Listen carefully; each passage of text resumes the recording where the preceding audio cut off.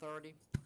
Today is April 26, 2017. Present today are Chairman Bradley, Commissioner Ford, General Counsel Riano, Deputy Commissioner of Licensing Held, and myself, Secretary of the Authority Donahue.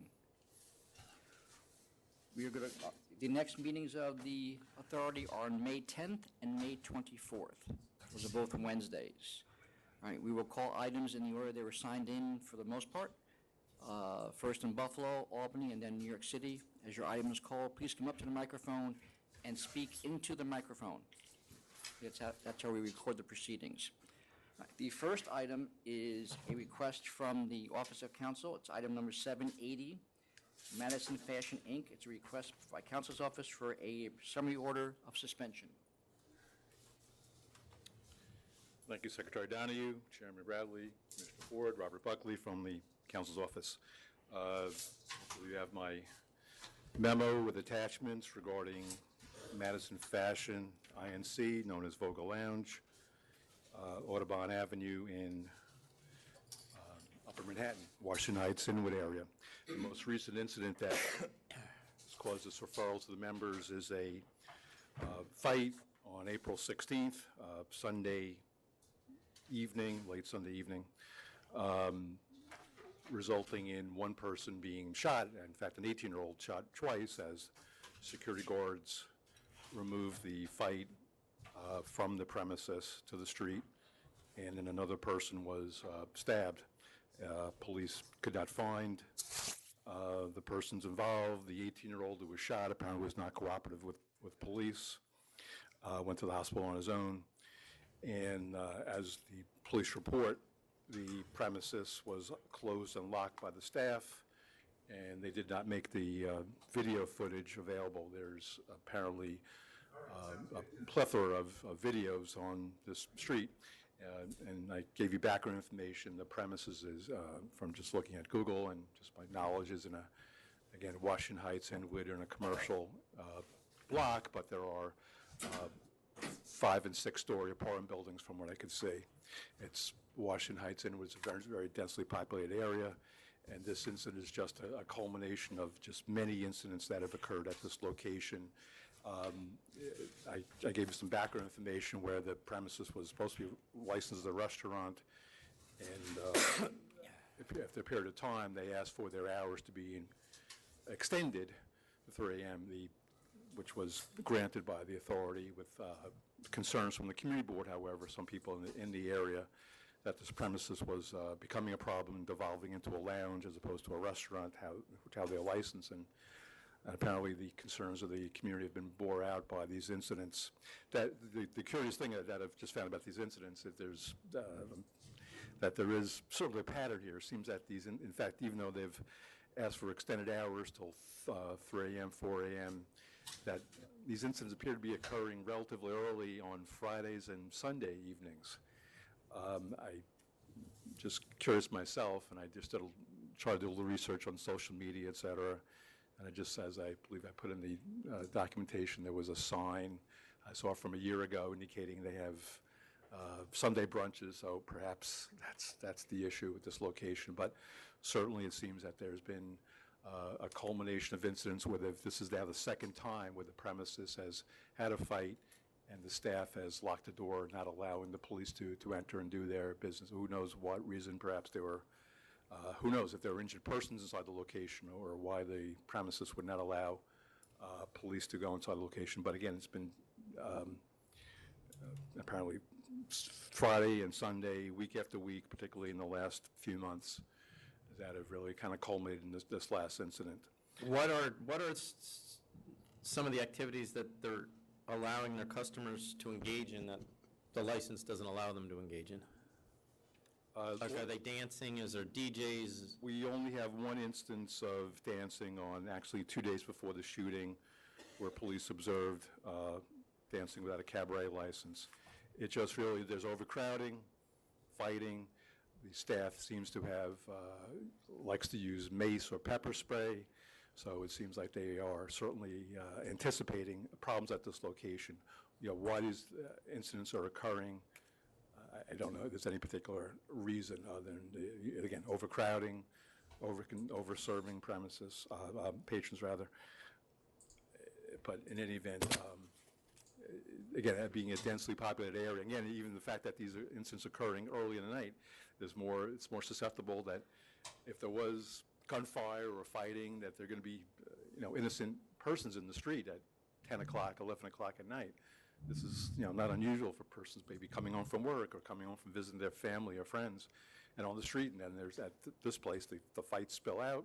Again, All right, so I understand the incidents. What I'm having a problem figuring out is, are they violating their method of operation, or are they supposed to be a club? Because that's what it sounds like they are. No, yeah, well, they're licensed as a restaurant. Initially, they're as a restaurant with tapas, 16 tables. It seems to me, just looking at, sometimes social media is very helpful, that they're advertising DJ, hookah use, which the DJ was not allowed. I know they've put in their last renewal that they have DJ, but they've never been approved for DJ. In fact, when they asked for their hours to be extended, they said, well, we're going to have a singer-guitarist on Sundays and Wednesdays. I saw no, looking at social media, Google search, I saw no evidence of singer-guitarists on at any time. It seems DJ, hookah, lounge-type, club-type atmosphere at this location is what they're doing here. I mean, there appears to be some food, but certainly the method of operation, probably I don't think they're operating as a full-fledged restaurant. But they were approved for a singer-guitarist on Sundays and Wednesdays, correct? Yeah, and that last change in method of operation to extend the hours. And are you saying that the incidents seem to occur earlier, even though it seems like it escalated once the hours were changed, although most of these incidents didn't occur during those extended hours? Yes, Commissioner, that was when I was reviewing the reports, it sort of came to me, looking at the times and the days of the week. It's mostly Friday, Sunday, except for an incident on New Year's Eve or New Year's Day, and also there was an incident recently where actually persons were leaving the location later in the night at 3:49 in the morning. This is Friday, March 24th of this year, where actually people were leaving and then throwing furniture. So it was a battleground where they were trying, apparently, the patrons were trying to get back inside to attack somebody. Yeah. And this person who was continuously getting summonses, Jaden Perez, was the one actually seems to be called the police to get assistance because people were destroying property, and it seems to be a battleground situation. So it's the same person getting summonses in the last few months as Jaden Perez. There's no sign that in fact, the licensee, Ms. Peralta, actually did come in a few weeks ago to respond to a plea. She came in person, but I wasn't really aware of these other incidents, so I just advised her, it sounds like your premises is not having a safe environment, which they promised again. And there was an offer made to the board last year where the licensee made representations to the board that they would have increased security and they would address all these problems. That seems like simply an empty promise. There's been no change, or things have actually deteriorated. Okay. All right.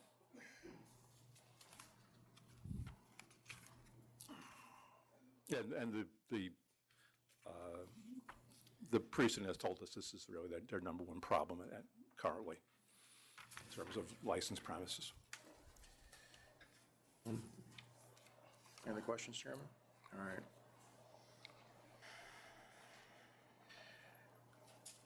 I'm going to vote to approve the emergency summary order of suspension, based largely on the fact of shootings. I don't know how much further you need to convince me than that. Someone getting shot on premises. There's someone else who was shot actually having just left the premises. Right. Correct? Right. Commissioner Ford, it was, again, about 200 feet away in front of an apartment building. Right. Where the person was shot. And again, it's a largely residential area, and they've exceeded occupancy limits. It appears that with the fights and everything that's going on, they do not have a good handle on their establishment. So I'm going to vote to suspend. I'll vote to suspend as well. It's clear that this has become a location that's endangering the welfare of the community, and it's obvious that they're not operating as a restaurant, which is what they told us and the community board they were going to operate as, and it's clearly turned into a club atmosphere with a number of violent incidents surrounding that atmosphere. So I'm going to vote to suspend as well. Thank you. Thank you. Thank you. Can you hand that down to him?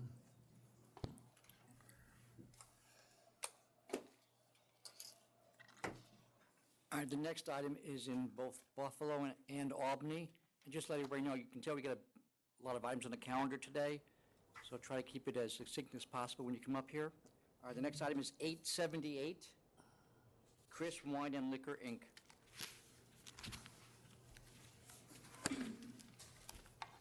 Good morning. I'm Jim Bingham. I'm representing Alkesh Patel. He is a licensed holder over 4 years now with a Where is he? license. He's in Albany right now. I'm Jim Bingham. Oh, okay. I didn't see him there. Okay. There's also opposition. Is there opposition there? There's no opposition present. There is in Albany, though. Can we hear from them first, please? Come up to the microphone if you're opposition. Good morning, Mr. Chairman. Michael Gary on behalf of Lighthouse Liquors, one of the 4 closest stores.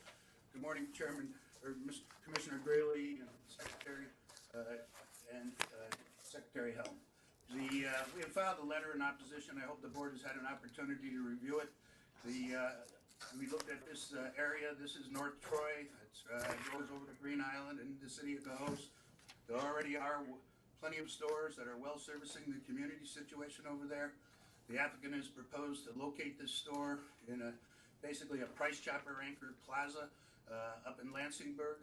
Our information is that the Price Chopper is going to be closing that store up there. We also examined this application and indicating that it's 4,050 square feet. The applicant is indicating that's a $50,000 only investment. Frankly, our experience says that that $50,000 doesn't even start on the inventory. Typically, a store of this size would be $200,000 to $250,000 initial inventory. So frankly, we find the application to be untruthful. Thank you, Mr. Chairman. And who do you represent? Just Lighthouse? Lighthouse Liquors. Okay, thank you. My clients are here with me, Mr. Okay. Chairman. Anyone else? Yes. Yes, sir. How you doing? My Good. name is Tim Fredette from Island Spirits. John Springer was supposed to be down in New York, but he's running a little late, my attorney. But I just wanted to say I own a place about 2 miles from where he's trying to locate his thing, and I'm just moving into a bigger store, and I'm hoping to make it there. And he puts this big store in where he's going. I don't know if we'll be able to survive where we are. But that's all I got to say, and I hope you deny it. All right, thank you. Thank you. Mr. Bingham, go ahead. Yes, we don't have any evidence that the Price Chopper is closing. Again, that's a very densely populated area.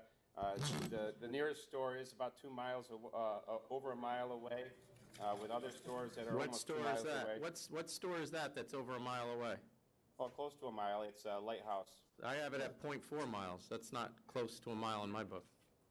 So it's almost 2,000 feet. So it's a good distance. But from a public convenience standpoint, this densely populated area in this plaza with the Price Chopper would definitely be a benefit to the community. And what are they, so it's going to be a benefit to the community, how? Other than that it's in a Price Chopper, which it seems like the Price Chopper's been doing fine without it. What else are they bringing? What type of advantage that the other stores don't provide? Absolutely. Alkesh has done some research. He's looked at all the other locations. He is presently looking to do promote New York State products, as it's stated in that he's looking to do 15 to 20% of New York State products. We do that now. Any services, tastings? Yes, tastings. He's gonna be starting out small, but looking to grow his business in that plaza. What are the population numbers in Troy? Are they up or down? For my demographics, they show that the median income has grown from 36,000 to 42,000 in 2016. It shows a population growth in that area. The median income shows population growth? There's an income growth, and then there's the That's great, but if population. the population went down 10%, that doesn't really help me. Yeah, currently in that area, there's 68,000 people. And I show that those numbers are increasing.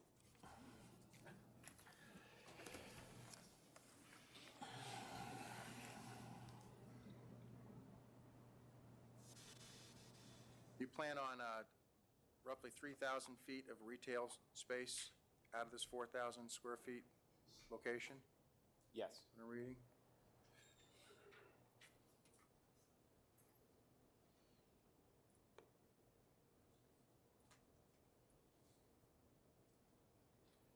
Can I talk to the man from Lighthouse? Yes, Mr. Chairman. Is your client carrying any New York products? He does, John. We carry about 20% of New York products when we do wine tasting. You got to speak up, I can't hear you. Oh, I'm sorry. We carry about 20% of New York wine products, and we do wine tasting. We service the public or the customers. Yes, we're much in favor of New York wine products.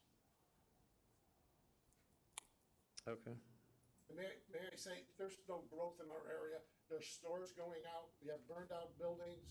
If you go up and down the street where this store wants to go, you'll see stores closed, restaurants closed. And 46,000, it's not really a mean income.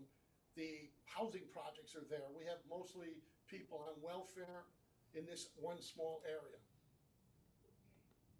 Anything else? It says a wine liquor store opened 9 blocks south of proposed store and closed within 2 years. What was the name of this? I can't remember the name of it. Wine Depot. Wine Depot, Wine Depot of Troy. Had granted him a license about a year ago. He lasted about 9 months. There's just not enough growth there to support this. Can you check that for me?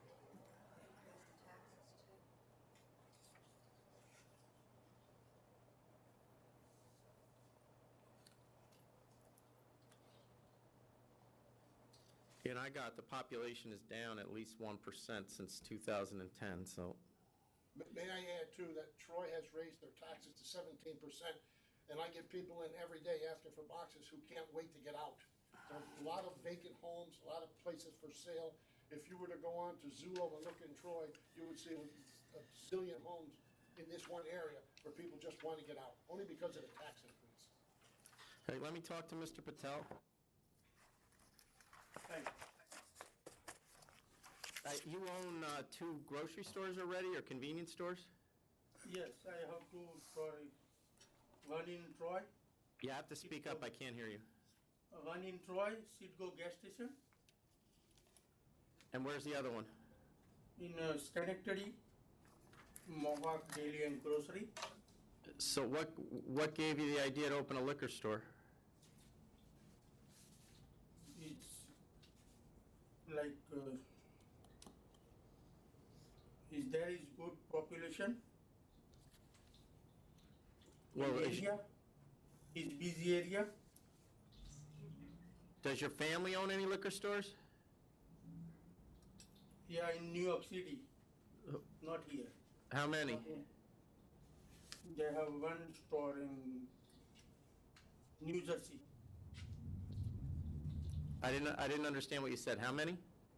One, And who owns it? Patel Paresh. No, is it a relative of yours? Yeah, my cousin. Your cousin? Yeah. Okay.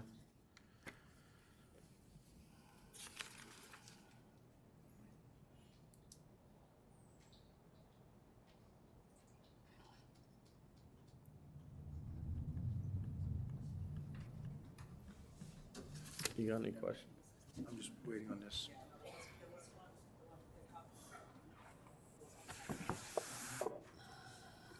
Was the liquor store that you were talking about that closed was on 2nd Avenue? Yes. Yes. All right, that would be the Troy Wine and Liquor Depot. Okay. I have them surrendered as of March 2014. I was going to get you an issue date, but I'm still waiting. But didn't we just put one in there a year ago?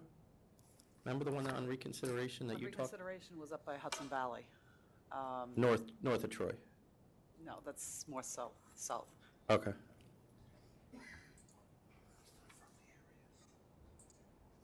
All right, whenever you're ready. All right.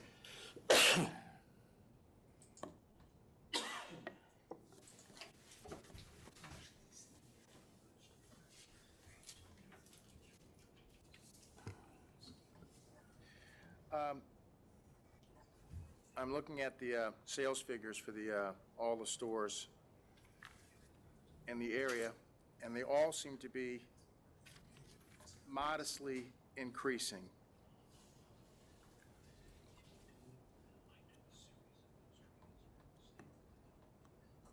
Just modestly, though. I'm curious to know the reason why this other store closed, why they surrendered, though. I don't know if they've actually gave us any information on that. But there was no disciplinary action, nothing like that, while they were closed. No, looks like they were issued sometime around 2012.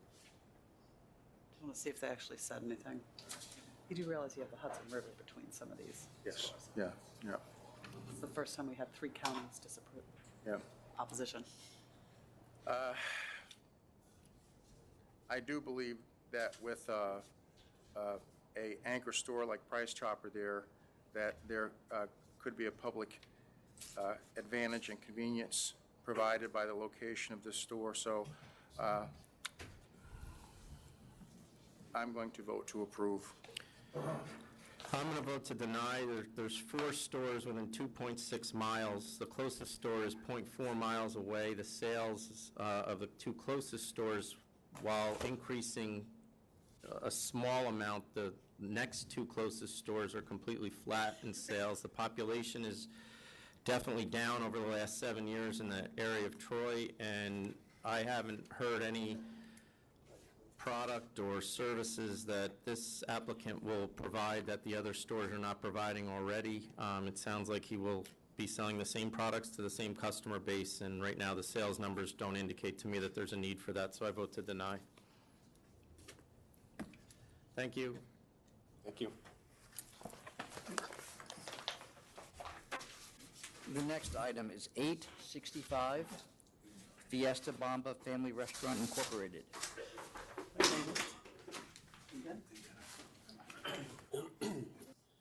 Good morning. My name is Justin Giuliano. I am the consultant that assisted Mr. Fuentes in the assembling of this New York State liquor license application.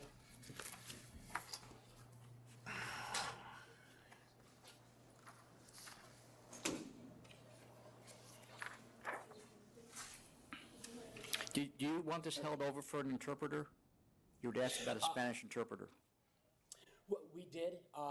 Unfortunately, with this application being filed back in January, Mr. Fuentes is on the brink of having to close his doors due to the fact that with the overhead of the restaurant, he is unable to get by alone just on food.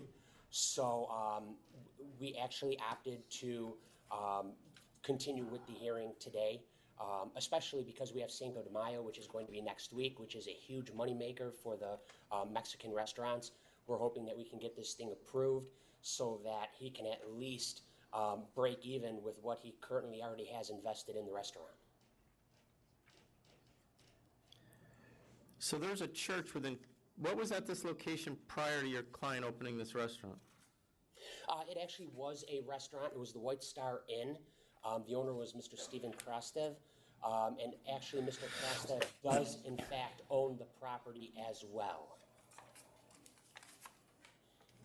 I'd like to bring to the board's attention that when this application was filed, from what we were told, there was a cancellation of Mr. Krastev's license. I believe it was like in mid-January, which is right around the time we actually filed our application. We had asked Mr. Krastev if there was any pending issues or violations with his license. He assured us there were no issues whatsoever. I went on the website. I saw that there was actually nothing under his license serial number. And as the board is aware, we do not have any access to any pending investigations. So we were Well, completely... we canceled it in November of 2016, and you filed in February of 2017, so when you filed, it was already over. Well, I was actually told that back in, I believe it was like January 11th. Oh, it went into effect in January? 12th. Okay. But still, before he filed. Yes, filing date we have was. And the hearing was on the hearing, He might be mistaking when he noticed the municipality, okay. which is 30 days before. What's the church that's 200 feet away? I believe it's, I do have it here. 1 second, please. Arcade Congregation of Jehovah's Witnesses. Yes, Jehovah's Witness, yes. And is that a new building or something? Is that why it's not in? It is a new building, yes. And how long was the White Star Inn there prior to you guys?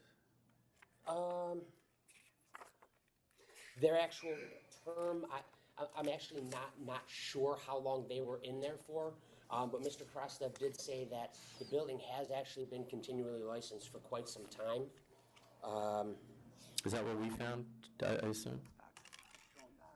It's changed hands over a few times. But it's been grandfathered in every time? Yeah. Okay. We go back to early 90s. All right, so what are his hours going to be? Your hours. 11 to 9 o'clock. 11 a.m. till 9 p.m. 7 days a week? No, this is Fridays and Saturdays is 11 to 10. But he's open, is he going to be open 7 days a week? Yes, we open 7 days a week.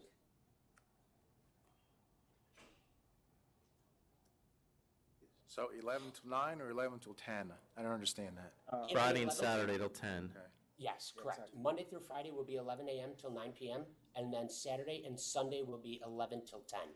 I think he said Friday and Saturday, didn't he? Fridays and Saturdays. Oh, I'm sorry, Fridays and Fridays, Saturdays, yeah. So Sunday to 11 to 9. So Sunday through Thursday, 11 to 9, Friday and Saturday, 11 to 10. Yes, correct.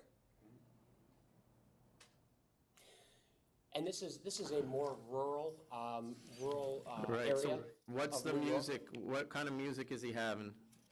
It will be just, Mexican music, recorded, just for ambient type music. No DJs, no live music? No, nothing like that, sir. It's from Saturday. Yes. And he's going to be there full-time? Yes. Well, he is currently licensed in Springville with his wife, Ruth. And then this endeavor, he is actually partnering with his brother, Paulino Fuentes. So while Ellie and I will be going back and forth between the two establishments, he will have full coverage because his wife will be at the Springville location and his brother will be at the Chaffee location. So there will be coverage for both restaurants. Okay. All right, I'm ready. All right. I'm willing to approve to grandfather, and I don't see a problem with it, with the hours as so stipulated, Sunday through Thursday, 11 till 9, Friday and Saturday, 11 till 10. That's correct. Why don't we just make them all 10, just to keep them out of trouble? Let's go with 10, that way you don't have to look at the watch. So we appreciate it very much. Thank you. So I'm going to vote to approve on those hours as well. It is within 200 feet of a church, but we had an investigator go out, and the indications are that the location was previously licensed before the church was there, so it is an exception to the 200-foot law. I'll approve hours 11 to 10, 7 days a week, no DJs, no live music. Wonderful. Good luck. And if I may ask a question of the board, I don't know if it's possible, but with Cinco de Mayo being around the corner, or being next week, we did actually file for a temporary license when we originally filed this. Is there any way Mr. Fuentes would be able to get that We could permit? activate that. Yeah, that you could get tomorrow, yes. Yeah, we can work Great. on that. Thank you so much. I appreciate No it. problem. Thank you so much. All right, I don't have any other items in Buffalo, There's no other items in Buffalo. so we're going to move to Albany, and the first item is 873 Sanford's, Inc.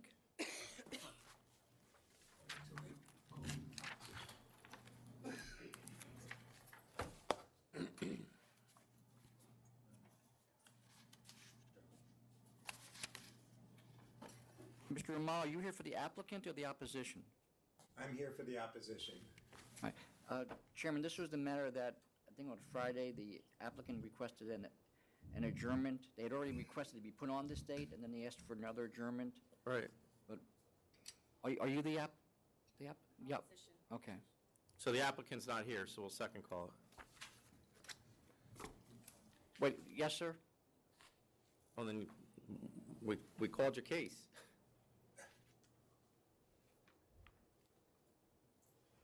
Unless you want it to go on without you.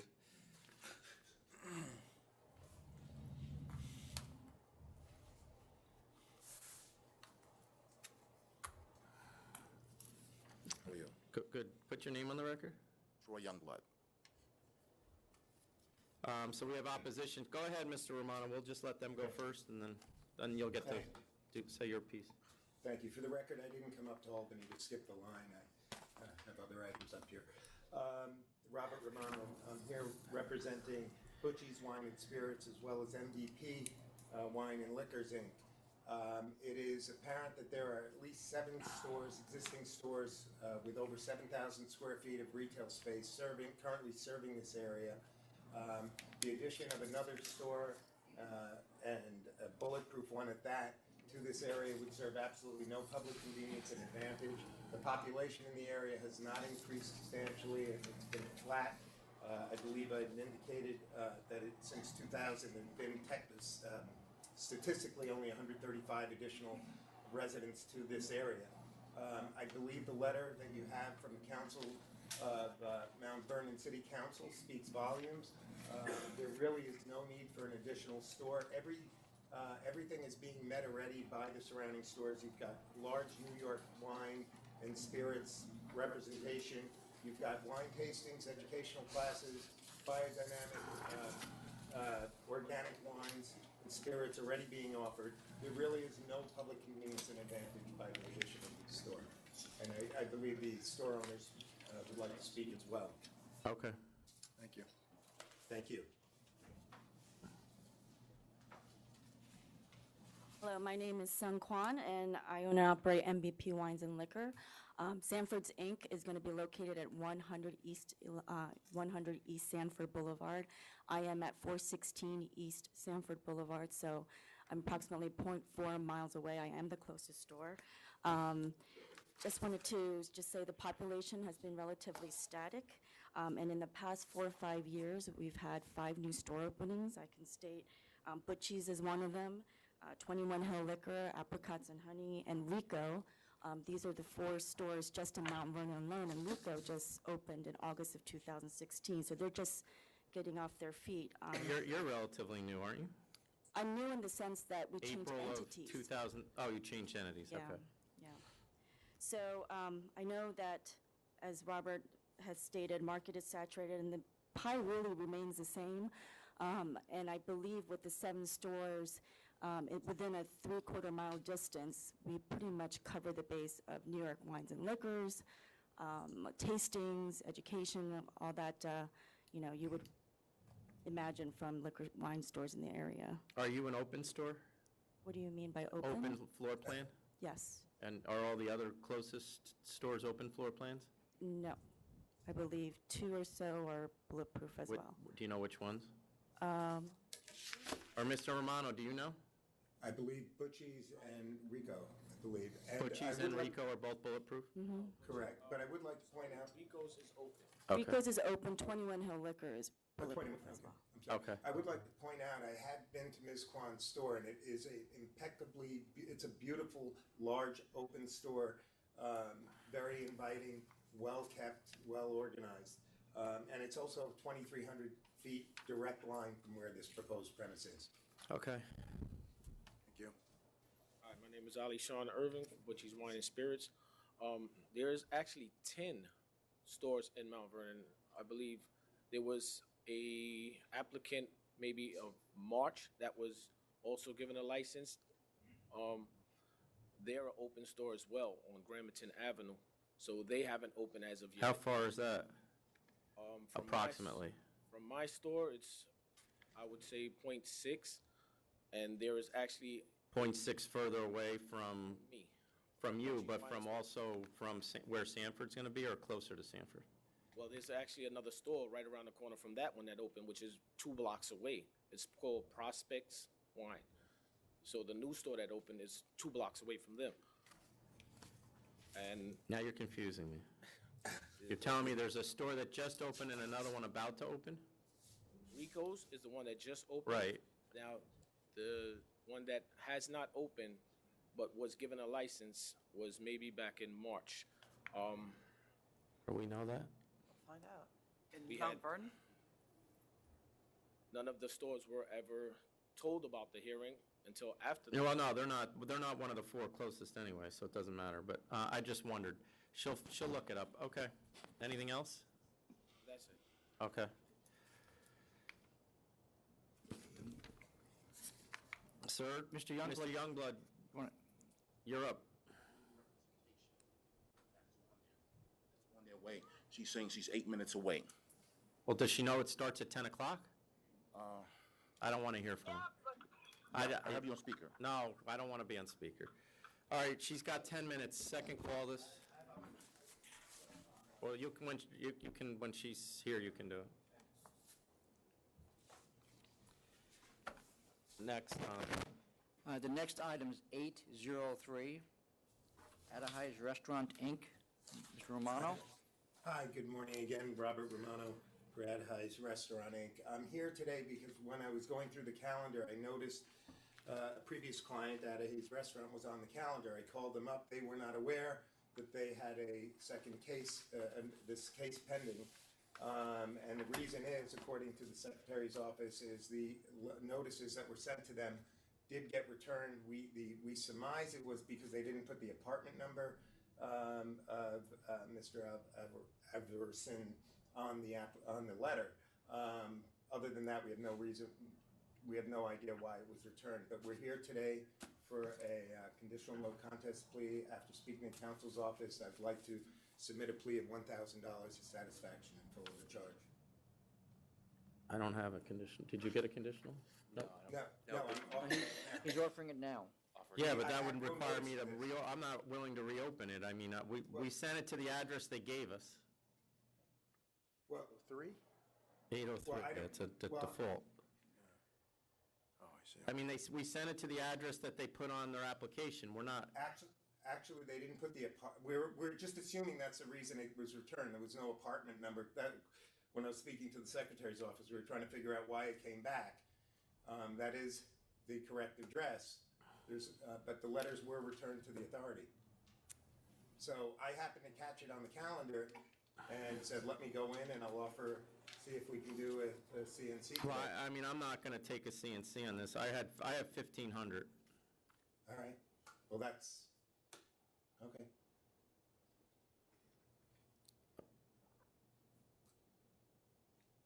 Expensive apple juice. It was done as a family. Yeah.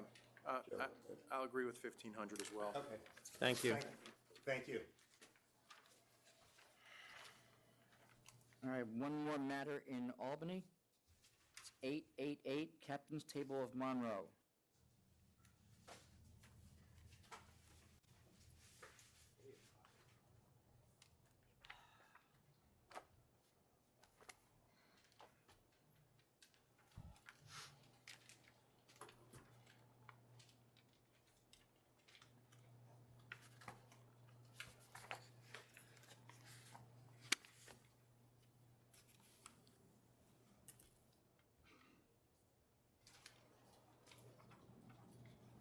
Do we have anybody here? Oh, you're representing them?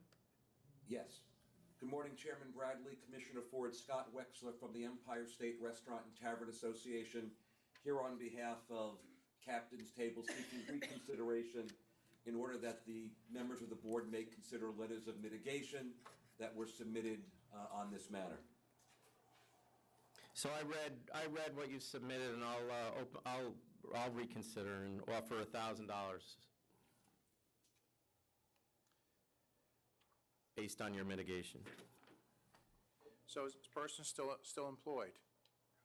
The server is employed, but the security person whose responsibility it was to check the ID was terminated as soon as the licensee reviewed the videotape and saw that the security person failed to exercise his responsibilities. Gotcha. The server is employed, has taken server training, and this licensee continues to insist that all of his servers go through an authority-approved ATAP program. I'll accept 1,000 as well. Thank you. Thank you. Take care.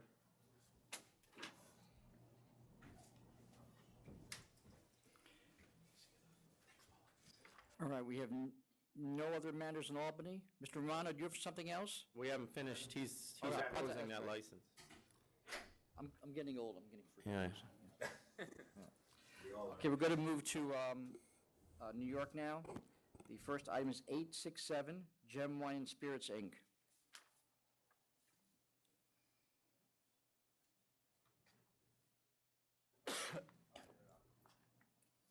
Did you sign it in? Is the applicant here?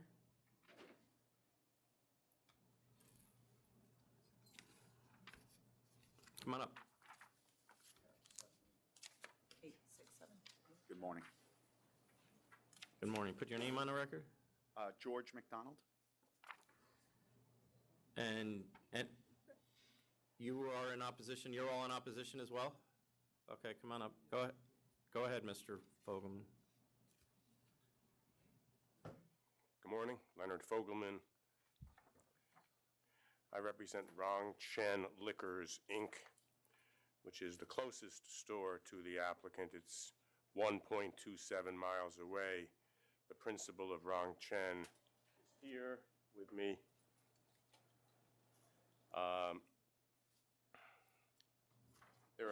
This is a small town, Rocky Point. There's a population of approximately 14,000 people, and between 2010 and 2015, we have statistics that show the population decreased by 3%.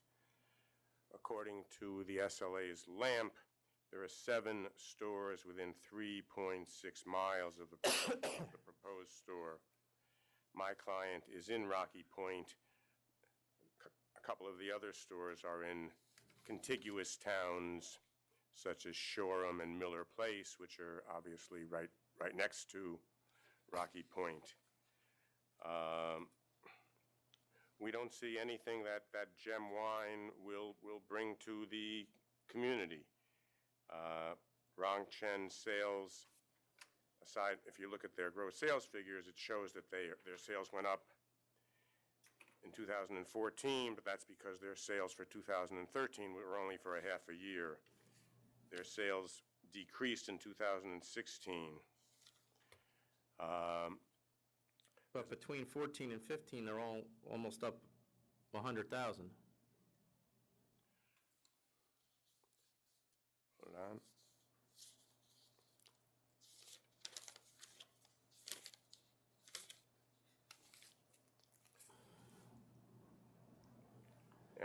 Their sales went from $1.6 million to $1.7 million something, and then down to $1.716 million.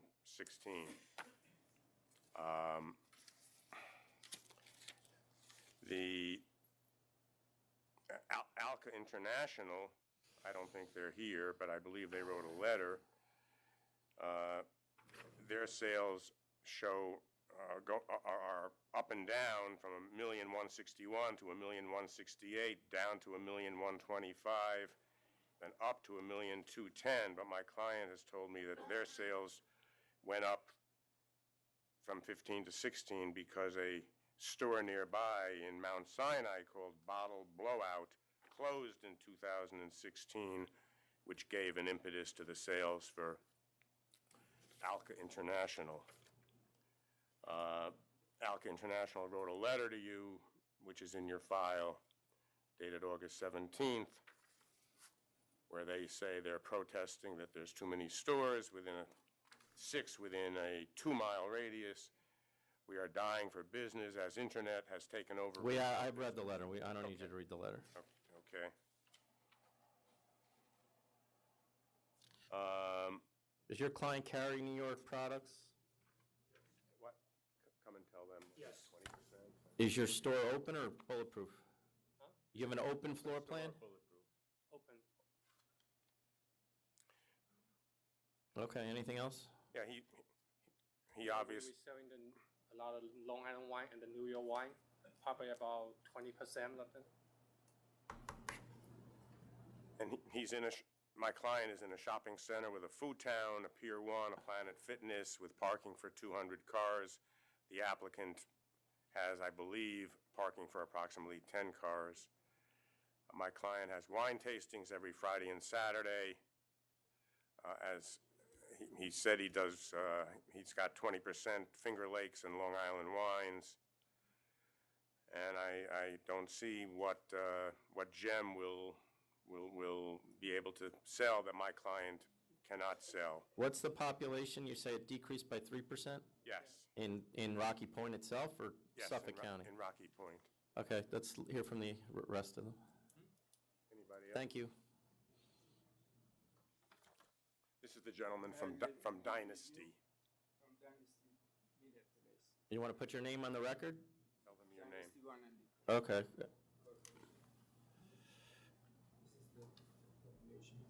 Okay. Okay, do you have anything else to say, or?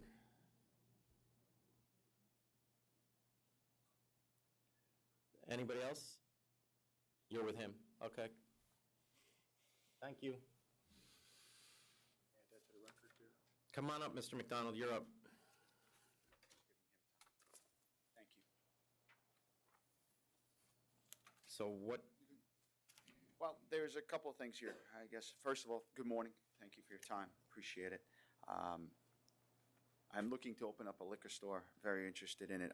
From years ago, I came from the malt beverage side, and there's been a tremendous proliferation of SKUs and new products in regarding to craft beer and stuff. And the same thing I foresee happening with wine and local wines and obviously champagne and organic stuff. And the area in which that I am in Rocky Point is right down the street from Broadway.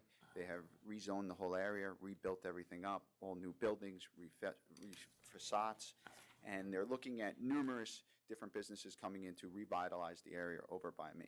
There are numerous SKUs that are available in the wine and liquor spirit stores, as you guys know.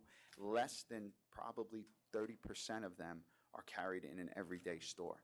There's stores out there that carry enough items that could fit the stores, all 7 stores in which the previous issue had come up, that there are plenty of items out there that are not offered in Rocky Point, including organic, including Long Island, including New York, that would help bring to market not only a revitalization over there, but also help some of the smaller wine places that are out on Long Island and the new distilleries.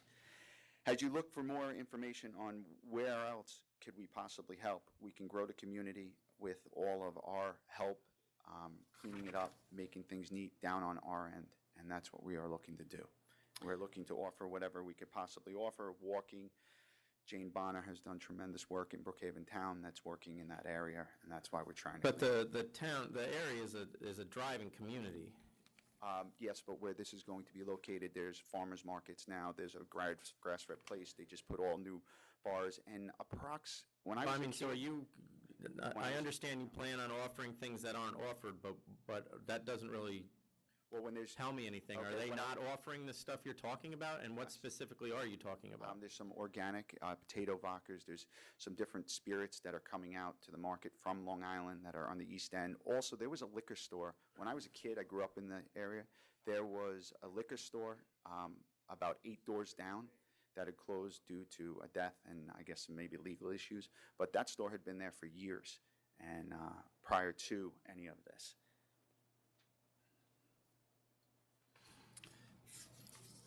Yes. My client has told me that he does carry organic products, and if you want some specific names. No, I'm fine. That's fine. You have any questions? 50 different SKUs.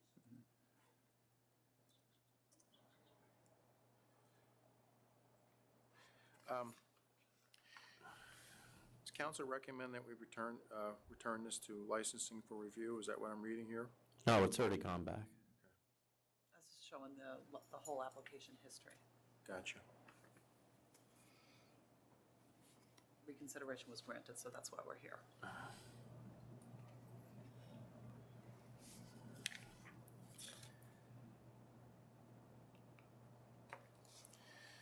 No, I don't have any questions. Okay.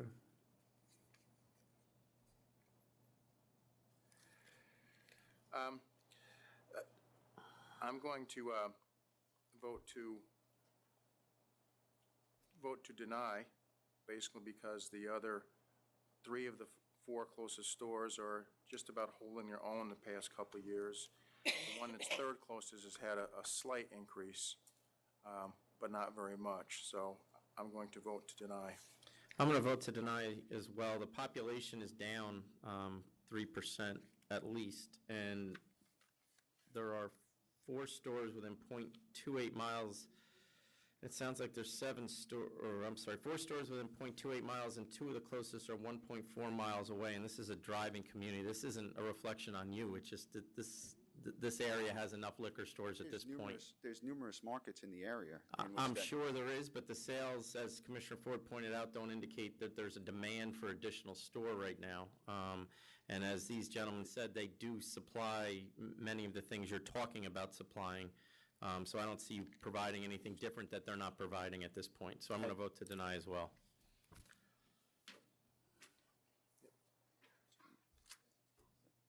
That's it. Yep, Thank you. Thank you. Thank you. All right, the next item, 871 Natico Hotel LLC.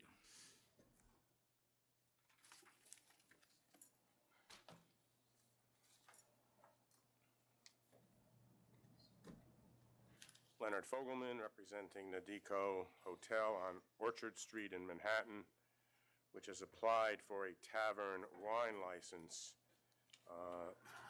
in wanting to be friendly with the community and the community board. This is a hotel that is currently open and has been open for over 2 years. We met with the community board wanting to be a friendly neighbor of the community. They wanted us to agree to, and even, this is not a 500-foot case, this is just a tavern wine license for a second floor area that they have. They wanted us to sign a stipulation with 18 points on them. We agreed basically we agreed with 16 of the stipulations. The 2 that we could not agree with, and that's why we don't have community board support, even though we really don't need it because it's not a 500-foot case. But the stipulation number 4 that wanted us to close our tavern wine area and not serve alcohol after 8 p.m., which doesn't work in New York City or any place else. Also, the other stipulation that they wanted us to sign that we would not agree with was that there would be no music at all. No music, no recorded music, no amplification, no nothing, 0 music. My clients could not agree with those 2 proposed stipulations, which led us to be here instead of having it simply approved by licensing, because we have community board opposition. Is there any opposition here? I do have photographs, better photographs perhaps, that are in your file if you'd like to see photographs of the space. Yes, I would. Okay. You have agreed to install soundproof barriers, though, correct? Yes. And what kind of music are you asking for? Light music. We're not, we are in a hotel, so we do need to cater to our patrons. We're not looking to disturb anyone. We just like to provide a small, ambient music, light music. I want to see the. Because we are right below, that space is right below several bedrooms, so we're not looking to do anything loud, just very casual background music. And This is outdoors, though. Where's the outdoor part of it? No, it's not outdoors. There's no windows, right? It's just open. Well, Well, that's outdoors. It's hard to explain how that one was, but just that's the part, it's open. Sure, I'll be happy. This is interior. This is second floor. Explain for him. Allow me please to show you from, do you have the rest of the I think. This, okay. This is not a correct one. He's going to bring another one. This is a 25-foot width. You'll see there's some wrapping that we put just for heating preservation. It's a floor-through site, so it goes back from Orchard Street all the way to Allen Street. It's got two open, unenclosed areas. It's an arcade, if you will. It doesn't. So both sides of the back and front are open, Correct. and there's a roof on it. That's outside. Correct. If you notice, the wall will go up about 4 feet or so, And that's all going to be open? and that's going to be open. No windows? No windows. Okay. Not even in the winter? I mean, just... All right, you gotta go back to the microphone. Unless you need to see the pictures more. We did improve the space with a brand-new set of, So you didn't really clarify, you want to talk about light, you want to have light music. What does that mean? You're going to have a DJ up there? no, non-amplified music, i.e., Recorded or live? for the most part, recorded. What do you mean for the most part? It's a hotel, I don't necessarily need to have live music at all. If the option exists, I would like that opportunity, but if not, it's not imperative, but it will be non-amplified recorded music. They certainly don't want And to. what time were you planning on closing it? Well, ideally, I'd like to go later on into the evening, closer to the morning hours. That's not going to happen. So I suggest you get an idea in your head of where you want to be, and maybe I'll tell you, but I can tell you early in the morning hours is not happening. 1 a.m. That's not happening either. Um, You are, I looked this up last night. I looked up your hotel, I looked up where it is. I'm familiar with the neighborhood. These buildings are, the neighbors, which are residents, are several feet away. They're not blocks away. If I may, I did reside in the neighborhood for a little bit under a year on that actual block myself, and I can personally attest to that. There were many locations on this very block that were open until very late in the morning, so I am happy to... That are outdoors? Yes, certainly. Well, I didn't open them. Understood. We are flexible, we do want to just cater to our guests inside the property for the most part. We're not necessarily looking to cater to outside patrons. This is more so as an amenity for our guests. So, How many rooms are in the hotel? I have 50 rooms, and is it 11? So you're building a bar this size for 50 people? No, 50 rooms. So, Well, you said you want to cater to the guests. 2 people to a room, that's 100 people. correct. Not every room can occupy 2 people, but 100 is on the high side. Correct. They don't anticipate this really being a destination bar. Well, I've heard that story before. That's my concern. We just shut a place that told us the same thing you saw this morning, so.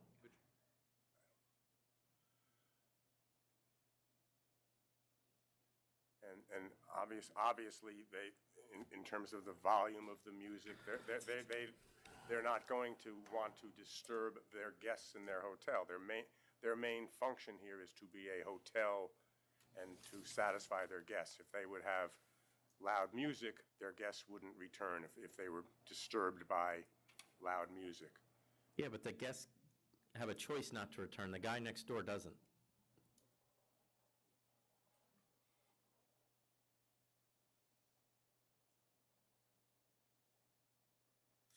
All right, you have anything? Yeah, no, I'm good. So we just have 2 issues that you guys have a problem with.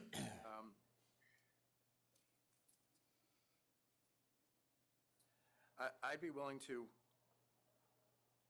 let you go till 8 o'clock, as in the stipulation, with quiet background recorded music. You can come back in a year, see how things have gone, and if there's no issues, and if I'm still here, I would probably... Where are you going?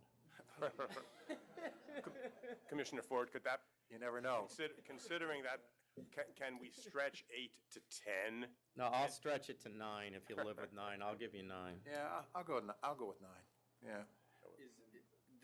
I'm sorry, allow me to clarify so I understand correctly. Are you saying if we do accept to go till 9 o'clock, we will be permitted to come back at such time and provided that there are no issues?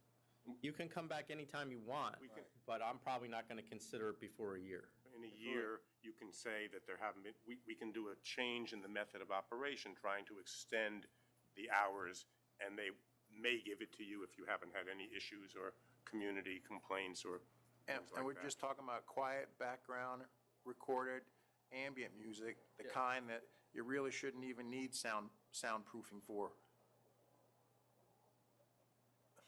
The kind that you really shouldn't even need soundproofing for. I mean, that quiet.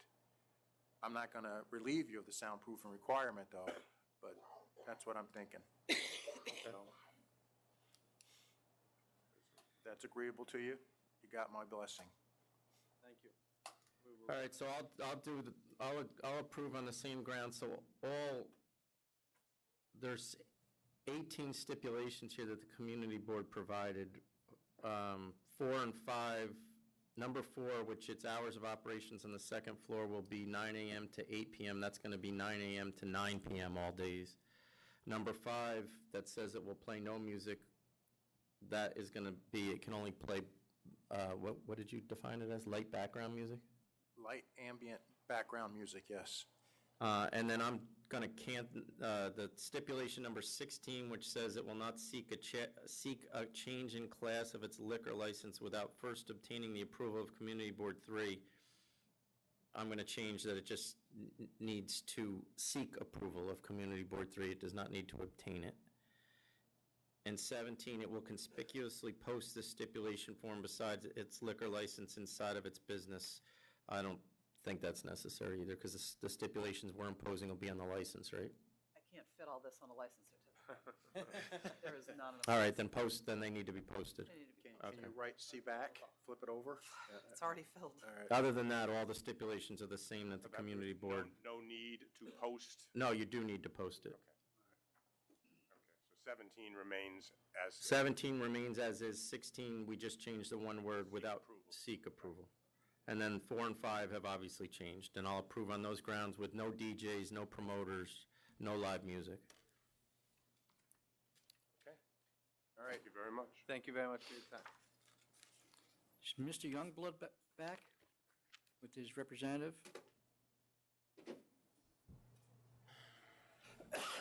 All right, next item is 874, A1 Liquors, Inc.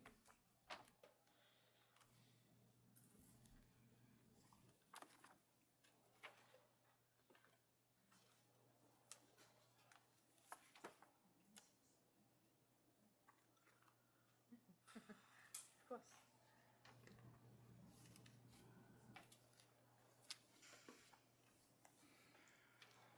Morning, Stacy Weiss for the applicant. A1 Liquors, located at 923 East 107th Street for a new liquor store.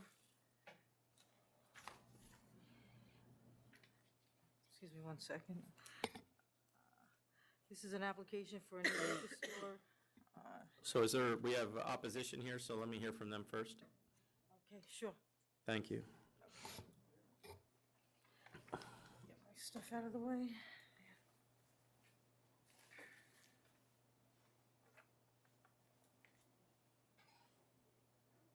Good morning. Is it still morning? It is. Got an hour to go. My name is Mareda Reyes, and I am the owner of Chuito and Caridad's Liquors Incorporated at 10419 Glenwood Road. The new proposed store is 2 blocks away from me. And of course, I'm opposing it because my business hasn't been doing well. And I can't see putting a liquor store right next to a daycare center and a half a block away from a brand new junior high school. I'm a retired teacher, and it's a school for very bright children. So children that are bright are very inclined to experiment with stuff they're not supposed to. So I always Well, wondered. presumably, they wouldn't be selling to high school children. Well, you don't know that because children are very slick nowadays. If I didn't know the parents of all the people in my surrounding area, I've been there for 25 years. The kids know they can't do it. They just can't, not in my store. And my business has not been doing well in the last several years. And I think last year, for the first time, I had a profit. And I said to myself, oh my God, God is looking down on me with mercy. So I have to. So let me ask you about Arnona Liquor. Is that open? Oh, no. Arnona was punched in the head because she was selling to the kids. And she was part of the Pathmark supermarket. Pathmark supermarkets went belly up, so they asked her to go. So that's closed. That's closed. And she was about 10 blocks away from me. This store, the new store that's being proposed, would be two blocks away from me. Okay. It's too close for me. Okay. And I'm going to speak for him. 1428 Norco Parkway, Galaxy Nickel Store. Okay. Galaxy. They're a little bit further away from me, but it's still, they're one of the stores that would be affected by having a new store in the area.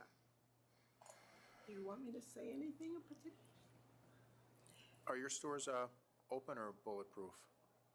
They're both bulletproof because of the nature of the neighborhood. Very dangerous. And close Avenue on Peru is 1 mile ago. Avenue Edo. Close my store. Say that again? Avenue Edo. One new Nickel store Peru. 1 mile ago. What's he saying, ma'am? Avenue Edo. There was one liquor store that tried to open right diagonally across from him, and we came together that time too. That's now a drugstore. Okay. So, you know, we're family people, working people, and we're affected by anybody else encroaching. I've been there 25 years. His store is new, but it was closed for a time, and it's on Glenwood Road and Rockaway Avenue. What was the store that you said that this one is about to rise from the ashes? Oh. Oh, Arona, no. Arnona. Arnona's, I'm sorry. Yes. I think all the mothers in the neighborhood are happy she was gone because she consistently sold to children. She didn't understand that you don't do that. All right. Is that Okay, license still in? thank you. Is that license safekeeping It's still, yeah, I'm just trying to get in there. Still in safekeeping. It's good until 2019. Okay. It's in safekeeping now. But they're out of the building, right? Whoa, hang on a second. Didn't they lose their lease? How could we keep it in safekeeping? I don't have that she lost the lease. All we have is the. Oh, they loan just that I- renewed? In 2016, just hang on, the system is jamming me up again. Okay, go ahead, Ms. Weiss. Yes, hi. Okay, so Chuito is the store that the First Lady that spoke is 1,700 feet away. I want to hear more about your client than I Okay, do about her. okay. All right, so my client's not going to be bulletproof, first of all. He's going to have a completely open store. He's in a shopping center that has a very large supermarket that's going to be an anchor store. What one? What's in his shop? What is it called? Food World. Food World. Name of the store is Food World. I think I have a photograph of the shopping center in my package with the Food World grocery store. It's a very large grocery store. It's one of the biggest ones in the area. Also, he's going to carry, there's a large West Indian enclave in the area he's going to be in, so he's going to carry some Jamaican rums. He's going to carry some New York State wines. He's going to carry some locally produced locally produced spirits. He's going to have some organic wine, and he's going to split his wine and spirits about 50-50. And he's going, which the other stores don't have. He's going to have wine tastings, which the other stores do not have. He's going to be open hours that the other stores are not open. Like what? What are your hours going to be? No, what are their hours? I believe they close, I have it here. They close, I'm sorry, I have it here. 9 o'clock? I believe Galaxy closes at 11 p.m. So he's going to be open till 12? What? No, he's gonna maintain the hour, he's gonna have, they close what time every day? No, I was going to open from 11 a.m. to 10 p.m. So he's not going to be I'm open sorry. hours, they're not No, open. I'm sorry. I'm sorry. I misspoke on that one. I'm sorry.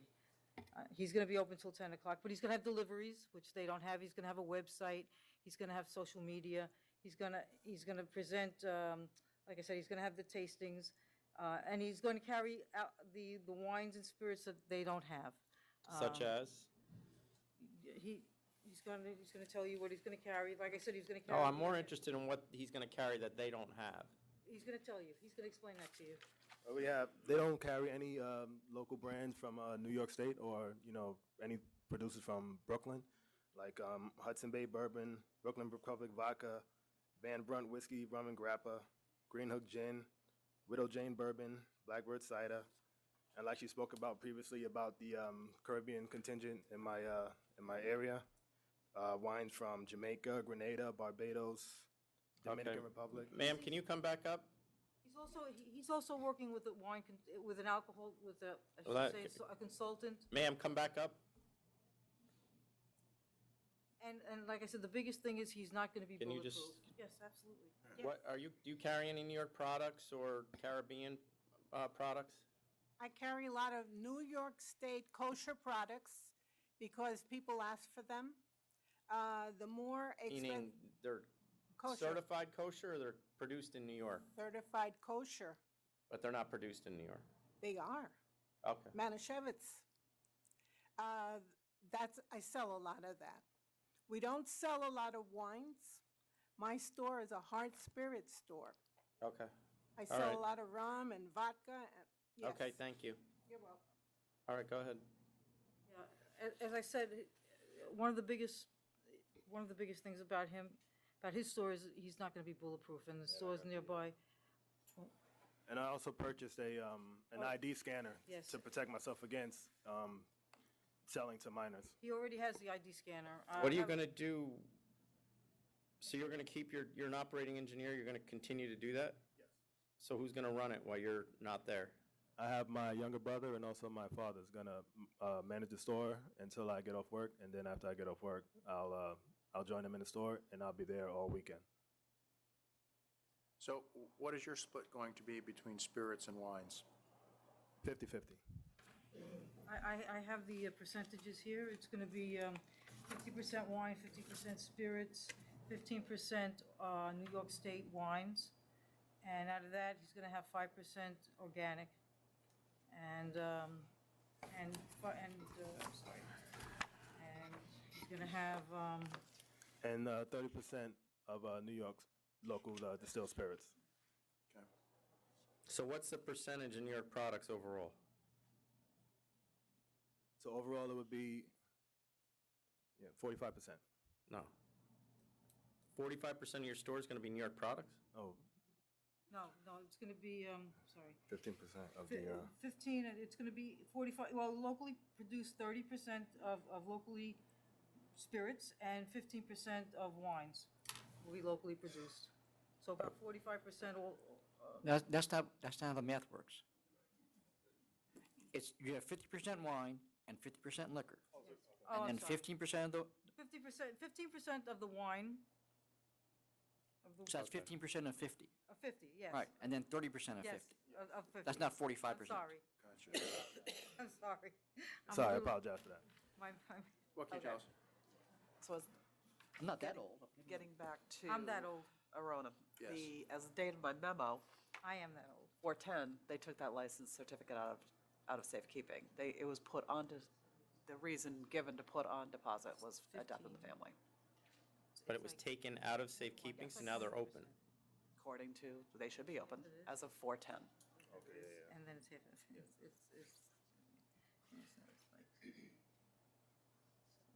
Are you aware if Arona is open or not? it's been closed every time. I have a photograph, and every time he's gone over there, it's been closed. When's the last time you were over there? I went last Monday, the 17th, in mid-afternoon, and it was closed. And is there product on the shelves, or it's just empty? I think there were products on the shelves, but I've been by several times since I started, my process of going for my license, and they haven't been open. And we didn't shut it, right? It's not. No, this pending charges, but it hasn't been concluded. Oh, there are pending. Yeah. Okay.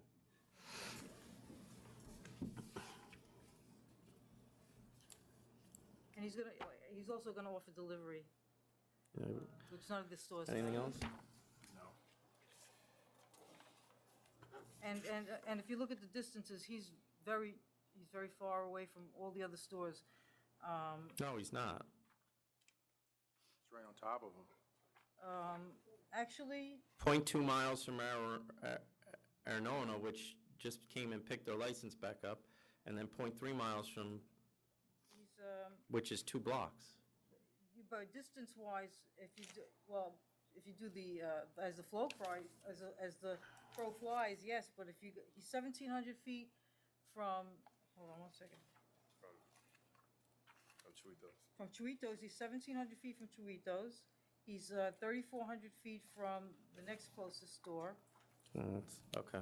4,000 feet from the third closest store. Yeah. I mean, he's a good distance away, and he's out of 2 of the stores. He has a different zip code, and as I said, he has. I'm sorry. And 3 out of the 4 stores are bulletproof. And also The other 4 are bulletproof?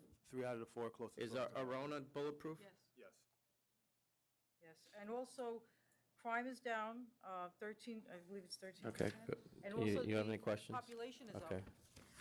The population's gone up quite a bit in the area. And he's in a shopping center with 111 parking spots.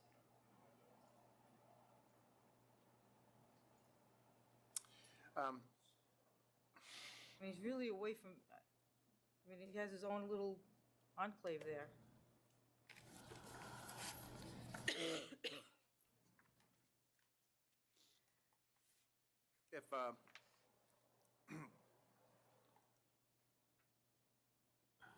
If Arnona was still closed, I would probably vote to approve this to replace it, but I'm going to vote to deny since they apparently just picked the license and are opening back up again. It looks like the other stores, Chudo and Caridots, looks like, they've had a little better year last year, but the others seem to be What? just holding their own. Can I just say? No, he's voting. Yeah. So, again, like I said, I'm going to vote to deny.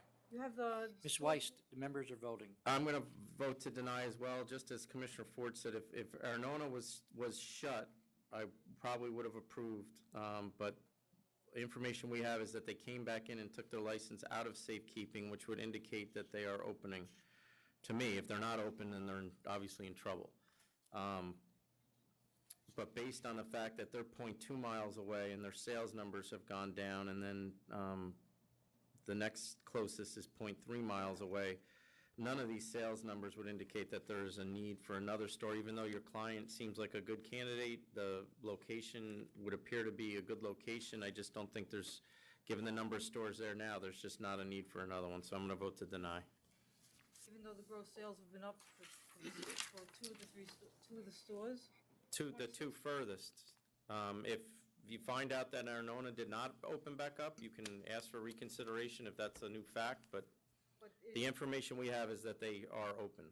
All right, Ms. Weiss, we have a lot of matters to take care of. But it's not 2 of the furthest, 2 of the closest. Ms. Weiss, stores.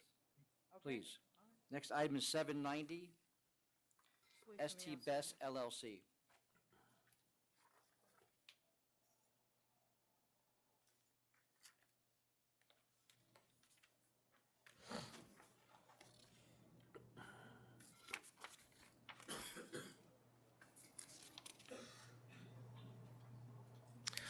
So I'm going to counteroffer your CNC here to 12,000.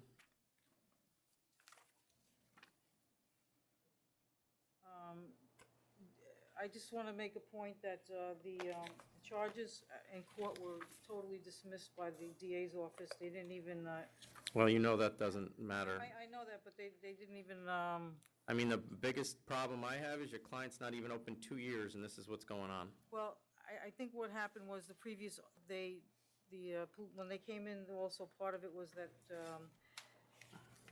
they took into account that the previous owner was, they mistook her for the previous owner, and the people that were in the back were What not. do you mean they mistook her for the previous owner? There was gambling going on? But that was not part of her premises. Extension of premises? It was not, it's not part of her premises. It was actually in the backyard. And she was not even there when this happened. It was actually the landlord's property. What are you talking about? So it's in the backyard, that's not licensed. Right, right. And she wasn't, they came in through the back. But there were people out there drinking. But it wasn't part of her premises. They came in through the garage. But they were her customers, right? No. Whose customers were they? They were not customers. There's actually in the back, there was a car shop, a vehicle, an auto repair shop in the back. And these people came in through the back area through a gate. The landlord had a gated area that he allowed people to sit back there, and she was not even there when this happened. They came into the gated area, and the landlord let people sit back there. And so this area now is no longer, she actually... The information we have is there was a separate bar in the rear of the above location extending from the main premises. You're telling me she didn't put a bar into the backyard? Well, then she should go to hearing. There was no bar back, there's no bar back there. There's absolutely no bar. They were sitting at a table. They were at a table. Well, it's connected to her building. Do you want the 12,000 or not? You want to go to a hearing, or do you want to take the 12,000? It's up to you. In a hearing, I'm going to know that I offered you 12. So if it goes to a hearing and all these get sustained, it's probably going to 15. Yeah, you can speak now if you want to. But it's not going to change the 12. Okay, I'm on 4466 Baychester. I have a restaurant and a bar. It's adjoining. It's a garage on the outside. I got one entrance, one exit. There's a big side gate because there's other building on the top. It's one big building. Everybody's allowed to use the garage. That's where I wasn't there. There's people gathered back there practically, because I'm not aware that I should monitor these people because I'm thinking it's not a part of my business. So where they brought their own liquor? I'm not quite sure, because I'm not saying there's not some people that buy liquor, but they can come in, because there's a big gate. So they can come in from off the street also with their stuff, not necessarily from my bar. And I wasn't aware that I should be, monitoring these people. Now that I know, I change the lock on the gate, keep it locked, so no one, and I have to, because there's a garage, I have to also build a fence so no one can get in there. So who's operating these open flame grills in this area? That was the That was not landlord's property. That was the landlord's grills and everything. From I rented that premises, it was also a bar and restaurant. So I see these people come back there, they gather back there, so I didn't really think that, it would be something that I would be, affected by. Yeah. Well, I'm going to stick with the chairman for $12,000. I mean, if you've rectified everything, that's great, but this is for what's already gone on, so I'm sticking with $12,000 as well. And also like all the signage and everything that was there. If you look at the signage, it's all old signs. Those signs have been there from the previous owner, and she got charged with not having signs up there. And those signs were there for years. You can see that they're old. You can see photographs of them. She got charged with signage. It was just.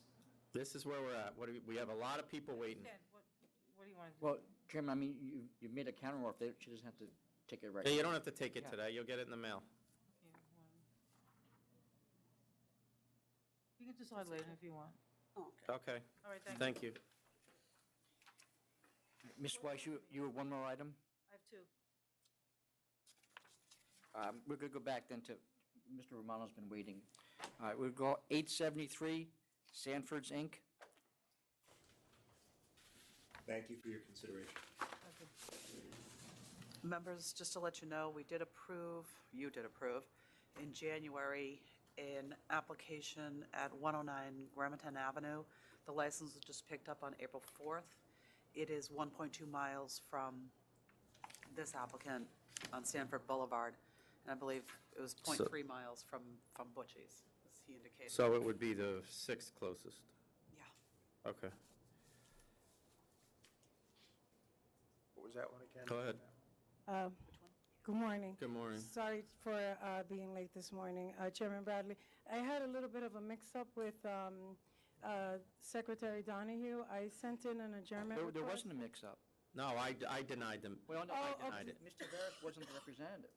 Oh. No, but I put a notice in last week, and I just was mixed up. I worked all night to just get this, because I wasn't sure if, the outcome, and now I see what it is. So I'm sorry if there's maybe a couple of things that are additional to this, but it's basically what was submitted by Resonators, the processor of the license initially. I have just some exhibits for you to look at, if I may approach. Do you want to take them? Sure.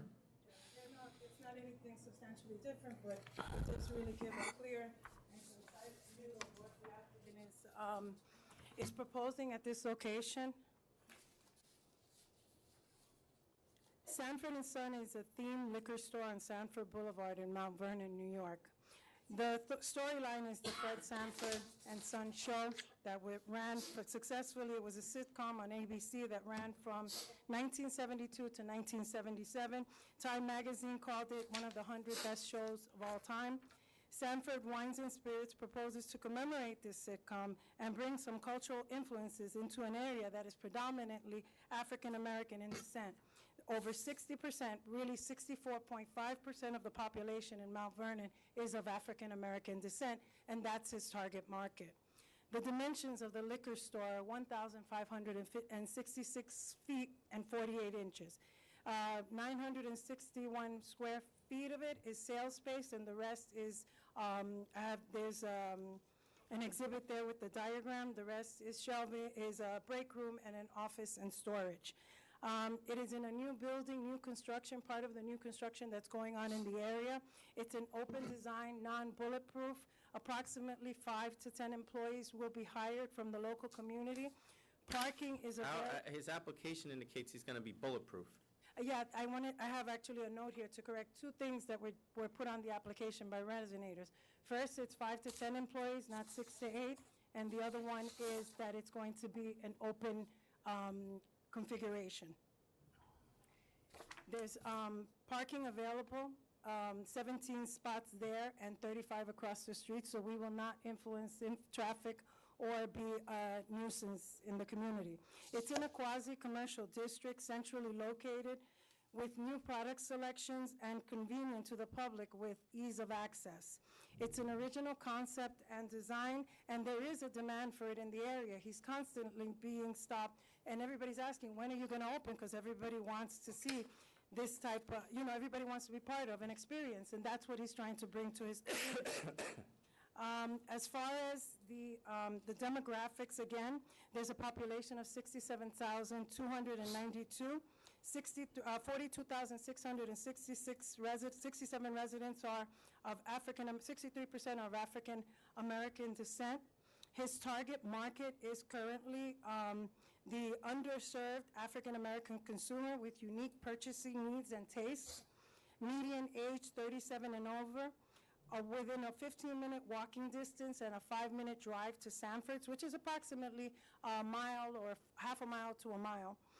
Consumers searching for a culturally sensitive store addressing food pairing tastes and needs. A consumer looking for an enjoyable experience and originality in concept. A consumer wanting to be trained in wines and spirits, which we don't get a lot of that in our minority communities. Consumers wanting to see pairings and food demonstrations with wine, and also who want to learn about Sanford & Son. You recently, towards the end, actually, in Washington Heights, ironically, you actually approved a license for a place called Rue La Rue, And I actually stopped there at 12 o'clock yesterday, and it was packed. It is for the Golden Girls. It is thematic. It is uncanny that in Hispanic, this is a predominantly 60 to 70% Hispanic community, it would be packed this way yesterday at approximately 1 o'clock. But that's on premise. That's an on-premise, but the conceptual is what I'm saying, concepts. We're bringing original ideas to communities who are starving for it because everybody's just putting a liquor store.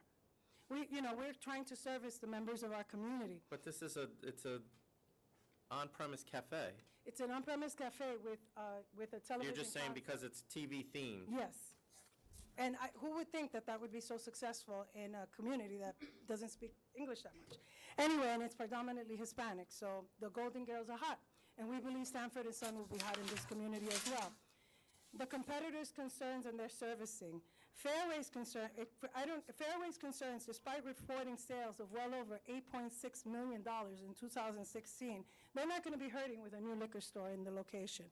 According to Fairway's investor relations disclosures, their biggest fear is that their competition, that they can't satisfy overall economic trends and conditions in the markets, that their consumer preferences and buying trends can't be satisfied, and that the pricing is high, but the ability to provide product offerings that generate new and repeat visitors to the store, and also customer service providing good customer service on an individual basis. Fairway's bottom line is severely affected when stores or new markets cater to consumer preferences and individual needs like what Stanford is going to be offering. The smaller stores like MP Wines and Butchie's, we're doing segmented marketing to a niche market. We know who we want, who is our audience, and we're trying to bring in that audience, so they should be concerned. As far as the competitor sales, nobody's hurting in this area. Fairway is making $8.6 million in sales, over $8.6 million.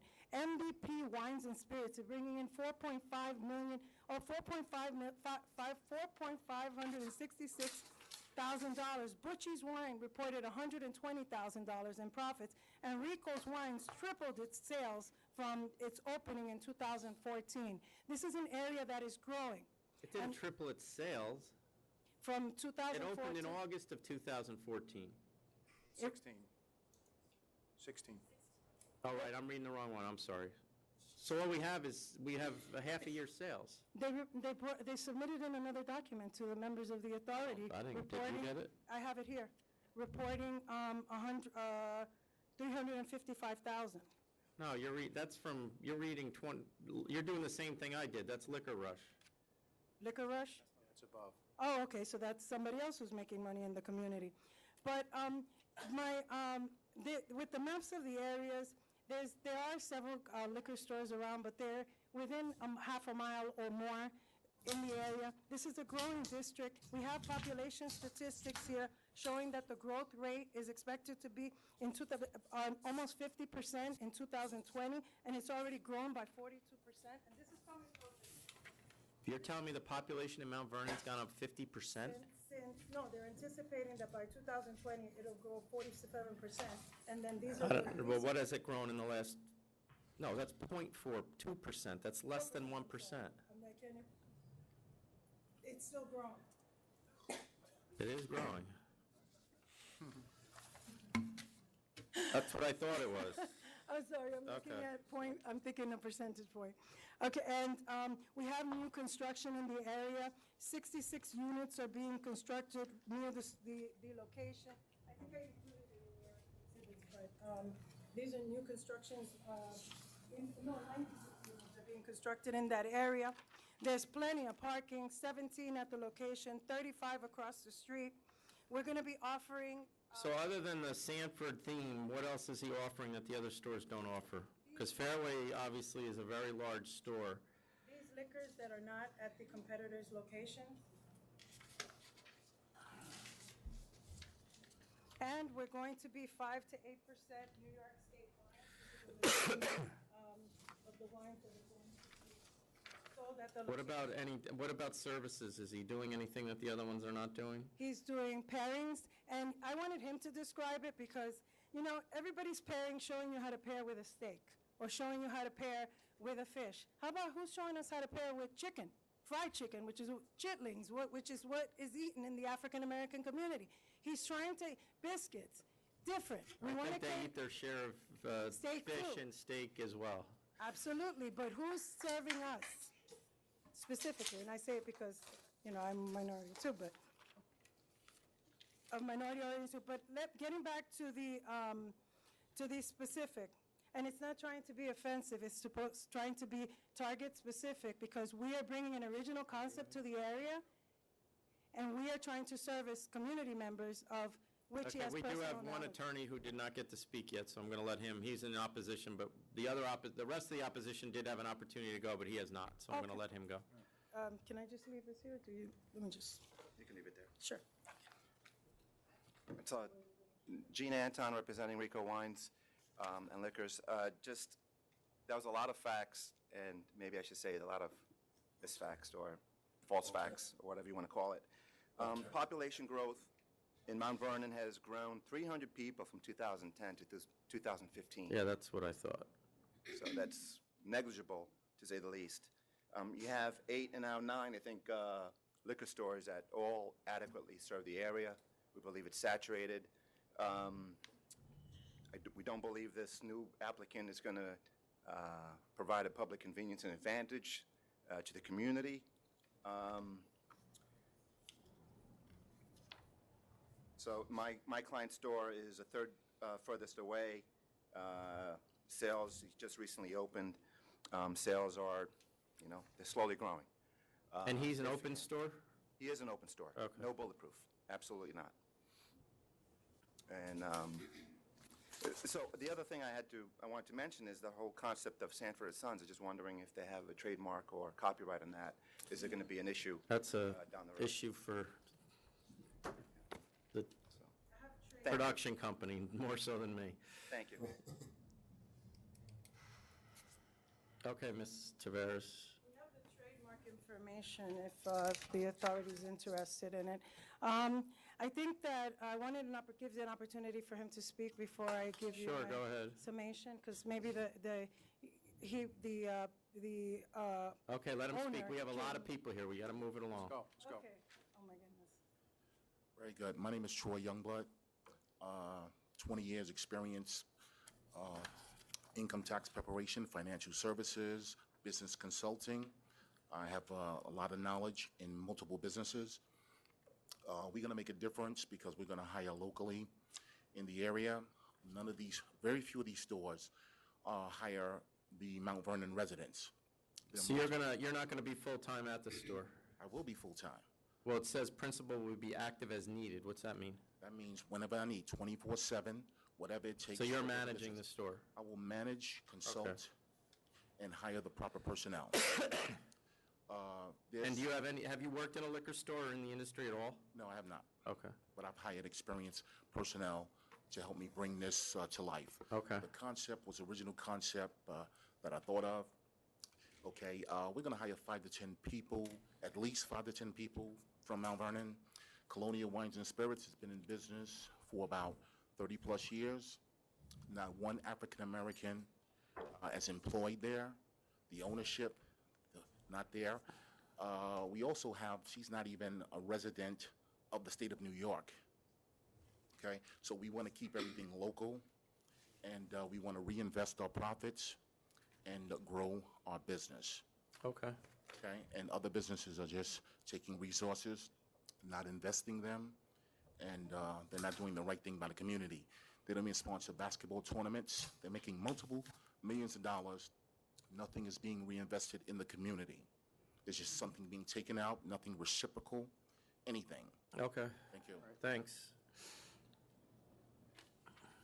You ready? I'm ready. I was going to conclude. You have more? No, I was just going to conclude.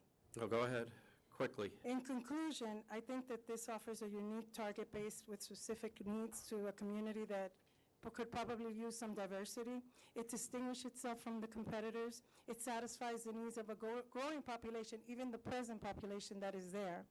And somebody's making money. Fairway's making $8.6 million in sales in that area. We rise or we fall on our own sword. So there's an investment here. He's put in some serious savings in the location. If we are not to be profitable, we will not survive if there's such a saturated market, which I don't believe there is. No one has really brought a concept that's going to satisfy some of the community needs in the area. There is a consumer demand for it. With the other stores will not be adversely affected. Everybody's making a profit in the area and doing well. And it's going to be creating jobs for the community and satisfying a population growth, regardless of the significant change this year. It changes every year. So I ask that the members of the authority approve this application. I think that we have a worthy applicant, a satisfactory candidate, and I think that this is going to be something interesting for the community. All right, thank you. Thank you.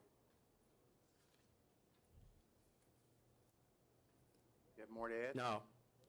No, let's vote.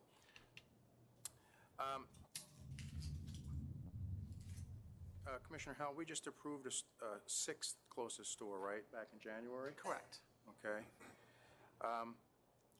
And there's another one, Rico's, that hasn't even been there a year yet. And although I think I like the concept of Sanford and Son, and I like the way you said Sandford's, so it's not Sanford. It's kind of like McDougal's and not McDonald's and Coming to America.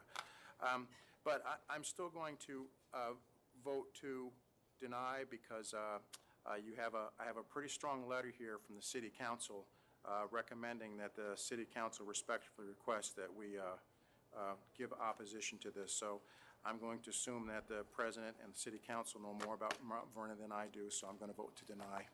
I'm going to vote to deny as well. We did just, as Commissioner Ford pointed out, put in a brand-new store that hasn't even opened yet, 1.2 miles away, and then Rico just opened last August. We don't even have a full year of sales there. And, to me, it's very rare that a city council actually send a letter in requesting us not to grant a liquor license application. I don't know that it's happened since I've been here.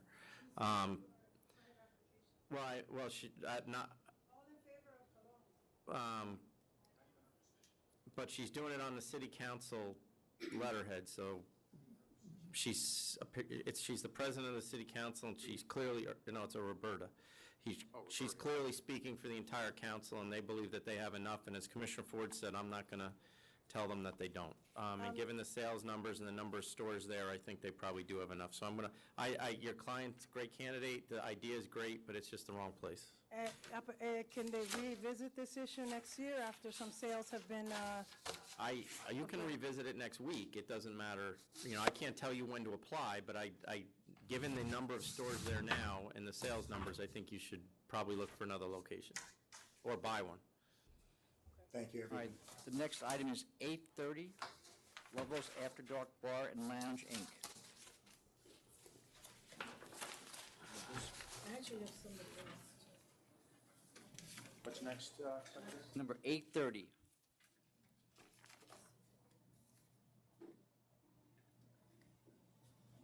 I have a meeting going on yet. Mr. Morano, I think you can leave now. You done? Thank you, everybody. All right.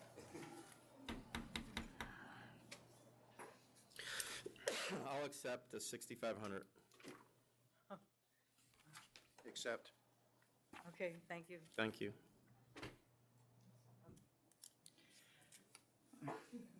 The next item is 8:76. Yes, we're going to take 2 minutes, Tom. Okay.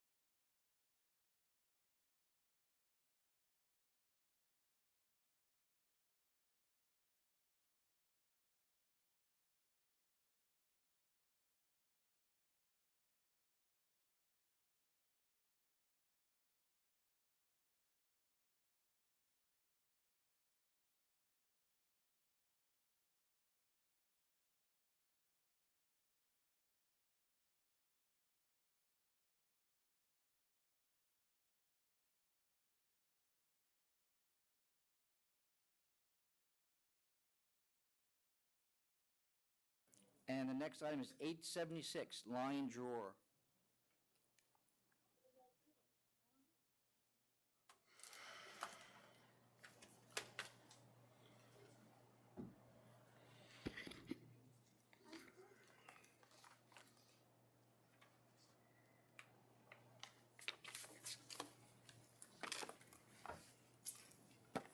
Good morning, Patrick DeLuca, with my client, Mr. Rudra.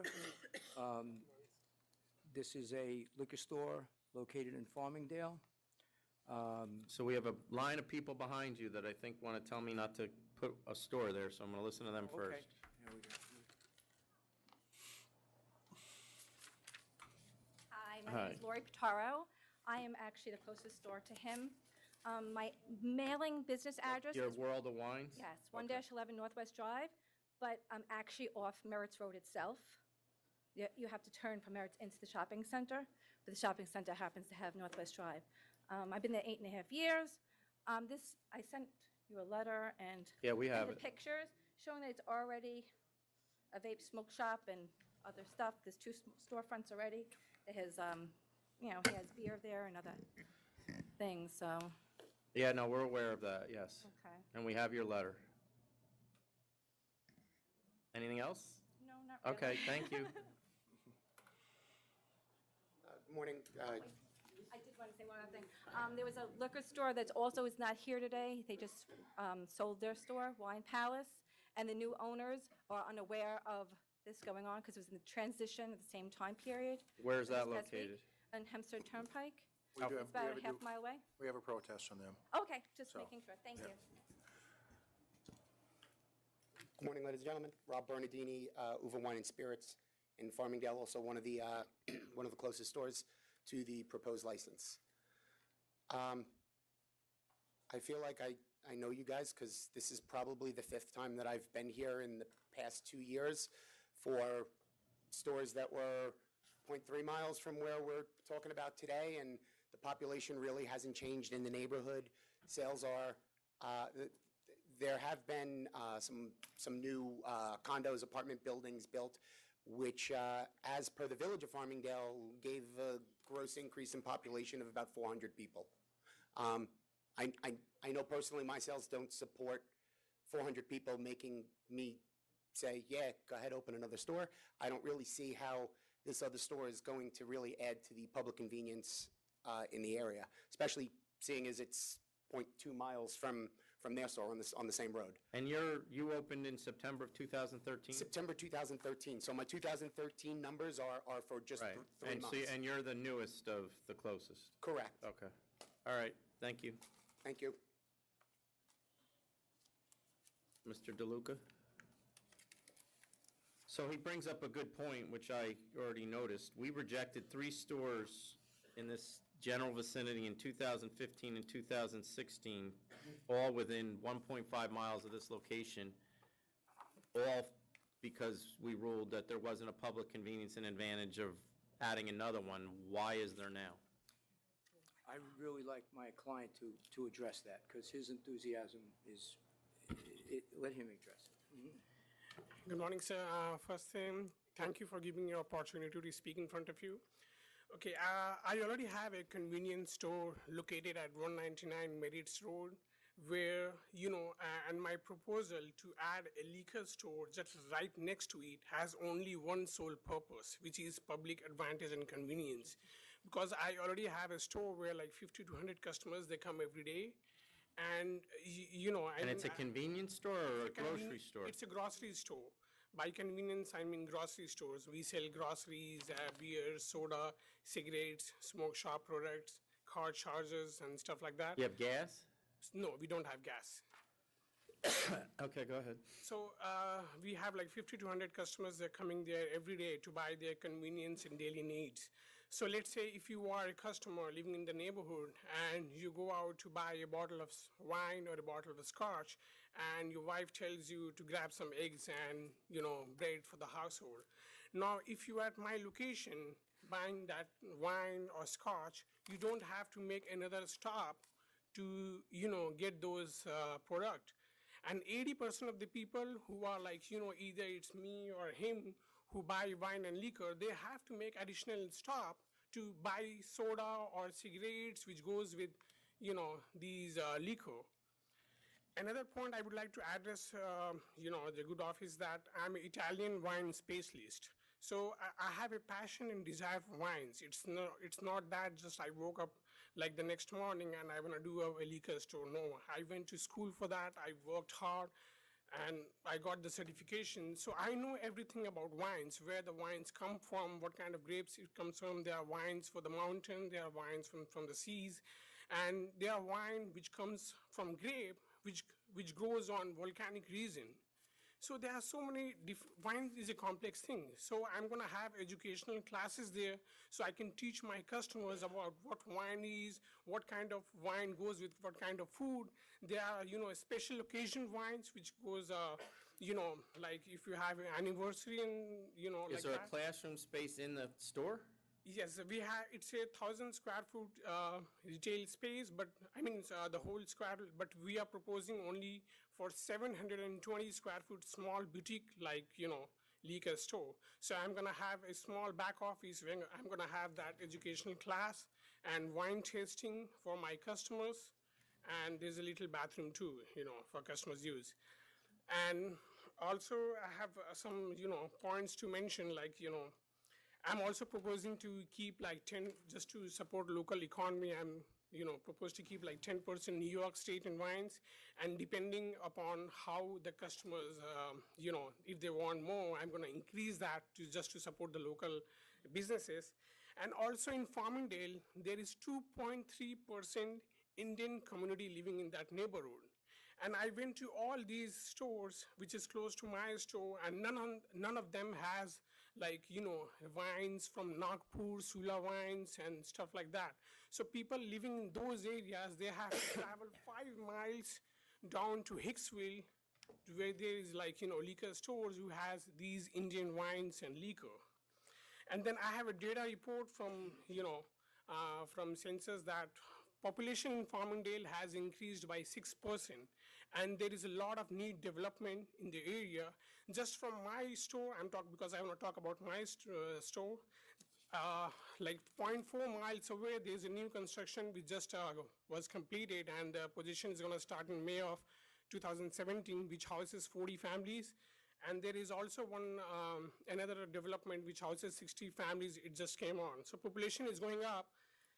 And another, I have a data from New York State Nutrition Department that Farmingdale has the highest consumption of alcohol in whole New York State, which is The highest what? Alcohol consumption. Alcohol consumption. I don't know that I'd be bragging about that. Can I approach the board to? Good. Yes. I thought that was an interesting one. Nutrition Department, that Farmingdale has alcohol consumption of 81.6%, whereas New York State has 78.5%. I mean, this area has the highest local, alcohol consumption.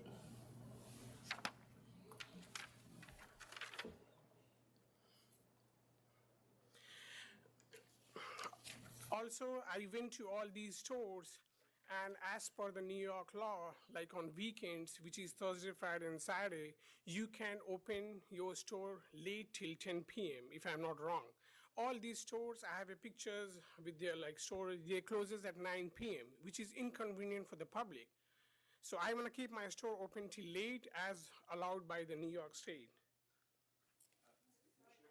As far as my store in the village, we do close at 9 o'clock because the village requested that we not sell. The village actually requested that we close by 9 o'clock, not stay open until 10. Okay, thank you. So my whole purpose for this proposal is only for public advantage, because I'm going to have a convenience store which has a payment gateway of 10,000 bill centers. So let's say if you stop at my store, you can pay your doctor's bill, you can pay your house mortgage, you can pay your phone bill, electric bill. So that's just next door. So you don't have to go to other places. Plus we have a parking for 5 cars in front of the store. Can I? Okay, 500. Can I address the evolution of this? When he met with the landlord originally, it was the landlord's interest in having a liquor store in this location. but you can't, he didn't understand that you can't just open a liquor store. So he opened it's actually in his original lease. He opened as a convenience store with the built-in permission for him to split it and have a liquor store next to it if he so chose and if he is approved. Right. So that was something from the beginning, when the very first. I'm not questioning when the idea came up. It's just a question of, Well, he felt the We've- landlord thought we've- it would be a good spot. well, We've denied. that's why I'm here and he's there. So you Do as you have any questions? It looks like the population from 2010 to 2015 increased about 500 people. Yes, sir. Right? So,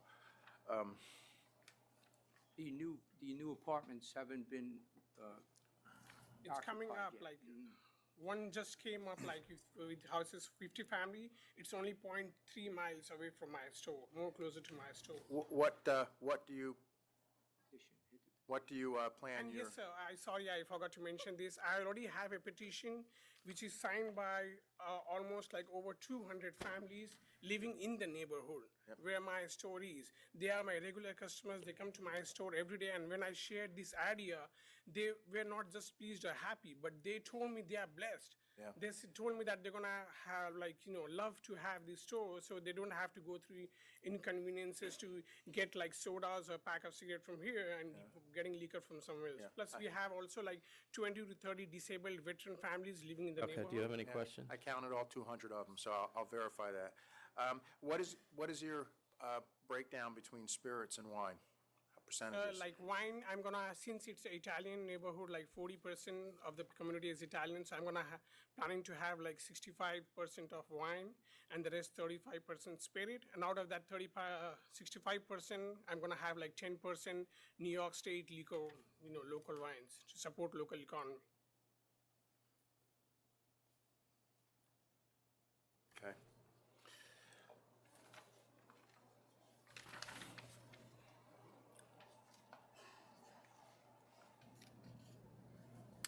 You ready? Mm-hmm.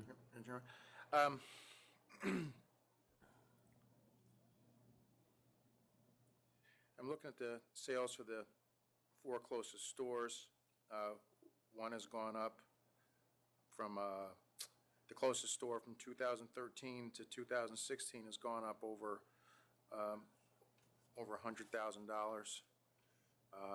Next closest has gone down considerably. Second closest. The second one did transfer to, on 421. Oh. There's a new entity running that. Gotcha. Okay, thank you. And the others seem to be holding their own.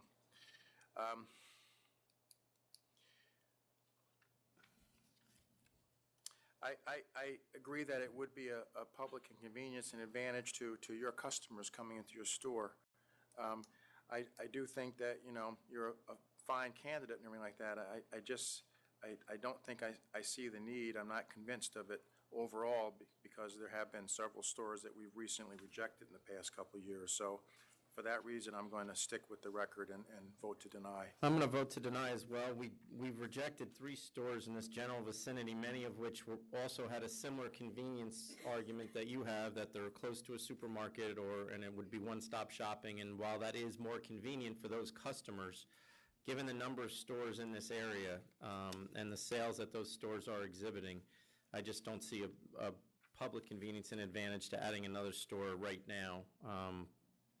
Even given the things that you did argue were in the public's advantage, I don't think it's enough.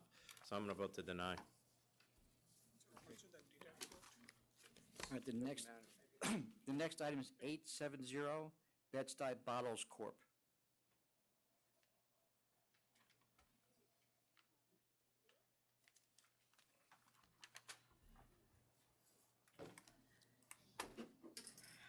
Another last-minute addition, right? So,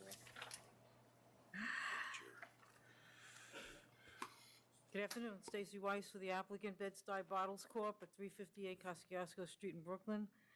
My client is applying for a new liquor store license. The applicant the neighborhood has seen an increase in population of 5.6% between 2010 and 2015. So I'm going to stop you there. Once again, we have a line of people here who Okay, let them, Want to tell us, let them tell us. yeah? Good afternoon. Gene Anton for Genesis Liquors. We're the third closest store, approximately 4-minute walk away. What'd you say, the third closest? According to the Lamp Report, third closest, yes. Braulio A. Jimenez Suriel is, DBA is Genesis Liquor. Us first closest. We got you first, but all within the same area, okay. So we're 4-minute walk.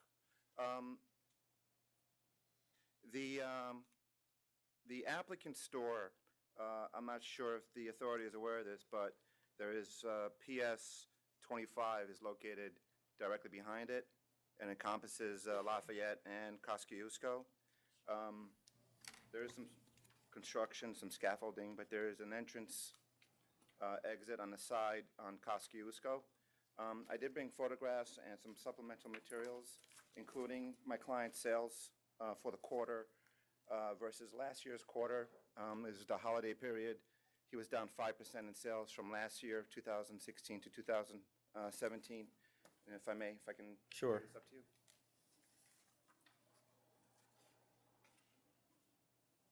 Thank you.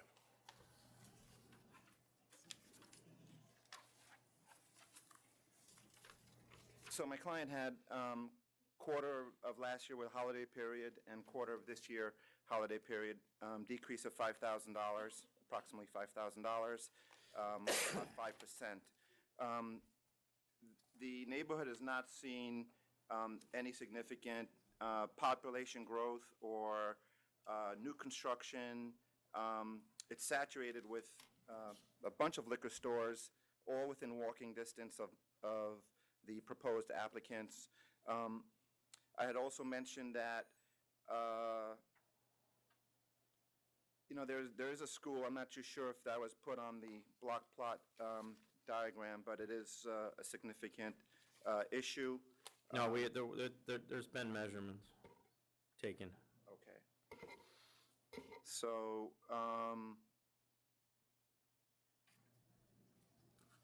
do you have any idea what the population growth has been in the Bed-Stuy area?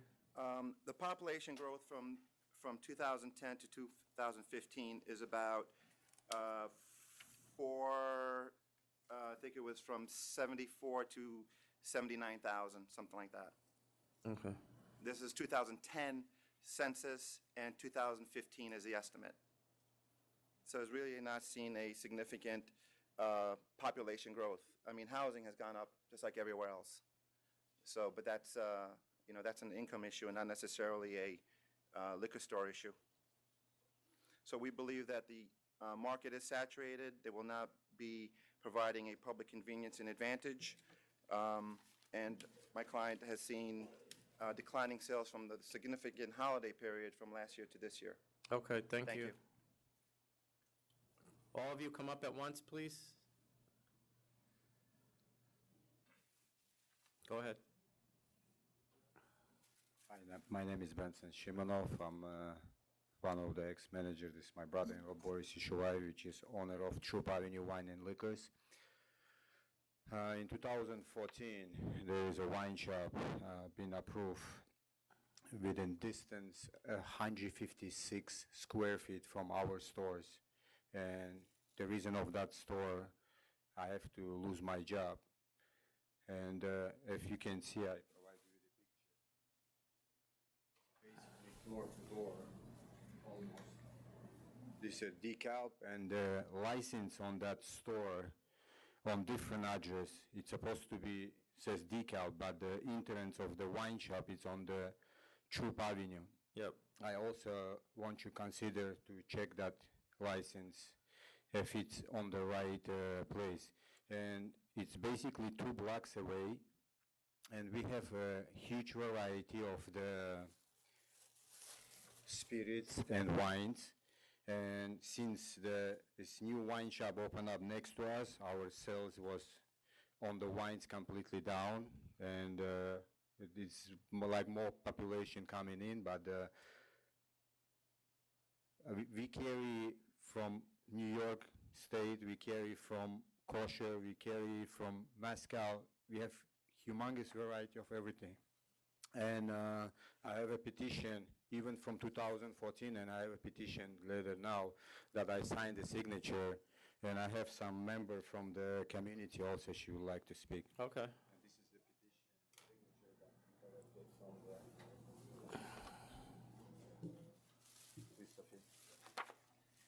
Hello, good day, panel. My name is Sophia Durall. I've been a resident of the Bed-Stuy community for 60 years. I want to say in this particular community, I have watched the struggling of different stores to open, but I need to go on to say that one store that's not needed in our neighborhood is another liquor store. I have seen this particular Bed-Stuy community go from ashes. Drug addicts, alcoholics were everywhere. The 79 precinct cleaned it up under different DIs. And when they did, they made it a place that I wanted to stay in. The diversity has been changing over the past 5 years, and it's a lovely community at this point. I don't believe another liquor store is needed. We are oversaturated in the Bed-Stuy community with over 300 liquor stores. I live exactly 1.5 blocks from Wine and Liquors with Mr. Boris here, and approximately 2.5 blocks away on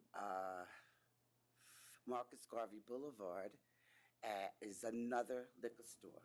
This particular liquor store that wants to open up is exactly parallel to PS 25. Then next to that, exactly parallel, is the playground where young children play all day, parents take their babies, and young boys go to play basketball. Directly across the street from this proposed liquor store, I have the pictures, is a daycare center. 4 blocks down is another public school. The comings and the goings, the school crossing guards are right there. I don't see how another liquor store would have a positive impact upon this community. I have known Mr. Boris for some time, and as I quoted, 79 Precinct has cleaned up so much that this particular company continues to give back to the community. Every year we can count on them for a monetary donation for the Christmas, Hanukkah, Kwanzaa party. We can count on them come the holidays of Passover and Easter, where we have a large party in the park, for them to give in-kind donations. I just don't see the need for another liquor store. Okay, thank you. Thank you.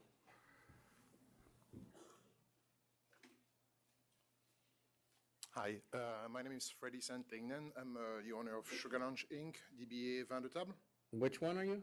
Sugar Lounge Inc., DBA Vin de Table. Oh, okay, yep. Yeah, so you receive my Yes, letter. yep. So yeah, everything been said. We are 800 feet, about a little bit more than 800 feet about that new location. There's another one, I believe it's on Lewis, which is also 900 feet away. The school is right there. It touched the building, touched the school. And the daycare is across the street, the other corner. So there's, we've been open since 3 years now. Of course, you saw numbers increase. We specialize in wine, only wine, not liquor. Another store can be like a liquor store and wine, or just wine will hurt, I think, our business and also my business. Okay, thank you.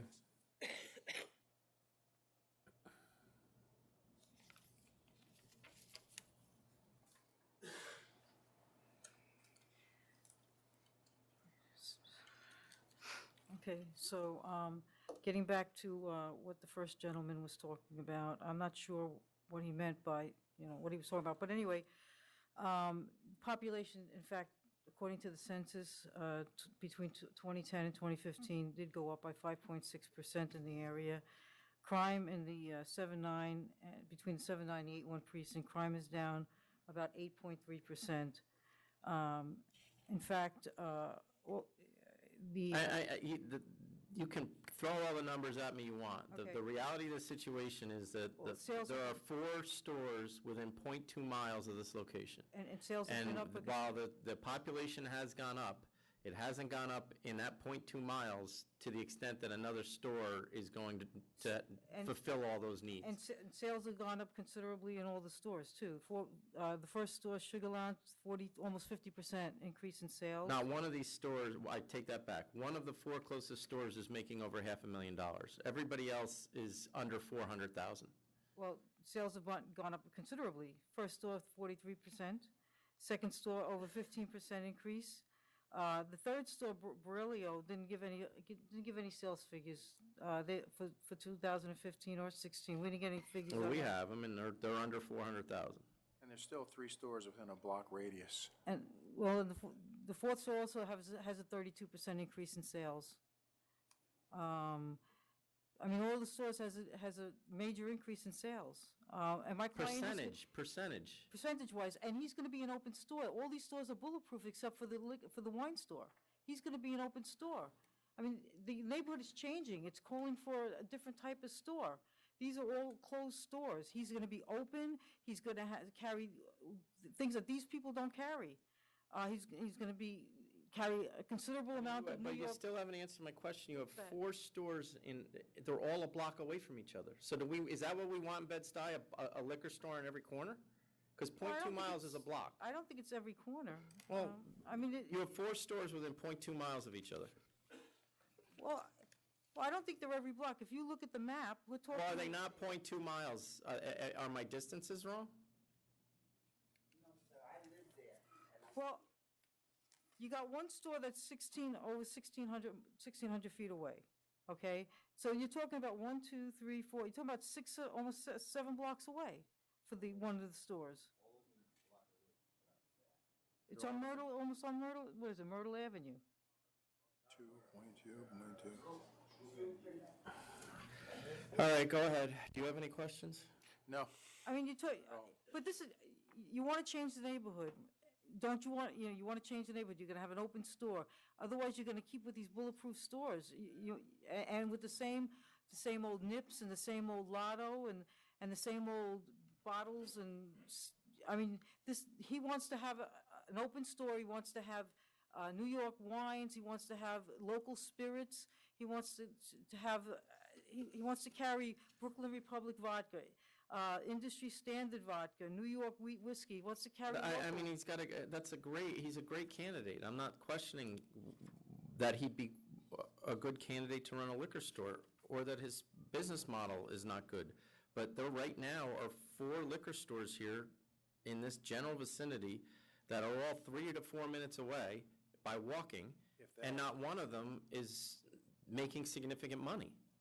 But they're all showing an increase because the population is increasing. Well, Crime is going down. let's look at your increase. In 2014, the closest person made $125,000. It then went up to $254 the next year, $380 the next.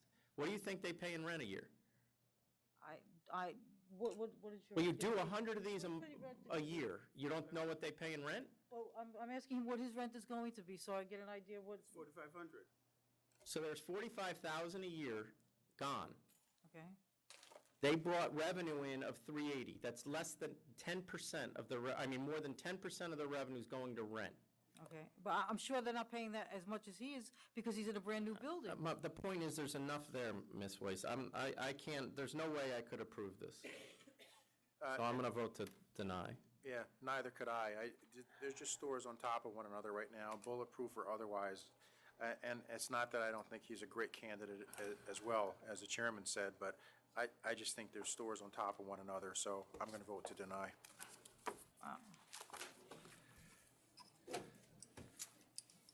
This is crazy. And next item is 881 Lahim Inc.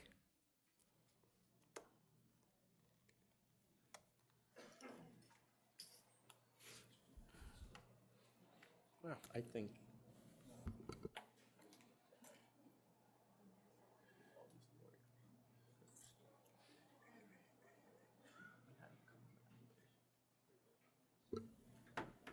And I haven't called anybody out on it, but I'm gonna, and I might have. Chairman.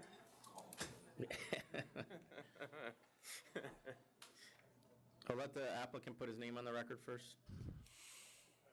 David Gabay, G-A-B-A-Y. I'm the attorney for the applicant. And, okay. Charles Lynn in opposition. I represent Club 288 Liquor and at Sam Wine and Liquor. No, we got two applications here, right, Tom? Oh, I apologize. There are two, yes. There's a companion case. Did we call both of them? That's 882? Yep. That's the next one on the list. It's Seneca Hills, Inc. All right, well, the first one, 881 is first because they filed first. It's going to be all, I'm going to try to do it all together. All right, so is that applicant here for Seneca? Then you might as well come up as well. Because these two applications are right next door to each other. Javier Ralph for Seneca Hills, the client. Oleg Sakno. Okay.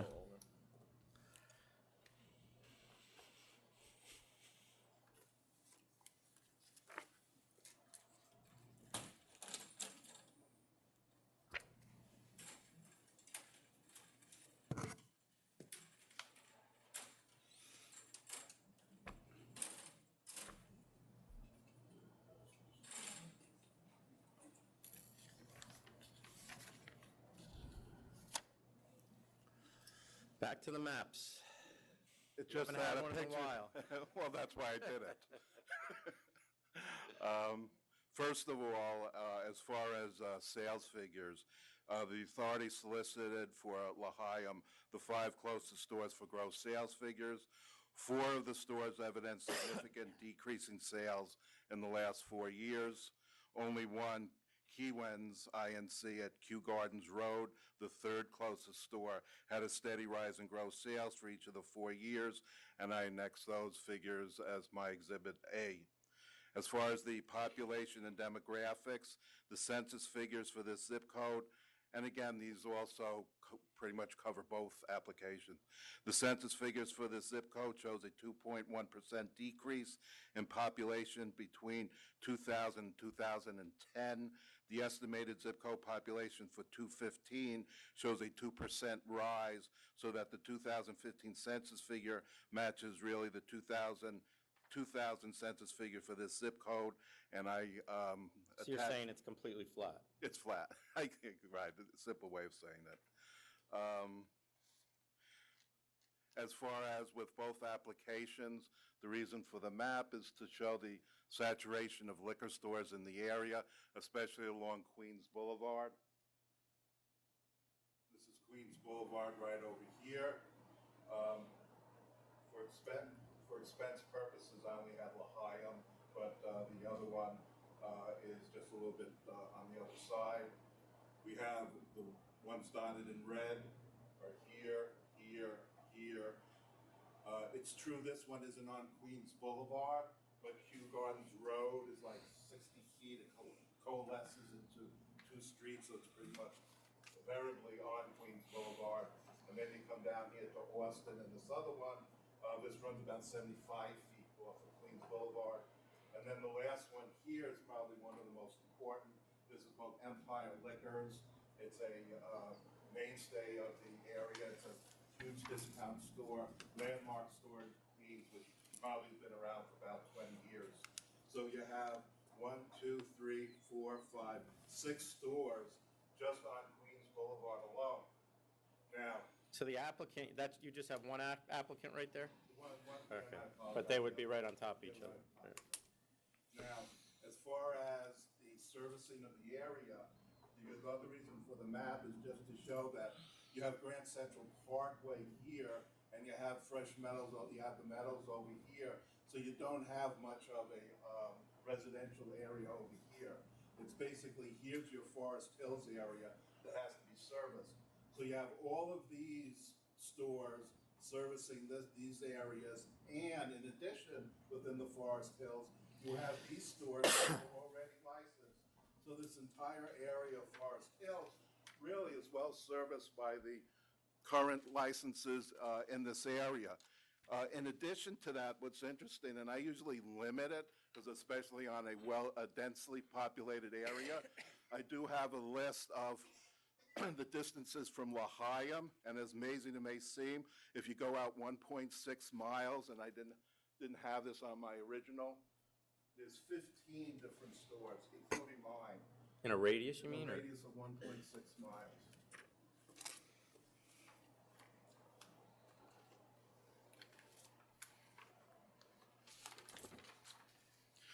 I would also like to point out that I took a wild guess and figured that L'Chaim, being Jewish, I know is a Jewish term, so I figured that probably they would lean towards Orthodox or Jewish wines and liquors.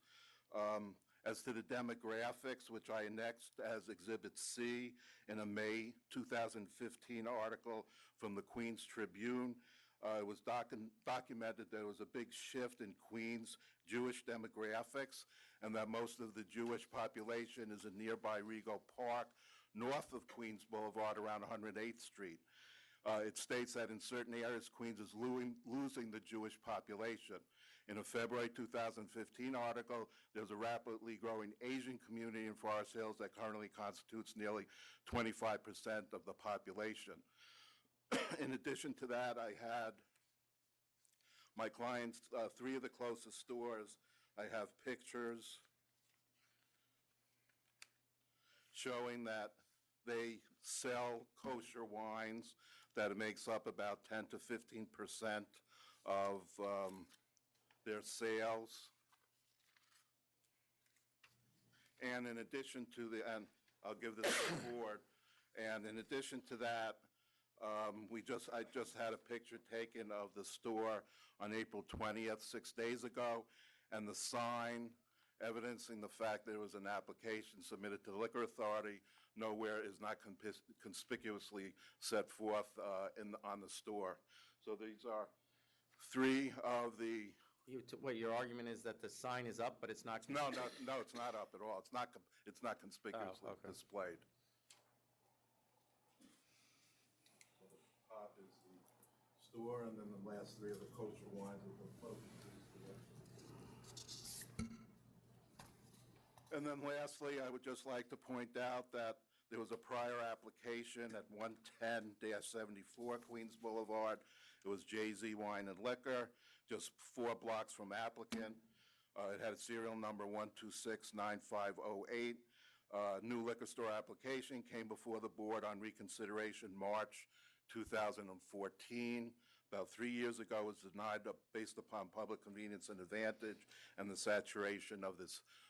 And I also opposed that application with pretty much the same information that I had here.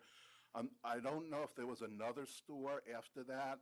For some reason, I don't have it as part of my records, but I think that there was another store which we opposed that was also on Queens Boulevard. I don't, if there was, we don't have it. You don't have it either, then? I do have the first one you talked about. The first one, yeah. okay. And then just the other thing is that what they've done on Queens Boulevard is they have put on these blocks to help with the pedestrian traffic within Queens Boulevard to help with the shopping of the different areas. That has been recent, probably in the last 2 years. And the last thing is Forest Hills is a traveling community. It's not that you go out onto Queens Boulevard and start shopping. People use their car to travel places, so that even though I have a 1.6-mile radius for 15 stores, that is relevant because you have to consider the nature of the area. Should I just stop with L'Chaim, or should I go over with Seneca? Oh, you know what? There was another one, I guess. I think there was. I'm almost... Cooper Wine and Liquor, is that correct? No. That was mine, but it wasn't on Queens Boulevard where we were disapproved, and I didn't think that it was within the area. But that is true. Cooper was disapproved. But I believe that there had been another one. No, I don't have Okay. it. There was one that was withdrawn, though. Maybe that was it. That's going back. Okay. 2009. No, you can just stop there, because Okay. obviously unless there's an issue, I don't see how if we reject one, that the other one wouldn't get rejected. Okay. taking the objections in turn. Well, just let me make sure. So you represent all these people? Yes, yes. No? No, I represent two of them. This Also, gentleman, I'm from Queens Inc. It's 8045 Kew Gardens Road. which one is it? Queens Inc. Okay, I got it. You're the second closest, okay. No, I'm the one of the furthest one. Fourth One or of the four furthest one. fourth of Queens Inc. Keweens. You're 8045 Kew Gardens Road? Correct. Okay. Go ahead. Just, I sent the letter. Yes, on we got it. You have it? Mhm. Just wanted to add to it that there are 15 stores within a 1.5 mile radius, as Mr. Lynn said earlier. Okay. So that's Okay. Hello, sir. My name is Surinder Singh. I am from Club 288 Liquor. I am the closest my store in for both parties. They're gonna, if you issue us, they're gonna kill me. Okay. Yeah. Thank you. Thank you. My name is Sampurn Singh. Sam Wine Liquor Inc. When I have one license almost 4 years ago, then my low business almost $67,000 just 4 years now. No have population. Yep, I Sam got Wine him. Liquor. Yep. Got it. There's no over there population more, no have on the building over there. It's two building over there, 112 and 114 Okay. in the crossing street. That's me help only my business. All right, thank you. Thank you.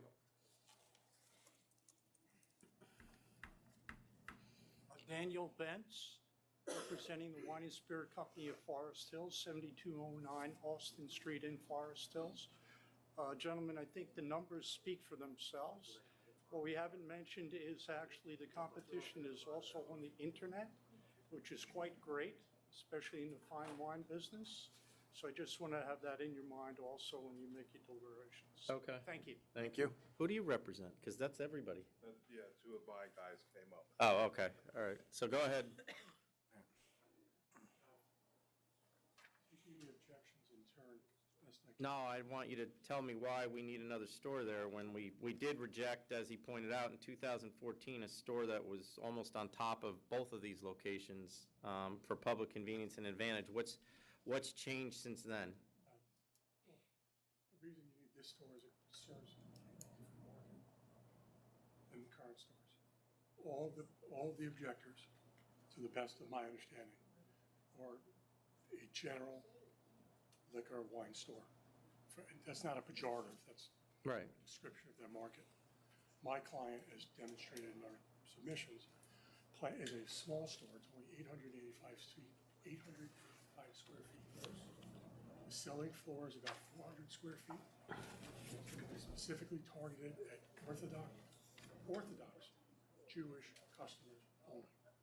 And the reason I put the emphasis on the word Orthodox is that council's citation to the Tribune article is sort of accurate, because the article specifically, the only two specific locations referenced in the article are Bayside and Flushing. Okay? It also talks about the decrease in the conservative population of this area. Later on in the article, it specifically states, this quote, despite a steady drop in the conservative Jewish population, Zelensky, who's the source for this, said that the Orthodox and Bukharan Jewish population in the borough is growing. In the borough? Right. Well, why in Forest Hills? I don't know, but that's the article that they. I don't think he said that the borough, he said they're leaving Forest Hills. Well, I'm not, but the article doesn't say that. Doesn't say that. What the article says is Queens has seen a major shift in its existing Jewish population. And then if you read the one-page article, there's only two references to two specific locations. One is Bayside and the other is Flushing. So does he have any evidence that the Orthodox Jewish community is moving to Forest Hills? The article. No, I'm asking you. Do you have any? Well, the answer is yes and no. The census information says that and we provided this, between 10 and 15, the Forest Hill zip code went up by about 3%, which equates to 2,000 people. I understand that council went back to 2010. I guess we can do all kinds of, again, not pejorative, this is what we do. We can do all sorts of things with baselines, but if the idea is to figure out what's going on now, it might be helpful to use the latest available information which says that whatever it was in 2009, from 10 to 15, it went up 3%. And you're trying to tell me all 3% of that is Orthodox? All I know is that that 3% is from that zip code.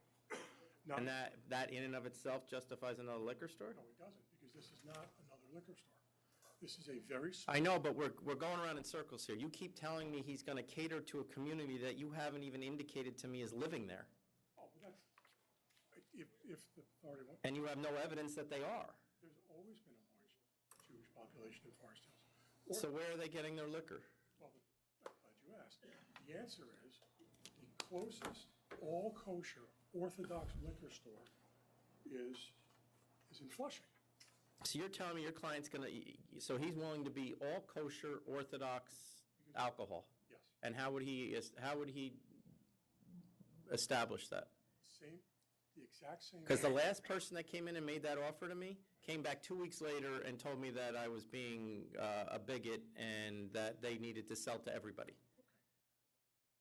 The answer to your question is the same way the authority enforces all of the other representations made here about New York wine and New York liquor and shelf space percentages and all the other things that it does. You make it a condition of the license. And it's in. Yeah, but I go in and check on New York wine, it says made in New York. The short answer. You're telling me every bottle he's going to sell is going to say kosher on it? Absolutely. And we submitted in our submission a product list based on a recognized rabbinic authority out of Chicago with a wine and liquor list. And he's Chairman, perfectly. could you look at the pictures? I have exactly that. Each store has a big sign that says kosher. Okay. Fair enough, but there's. Okay. Fair enough. There's a big difference between we sell some kosher products sometimes, and all we sell is kosher products. And it's going to be in the license, and it's going to be on the record, and it's enforced the same way you enforce the shelf space. Yeah, but if the products are available, you know, you're talking about a community. The Forest Hills is not predominantly Orthodox.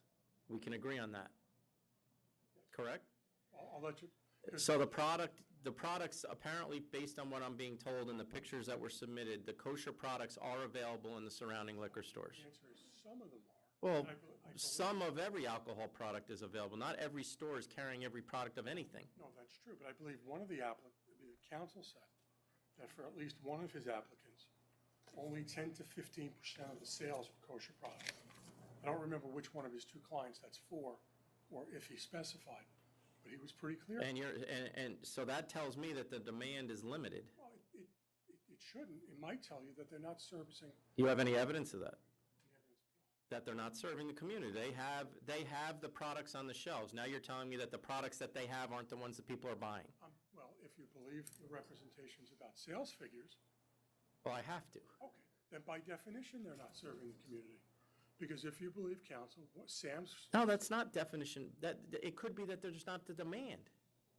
Your argument can go the other way. No, it could, except what I'm saying is you have a very small store targeted at a very specific community, which will tell you two things. One, it's not in competition with the other stores, because none of the products that they sell will ever appear. Listen, if he was coming in here and we were in the area of Brooklyn that is primarily Orthodox, I think that I would be seeing the public convenience and advantage of just having an Orthodox store. Here, I don't know that I see it. The other issue, and you know what? It's a small store with a small footprint. It doesn't, only has to be successful or to be stable, it doesn't have to have a particularly large market share. And the benefit, frankly, to the other stores, and I know nothing about the other applicant, by the way, is that there is no chance ever that my client's products will compete with counsel's clients' non-kosher products. And at least one of his clients only does 10 to 15% kosher sales. And it's a small footprint. And the biggest all-kosher store is 3 miles away. And there's a few things that my client is going to do that they don't do. Like? Free delivery. I am led to believe that is not. They all have. I'll let my client speak to them. And I don't think you can ever say that your product selection will never interfere with a competitor. Well, I mean, they're free to change their SKUs just as you are, right? But that was Chairman Bradley's question, and the way I understand my limited time here, the authority all the time imposes conditions and stipulations on the New York manufactured products and shelf. We've done it for Orthodox products, but like I said, I've done it in neighborhoods where there was an enormous Orthodox community, a well-known community, and I don't know that that exists here, and there hasn't been any indication that there is that community. You're telling me 3% increase in population, we have to assume that a lot of it is Jewish. If I led you to believe that that's correct, what I said is there's a 3% increase, and you specifically asked me if I said it was all Jewish. I said no. What I'm telling you is that this particular store has a very, very small footprint. You've said that 3 times. I got that. Okay. The Orthodox kosher angle of it is not going to, in my view, be public convenience and advantage. So what else do you have? I'm going to let my client talk to you about the number of Orthodox in the area. Okay. Because that seems to be a point that is an issue, and I'm going to let someone who knows more about that than Okay. Thank you. Good afternoon, Chairman. Good afternoon, Commissioner, members of the committee. My name is Gregory Milaginoff, and my intentions are to open up a strictly kosher liquor store that will have a huge variety of wines, vodkas, and other liquors that are primarily kosher. I will have them on the spot, not like other stores where I had a lot of complaints. You just said primarily kosher. Your representative just offered that they were going to be 100% kosher. 100%. Well, that's not kosher. primarily. I apologize, I misspoke. 100% kosher. It's going to be on the spot where a customer can come in, ask for something, and they'll have it on the spot, as opposed to other stores where they have to order and customers have to wait a couple of days, couple of weeks. I've been getting a lot of complaints. But they can get it, is what you're saying. They may have to wait, but it will be ordered. Right. Okay. By definition, the definition of public convenience is not having. How many, and what's the population in your estimation in Forest Hills of Orthodox Jewish? 60,000, Your Honor. And Kew Gardens is 2 blocks away. That's additional 40 to 50,000. And what's the full the full population? So you're telling me 2/3 of Forest Hills is Orthodox? Your Honor, You live in Forest Hills? I live in Fresh Because Meadows. I've been in Forest Hills. I don't recollect it being 2/3. I'm sorry, 90%. I received the information from the internet, Your Honor. Okay. And there's a huge demand. There's over 10 to 15 synagogues around Forest Hills, and the community is in need. The closest all kosher store is about 3 miles away. That's a great idea. It's just you're trying to shoehorn it into an area that clearly is saturated with liquor stores on a street that, without question, based on that map, is saturated with liquor stores. Can I say something about the street? You can. Okay. That's a 4-lane highway in the middle of Queens. I'm aware of what Queens Boulevard is. I understand that, and so it's not as, I don't mean to say that you're doing anything improper, but it's not like a normal street where you cross over the street. No, I understand that. Okay, so my client servicing his home. You have 5 liquor stores in 0.7 miles, most of which are on Queens Boulevard. Then you have one of the largest liquor stores in the state that is just south of there. Well, they're still, just because they're not here doesn't mean I don't think about them. No, I appreciate that. But of these stores, 1, Do you have any questions? 3, 4, 5 of them, Chairman, on the west side. 5 of them. Oh, and they're all there. And the map is accurate. But 5 of them, right, including all the applicants, as far as I understand, are all on the west side of the boulevard.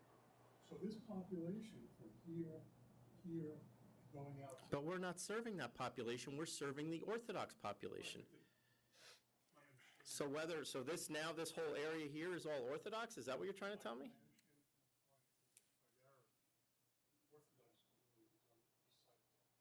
All 60,000 of them. Yeah. Do you have any questions? I also noticed that path running parallel to Queens, that's a railroad corridor. Yeah, that's a railroad, those are railroad tracks. But these liquor stores are all squeezed But they're, between the corridor and the west side of the boulevard. Not by accident, I assume.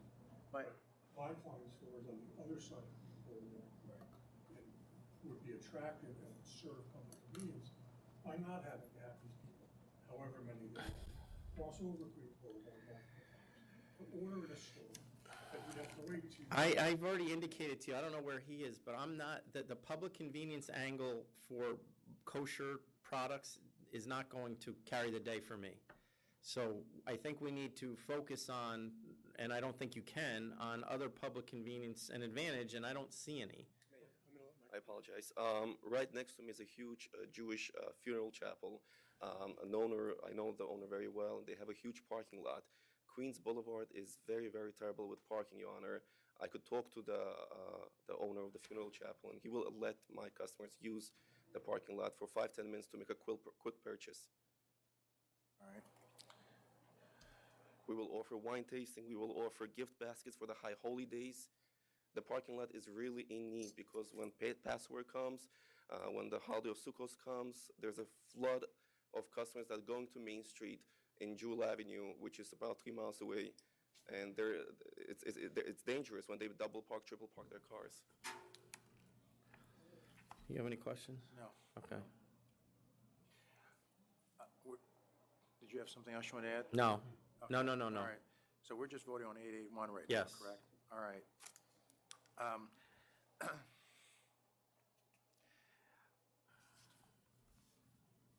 I have to vote to deny. I cannot see adding another liquor store or two to a corridor that already has 6. It just doesn't make sense to me. You may have a great concept for serving the Jewish community, and I understand and accept that. I just don't see that the public convenience and advantage is met by adding another store to a corridor that has that many already. So I'm going to vote to deny. I'm going to vote to deny as well. It's obvious that the competitors are serving the Jewish community while the applicant argues not significantly enough. There are kosher products available. The sales of the 4 of the 5 closest stores are all down, some significantly, and there are 5 stores within 0.7 miles, and 2 of the stores are in 0.3 miles, and this all along Queens Boulevard. So as Commissioner Ford pointed out, this is a corridor that just doesn't need another liquor store. So It's almost like a gas station on every corner, you know, it's enough. We serve very different gas to very different people. I don't mean to be facetious about it. I'm going to move to 882 now. Yep. you don't have to go again. Well, just one item. The item is upon character and fitness. I had attached to my exhibits a takeout location, takeout connection, which I believe from the internet I found that it was owned by the applicant. And I looked at the menu, and they are not licensed, although I believe the applicant does have another tavern wine license. But when I looked at the menu on this one, which is not licensed by the Liquor Authority, I saw that there was specialty discounts that were given for Christmas, for I forget the 2 other Easter or some other holidays, and they bless you. And they said with the discount purchasing for 10 people or more, 1 magnum of wine was to be given. Another one was 1.5 liters of wine was to be given, and there was another one that I believe also was a magnum of. I'm not following you. You're saying they own They own a tavern wine right next. And they were to giving the away other- bottles? No, they own a tavern wine right next door. Right. That's not a problem. They're licensed. Out in another portion of Queens, they own this. I don't know why I can't find it, but they own another takeout. I think it's called Takeout Connection, and it's not even close to this area, and that's not licensed by the Liquor Authority. However, when they do deliver on these discounts, they do deliver alcoholic beverages, wine. One is a magnum of wine, one of is 1.5. Okay, I got it, yep. And then your other testimony stands, I assume? Okay. You don't need to repeat yourself, all right. So let's go to the delivery of the wine. Are we? No, the takeout connection was. The takeout connection was closed in October of 2015 and was completely dissolved. It doesn't exist. That's not really the concern I have. Well, No, they Were you delivering wine during Hanukkah? I don't deliver anything. I only own a wine bar called Kiyuka Cafe on Queens Boulevard. That's the only business. Well, I what, run. So what he was referring to was. that's what I want to know, right? Was years ago, before, Yelp and those, Grub, whatever it is, I don't use those services, basically would act as the delivery service for restaurants in the actual neighborhood. Who, he would, his company, Takeout? I used to own. And you were delivering alcohol? No. I wasn't. I was delivering food. Not you, but was Takeout delivering alcohol? Connection was delivering food from restaurants and never delivered alcohol from restaurants. What are you saying, they advertised it? I apologize. It's in one of my exhibits. I got see it right but here. It's just And your, it's the third page. it's just your word here. No, it's not my word. It's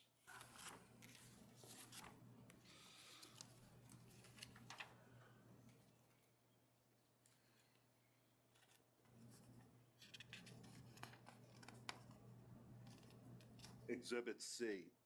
And on Exhibit C, the last page, oh, no, not Exhibit C, I apologize. Exhibit 2. And on Exhibit 2, it says the owner of Takeout is Oleg Sakhinov. No, I see what you're saying. So on here, there's an advertisement that says for an office holiday party, you'll receive 1.5 liter bottle of red wine per every 10 people. Correct. You're telling me that didn't happen? I used to purchase wine for resale, for delivery from one of this applicant right here. It's called Queensbury Wines and Liquor when it was owned by a previous person. The gentleman, I'm not. So you were buying wine from a liquor store and then selling it to your customers? Never selling anything. You were giving it away to your I customers? was not giving away, I was buying wine from them. Right. And selling it to customers from them. And they were paying me 20% commission for that. That's all I did. So that's selling wine. But it was there, it's the same time right now, Grubhub and Delivery.com work with liquor stores. All they do, they just deliver. My driver would just go and pick up the stuff. Yeah, but from- they're not going and buying the liquor, they're passing through. I mean, Same we're thing not going to get into logistics. Same thing I did. I passed through. I never purchased, I never sold wine. I had. Okay, my let's go. Why don't we start from the beginning? Yes, thank you. So, All right, so basically the difference that he's doing, everyone else is liquor store. His location is only 360 square feet of wine only. And Mr. Sakno has I'll let him get into it in a few moments, but he has experience with wines. He, in the tavern wine shop that he was referring to is Kiyuka Cafe, which is basically, he has a tavern license where he specifically promotes New York wines, both also per bottle or also per glass. And he has over 40% of New York wines, and he wants to promote that idea also of New York wines only, not liquors, not other liquors. And the fact that the store that he wants to open is extremely small, at nearly not even a third or a quarter the size of any of the stores that are here. Let him get into more of his experience and background in wine. okay. Thank you for your consideration, first of all. A lot of people here that I heard earlier used the New York State wine as a method of getting a license. I am not, first of all, it's not a liquor store that we're trying to open. We're trying to open a wine shop that's only going to have a wine. And we're going to have no plans of ever doing a hard liquor. It's going to be a very small place. And one of the main reasons that we decided to do that, because we own a Finger Lakes-oriented wine bar in Forest Hills. It's called Kiyuka Cafe. It's one of the lakes where most of the wineries are located on. And we have a lot of people, customers, and we're doing very good, knock on wood, asking where that wine could be purchased. And we even suggested to some of the people present in this room to increase their Finger Lakes and New York State offerings, but they didn't. On my recent inspection on the two stores that are protesting my opening, there was 4 bottles out of thousands of SKUs in one store and 6 bottles of more than, it's a huge store by my standards. I don't have basement, so I cannot buy in bulk, so I cannot compete with the larger guys.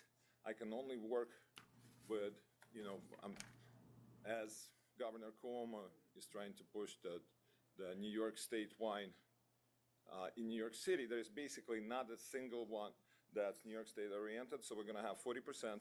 I included the list of the distributors and wineries that I work with in Keuka Cafe directly, and I have a much better picture of how to promote that wine in our part of the world than basically anybody has tried in a long time. And then once again, not a liquor store, no competition, not with other stores. It's completely my own.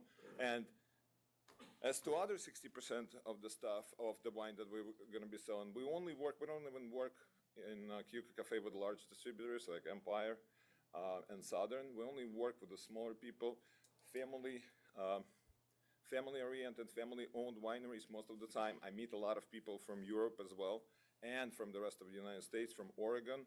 And I do have personal relationship with quite a few New York State wineries, to the point that Lisa and Morton from Ravines were in Keuka Cafe a couple of weeks ago. So I really do not see how I could hurt anybody, but I absolutely can see how offering something that other people don't can benefit the area. And I've been told by multiple customers that come to me, they try the wine in my wine bar and said, where could I buy it? And they said, you have to drive 5.5 hours to the Finger Lakes area to buy it. Nobody in our area has it.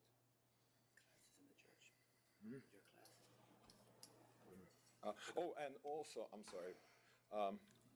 First of all, I'm a wine person. Everybody likes wine, but I'm actually happened to be a judge in the largest wine competition last year in 2016. It's called Concours Mondial de Brassel. And I was just invited this year. I'm going to Spain. I'm actually flying on Wednesday, so I'm going to be a judge for a second time in a row. And I know people that will help me teach master classes. And of course, everybody says they're going to have tastings, but I know what they mean by tastings. Some large producer brings their wine and tries to push it. When we will do the tastings. We will actually put an angle to the season, to the area, to locality. And since for almost 5 years, I have a wine and beer license only, although my location actually could have a full liquor license, but I decided not to. That's why I absolutely just want to concentrate on promoting wine to all people. And Forest Hills, there were a lot of things said about Forest Hills population. It's absolutely not 100% Orthodox or 90% Orthodox. It's an extremely diverse crowd. We have people of all kinds and a lot of young people moving in. So, they start learning the world of cooking and pairing, and we will help them with that. I guess the difference is between although Forest Hills is an affluent neighborhood, you don't have those closed bulletproof stores. The difference between what Ali wants to open is almost the difference between an open concept and a bulletproof store, because just the interaction with the customers would be absolutely different. And what are you going to do with your restaurant? Are you running the store? I'm running a restaurant, and I'm hiring a person to run a store. Which is a block and a half away. That's my next question. It's a block and a half? Block and a half. It's next door to you? The wine bar. The wine Oh, bar. the wine bar's next door to you. Okay. So I see what they... Wine area, 70%, 75% people say.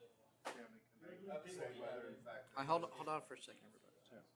Yeah, well, you can, do you carry New York wines, and what percentage to your clients? Right, I don't want to hear from all of them. What's your I client? don't know what you'll have, what? All right, it's 10. Queensboro, about 10%. Sam and Long Island, how much about you? About 10%. And We think about 10% as well. And We do wine tasting, we get these familiars on the tasting days, they come there to taste and explain about the wine. We're not getting the wholesalers to come in and do the tasting like that. We do hire some people from outside to do the tasting. Okay. And I would just like to point out that only 3 quarters down the road is Empire Liquors, who I'm shocked, that it is said that they can't go to Empire who has an enormous inventory, does not carry a wide assortment, may not be Keuka wines or whatever, but you can't tell me they don't have a large assortment. And, if all you have to do is just Google, and I would imagine that they have enormous number of SKUs. So besides 15%, 10%, 10%, and we didn't even go into the other stores. Don't forget, the gentleman mentioned that you have to go 3 miles to get to another store with New York wines. You don't have to go 3 miles. I would imagine possibly that of the 15 that are 1.6 miles away, that there just might be 1 or 2 other stores that also carry New York wines.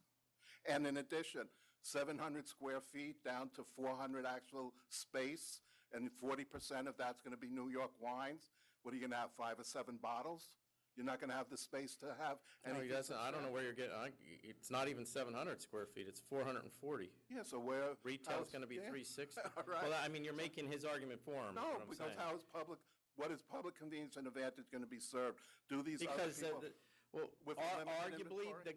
there is a commitment to a specific type of product here that he's already shown, that while they carry it, they have not shown. That's where the public convenience and advantage is. Yeah, If it's enough. And there's only one line of New York wines. I think there's more substantially, maybe 1,000, 2,000. No, he's not saying one line. No.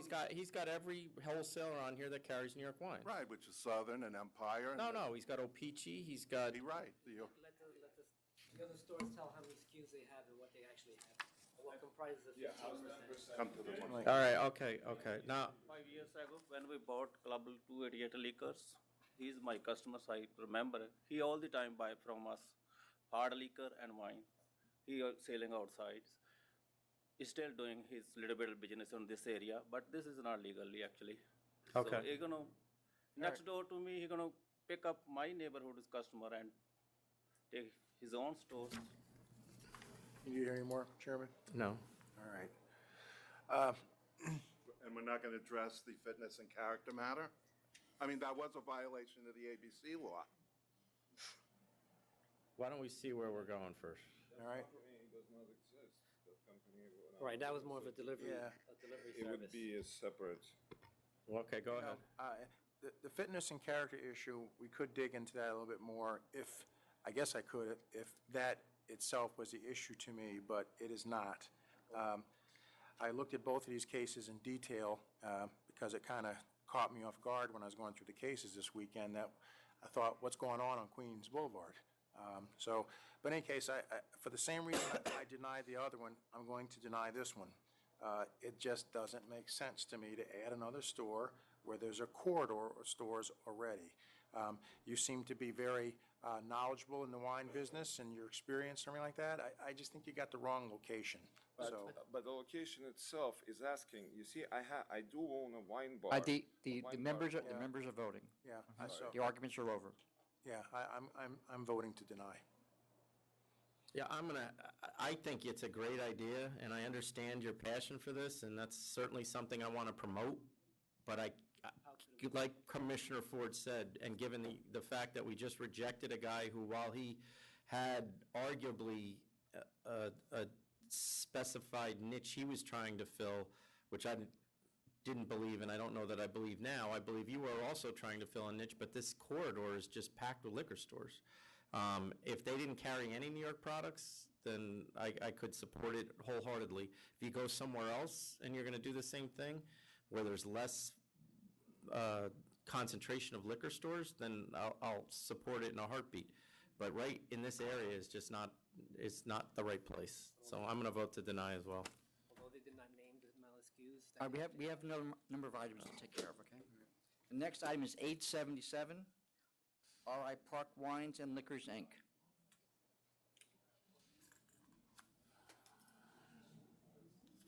Is someone here from R.I. Park Wines and Liquors, Inc.?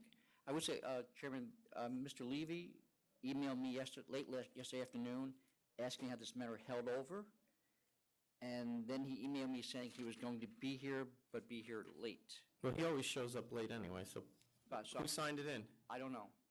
Oh, you know he's not here. Sit down. No. Sit down. Is this all you have left? All right, then the next item is 875 AAA Wine and Spirits, Inc. Good afternoon, Commissioners. Martin Mailer for AAA Wine. 1 second, please. Don, could you get that out of here? Thank you. I'll do it. No, not you. no. That's the last thing I need you is falling over or something. I won't. Yeah, All right. I don't believe that, but you sue me every day. No, unless it's in Article 78, I wouldn't know what to do, all right? So,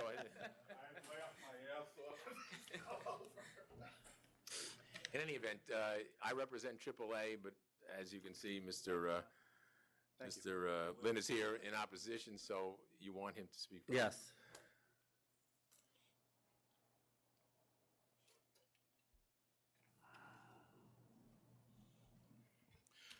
Charles Lynn, in opposition to this application. I represent Chardonnay Wine, Inc. at 7001 Amboy Road, and Amboy Wines and Liquors, Inc. at 390 Amboy Road, two of the closest stores to the applicant. So Chardonnay didn't give us any sales numbers. Yes, I did. There were, initially, I got Barry Sender, had requested it. When I emailed him, he lost it in an email, and I sent it by fax. and I Okay, got go it ahead. from me. You can continue. She's going to pull them up.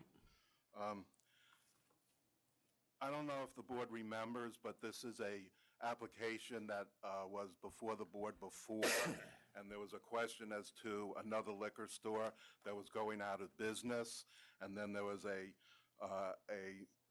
joint venture between one of the principals of that store that was going out of business, Buy Wine and Liquor, with this other store that was going to look to be an applicant in Staten Island. The application is just not really, literally one store replacing a newly closed store. The store that went out of business was Buy Wine and Liquor at 2730 Arthur Kill Road. This is a store that's 2 miles away at the boundary of the neighborhood of Rosville to the north. That store basically served the Rosville and northern section of Charleston areas, a totally different area from the congested Outer Bridge Crossing entrance in the southern Charleston area, and I marked that as documentation as my Exhibit 1. The Buy Wine and Liquor store was in a destination area. It was a one-stop shopping.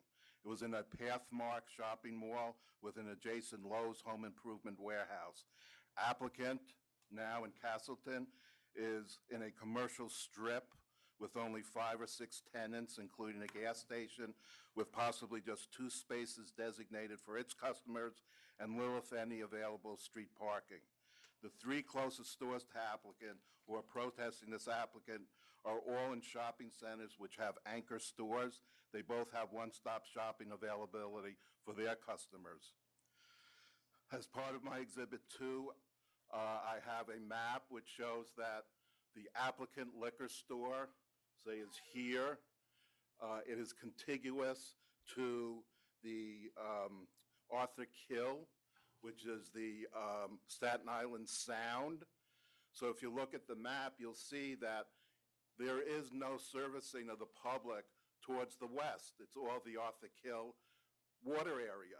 The only area that this new applicant can service is all the way to the east. And if you go all the way to the east, you already have, because if you look at the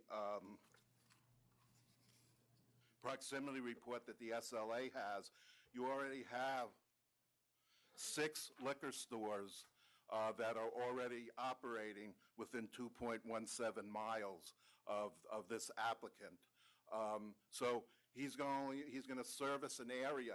And what's really interesting is that if you look at the map that the applicants supplied, the map shows that the entire area of Charleston is serviced by 6 liquor stores that are pretty much a perimeter around this area. So they're being well serviced by the current stores. Applicant also is in the South Shore of Staten Island, which is the Outer Bridge Crossing entrance to Staten Island, easy access. I had gone over this before, but I just want to emphasize the fact that I had made a list of major discount stores that when you cross the Outer Bridge entrance and you go into New Jersey. There's a store called Joe Canal's Discount Liquor Outlet, Costco, Baywatch Liquors, Wegmans. They're all huge discount stores that are only 10 or 12 minutes away from this area. And the reason why I'm re-emphasizing it is because I didn't bring up last time. You look at the sales, the prices that are being sold in New Jersey, and it's unbelievable. They sell for retail prices that the wholesalers in New York pay. It's incredible the amount of the discounts. In addition to that, we know that the New Jersey stores are almost like one-stop shopping. Not only do they have liquor, but they also have beer and they have other items. It's easy for the people within this area to go over the Outer Bridge crossing, go right onto the highway. It's not residential driving, and go right into these different stores. Public convenience and advantage, unfortunately, is being served by having these stores in New Jersey and hurting my clients who are already established stores. In addition to that, this one applicant, which I said is not in a very good area, and I'll go over a little bit more, is similar to a liquor boutique, which is similar to Elegance, which is the closest store. Look at the sales figure for Elegance. It's in a shopping mall with anchor stores, and its gross sales are horrendous. So what are you going to do? You're going to put in another store just like Elegant, about 0.4 miles away, with all of this competition of the regular stores already existing in Staten Island, with the stores that are easily accessible. And many of we all know, many of the New York Staten Island residents go to these New Jersey huge shopping malls, which are modern, beautiful, and give all sorts of product to the consumer. The zip codes for 10307 and 10309 evidence substantial population increases between years 2000 to 2010 census reports. However, and I do have this as part of my exhibit. However, the population increases for 2010 to 2013 are stagnant for both zip codes. I couldn't get it up to 2015. So what had it gone up from 2000 to 2010? Close to 18 to 20% in both zip codes. And now And it hasn't gone up at all since then? Since the last 3 years, correct. As to the demographics of the area, when I initially opposed this, I had said that it's a desolate area, and the opposition said, what are you talking about, desolate? You have enormous population increase in all of Staten Island. Well, I said, that's fine, but this is the lowest south part of Staten Island. You just can't say that the population increased in all of Staten Island and use that as one of your arguments. Also, I had said that there's no growth in this area. If you notice the last exhibit, I have pictures of this corner area because it's at an intersection, and you can see that it's pretty much desolate. And he said, well, there's new construction in the area. And I said, no, there isn't any new construction. Then when I went back after the reconsideration, I checked, and there's only one construction area, one complex. It's called the Tides. It has about 180 residential units, but it's an adult senior facility. And that facility was built in the 2000s, and I have that part attached to my Exhibit 5. So this isn't an area that's even similar or close to the destination area that was 2 miles away, that by traveling in the residential area takes about 8 minutes. So instead of going 8 minutes, people a lot of times go over the Outer Bridge crossing, spend the extra 2 or 4 minutes, a 12-minute drive, and go to these brand new New Jersey stores and are unable and don't get serviced by my stores, and now you're putting in another store similar to Elegant that has horrendous sales. I didn't represent Elegant, but she did send in a protest letter to the authority. Now, the only other thing is the sales figures. The sales figures for the 5 closest stores, I had to characterize them as a whole hodgepodge of up and down with gross sales figures. And there's really no definitive statement for the sales in this area, especially with the imminent closing of Buy and Wine Liquor in early 2016, which I want to emphasize. The problem with these figures is, don't forget I had said that Buy Wine was in a Pathmark shopping center. It wasn't really a shopping center. You had Pathmark and then about 6 or 5 commercial stores. When Pathmark went out, which was going back to the end of 2015, in essence, that area became almost like a ghost town. There was nobody there. So the community, the entire area, really had, even though the store remained and didn't surrender its license, or put in safekeeping, excuse me, its license until March of this year or February of this year, it wasn't drawing anybody because Pathmark was closed and most of the stores there was closed.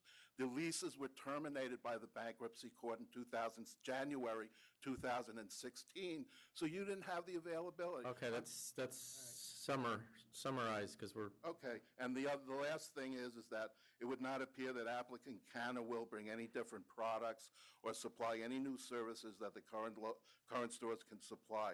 Without question, it will not be able to compete with the draw of the big box stores in the Outer Bridge Crossing, which is so readily available to the residents in this area. Based upon all of this, again, I just emphasize, this really shouldn't be one store replacing another store. It should be on public convenience advantage for a new store in this area. All right. Well, so the one question I have for you is if, and I don't recall the last time this was here, whether the store that closed would have been one of the 4 closest. It would have? Yes, it was. Okay. Because I see the 4th closest is 2.6 miles, and this is 2 miles, the one that shut, right? Yeah. Okay. Right. One of the clients would just like to say one thing. Yes, and do you represent all these guys too? Yes. Jesus. I don't have my glasses on. Yeah, you better not. I hope he paid you already. Good afternoon, Mr. Chairman, Commissioner, and the Board of members. My name is Mihir Patel. I'm the one of the owner from Chardonnay Wine Inc. We are the 4 partners. Out of 4, 3 partners are the working partners. And all right, you're not going to repeat anything he said. Just get to what you need. No, I just want to give you a little bit introductory about me, about the area, and about the situation, what happened before. I'm not repeating what he said. Okay, so I'm working full-time employee over there, and one of my partner, he's working full-time, and he working another job also because he cannot survive too much. Also, he work 80 hours, 40 hours in the store and 40 hours outside. We work day and night to serve this community, and there is a one second.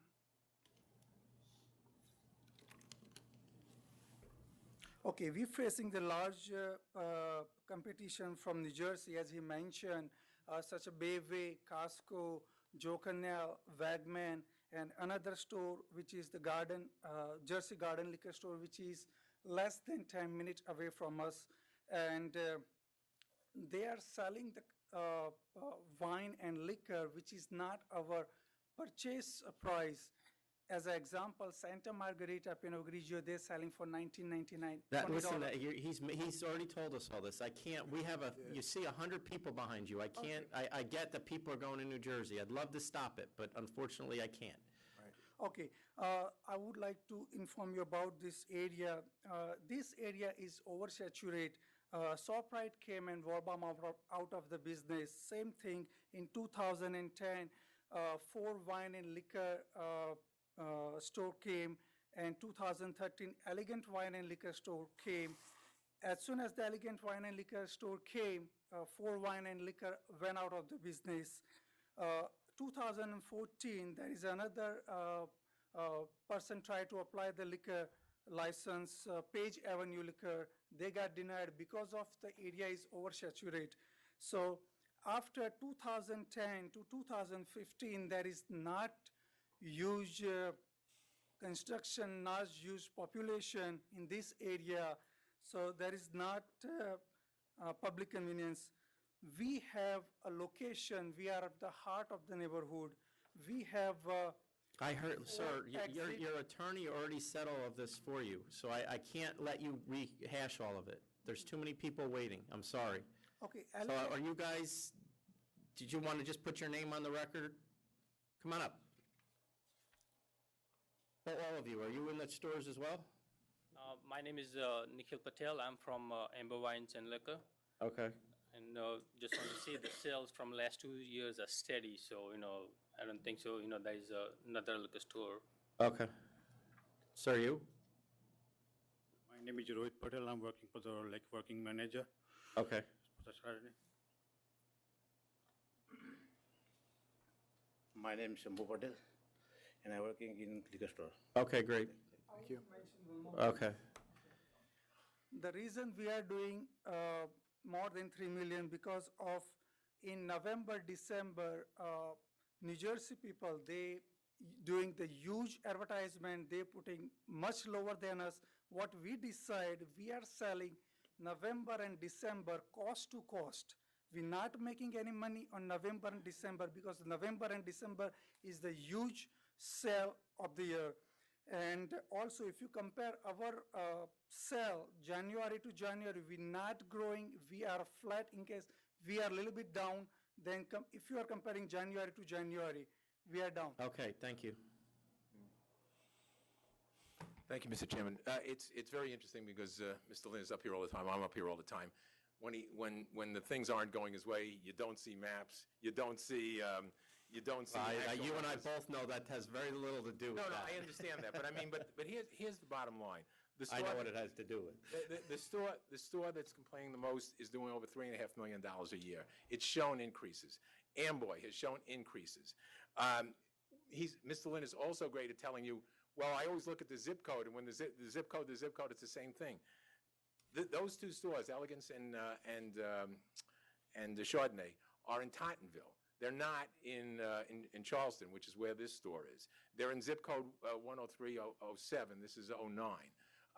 Mr. Lynn, is very, very good at not pointing that out. And the biggest difference in those stores is that there's a thing called the Staten Island Expressway that's right in the middle of everything. So, I mean, they're in a different part of town altogether. So the fact that he doesn't tell you those things, the fact that New Jersey is doing what it's doing, it doesn't seem to in any way bother my client. We have a target that we're looking at in terms of Eastern European immigrants to the area, which is increasing as we can show. In terms of there not having an increase in population, that's absolute nonsense. We're showing you the actual figures. No, he said there was. He just said in the last 2 years there wasn't. No, well, if you look at 18% over 10 years is pretty big. Not only that, it's 4% from 2010 to 2016. I gave you those figures as part of my presentation. So whatever Mr. Lynn is trying to conjure up, it has nothing to do with the reality of the area. There is new construction in the area. We've shown you that. But here's the biggest thing. When this came before you the last time and Chairman Bradley voted to approve and Commissioner Ford voted to disapprove, there were 4 stores in the area.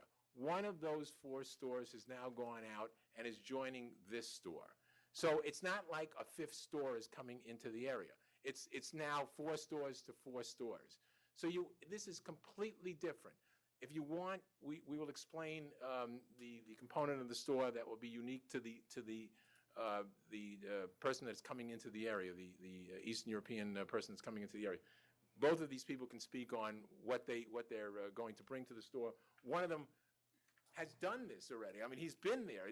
The only reason he's going out of that other store is that the supermarket, the shopping center that he was in, the landlord decided to convert it into some sort of car dealership. So he threw all of the tenants in that one out. And one other thing I want to point out, there were statements made that were sort of a strip mall with a Chinese restaurant and a gas station. If you look at what I presented on April 4th, there's a Quick Mart right next to this thing, a place that sells groceries. If you walk less than 4 minutes away, there's a big shopping center right next to us that has an Anchor supermarket and a ShopRite. So it's fine. They can say whatever they want to say. The reality is much different than what they're trying to present, and it's not a 5th store in the area. one store, in essence, is replacing another store. There's no removal. It's a new application. The two applicants have joined forces. The only reason well, I can't speak for the board, really, but this was before the board about a month or so ago, and the reason it wasn't acted on then was the representation at the time, in a sense, trying to conflate things and make it some sort of a corporate change, which it wasn't. So you told them to go file an application for the license, or refile the application for the license, put both of those people on, and you would consider it as soon as you could. And here we are, and we're asking that you approve this license. Do you want? Yes, I do. Do you want? I want to hear it, yeah. Okay. Go explain what you're going to do. I'm Andrew Ulisi. Actually, I had very good experience to do business in buy wine and liquor, and we did many tasting to introduce Eastern European product like from Ukraine or Moldova and Georgia. And also we advertise on social media like Facebook, website, this product, and we did many events like tasting, and people like it. And they just, sometime I meet my customers on the street and they miss in my store, and they ask when I'm gonna reopen somewhere.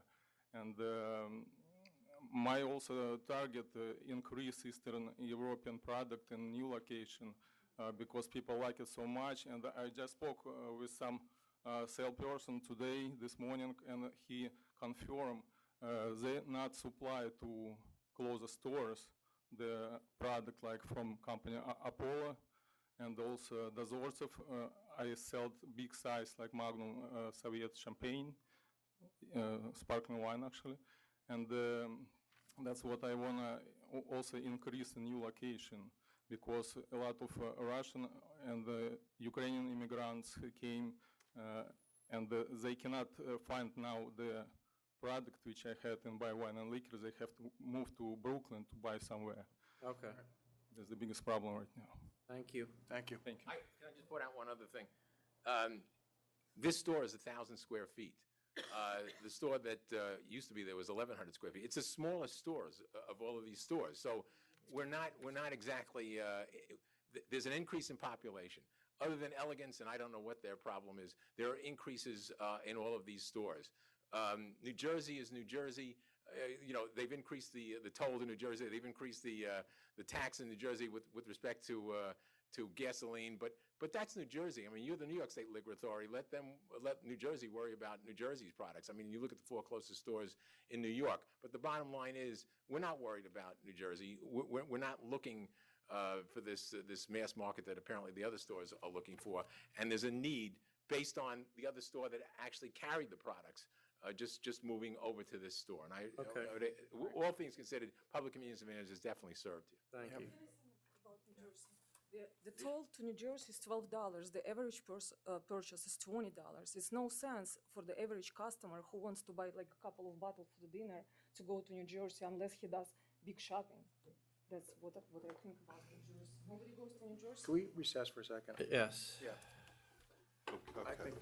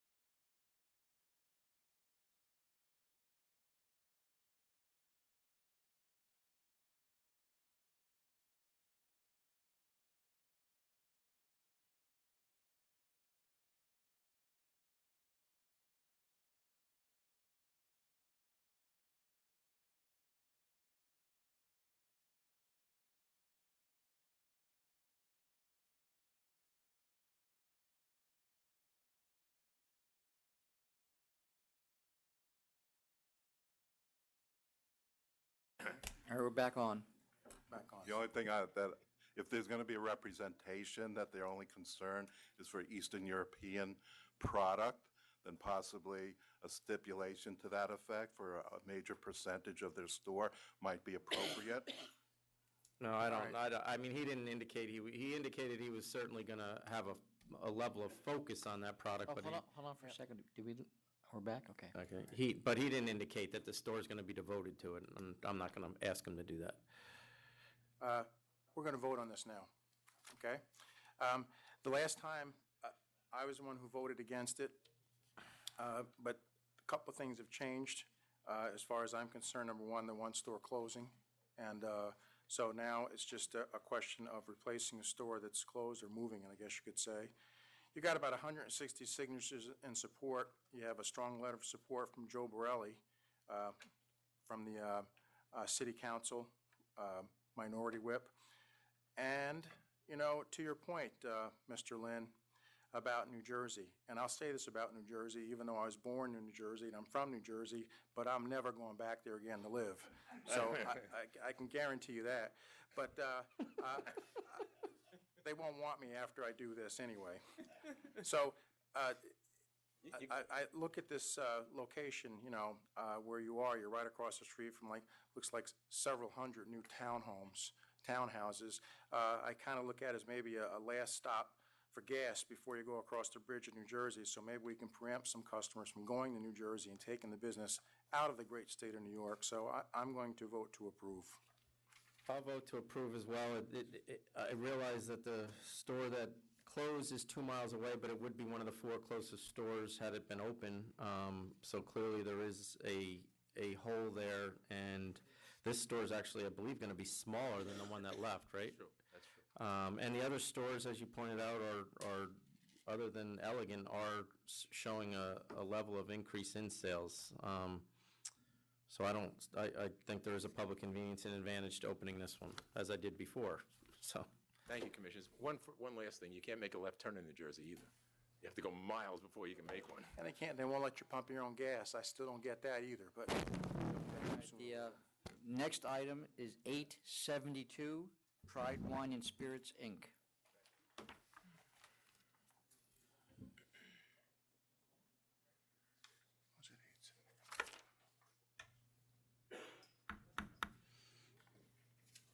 Oh, you. 872.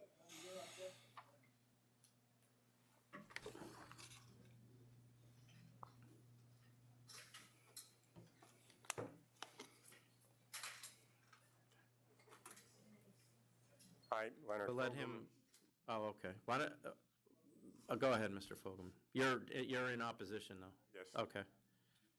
I represent Portuguese Wine House at 98 7th Avenue South.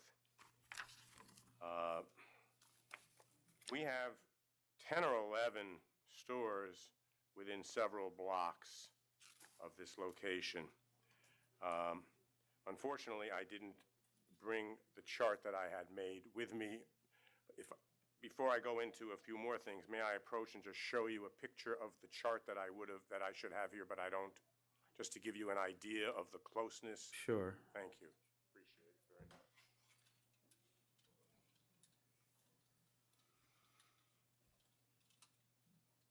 Applicant and 11 stores within 12. All under 1,200 feet. Okay. Yep, thank you. Mr. Fogelman, can you send that, Mr. Fogelman, can you send that to me so I can put it in the, not right now, but. Yes, of course.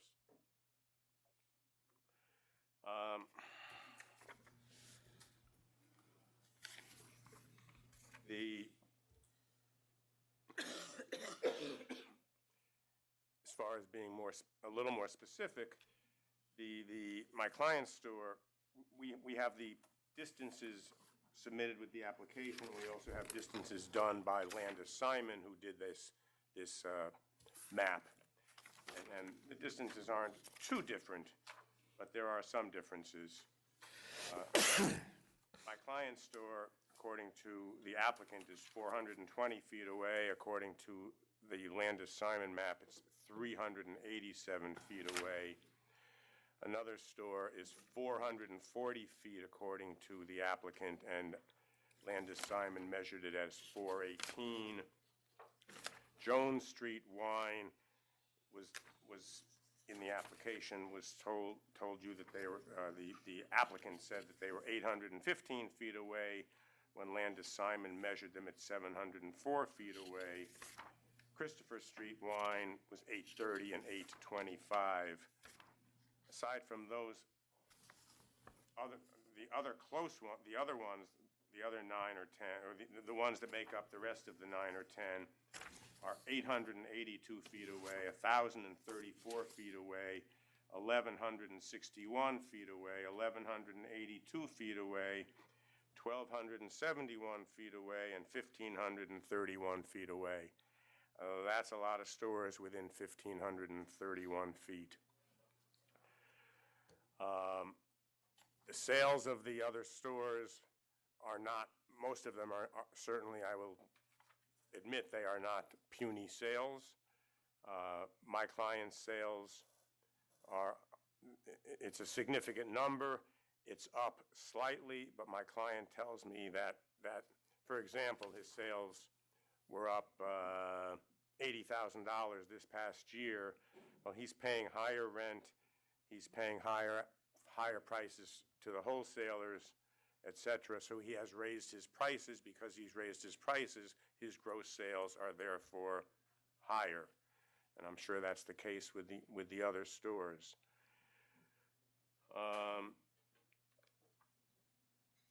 This store, there was another store that was disapproved at this location. They reapplied and opened and then closed. And it seems to me that they closed because they couldn't do significant business because of the opposition, because of the competition around them. Do you have anything to do with the fact that they only had wine? Am I reading that correctly? I don't know, Mr. Ford. Yeah, they were only a wine store. But they applied initially as a liquor store. Okay. Correct, Jackie? I'm sorry, what? I'm all over the place here today. It's getting The late. store that left, the wine store that left, their original application was as a liquor store? I need the name of it. It was Talking about the uncorked. uncorked. Yes. Go ahead, Mr. Fogel. That's really about all I have to say. My client says his sales are flat. His gross has gone up because he's charging more money. He's not making more money. The population has not significantly increased, and that's what I have to say. Okay, thank you. And when you say sales gone up, you're talking 15 to 16, they've gone from 2.1 to 2.19? Yes. Okay. But he is only 387 feet Yep. away. Is he open or bulletproof? Oh, he's open. Okay.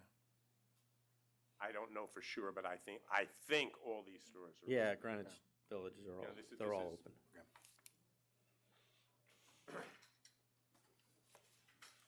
For uncorked, I show it as a wine store. Oh, it was a wine store? Even, would we know what they initially applied as? Okay. Bernard Seidman, representing the applicant. Mr. Commissioner, Mr. Chairman, Commissioner Ford, may I have Elaine Goldman speak on behalf of the applicant? She's a member of an organization in the area. Sure. Hello. My name is Elaine Goldman. I'm president of the Christopher Street Block Association. It also includes merchants. It's from 7th Avenue South to the West Side Highway. I've lived on Christopher Street in the area since 1986. I am currently president of the Christopher Street Block and Merchant Association for the last 20 years. Also ran the street fair, so I'm very familiar with all the stores and what goes on. I have to tell you that my neighbor is Neil Bender, Real Estate. and he just inherited 150 buildings, and they're all under construction for residential. There's a huge boom in the West Village. There was a building just around the corner from me, which is almost a whole village block, 150 Charles. The rent started $8 million. Also on Greenwich Street, it's a huge boom. People are buying townhouses and renovating them. The money that's coming in is unbelievable. It's becoming like Beverly Hills there. The schools, the private schools, the people that live there, there's a lot of events, there's a lot of parties, there's a lot of organizations there. And the population and the people moving in are wealthy, and they buy wines and liquors. And the biggest reason I'm here is that there was an existing wine store on Christopher Street. They were lovely. And I think they only applied for wine because he was really specialized in it. And they were lovely. They didn't survive. And there was a wine store, and it was approved. And I was very concerned when Mr. Kim said he wanted to open that existing area, another store, a liquor store. I was afraid he wouldn't make it either, but he started explaining his business model to me, and I was very happy with that. I thought he had a chance.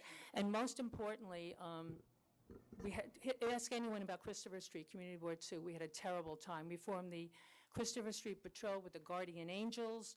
Stores were broken into. Things were smashed. It was a nightmare there. We worked very closely with the 6th Precinct. Anyway, up to date, everything is fine. We still have the Guardian Angel Patrol to make sure everything stays status quo. We're very happy right now. Because of the landlords and what's going on in rents, you'll see a lot of vacant stores on Bleecker and especially Christopher Street. We are very worried. We are very concerned. It's not a good model, and it won't help the other stores either if we have all these empty stores. But let me just tell you, I hope you're familiar with the West Village. It's booming there. There's so much construction. It's unbelievable. All residential, and that's a fact. Okay, thank you. Thank you.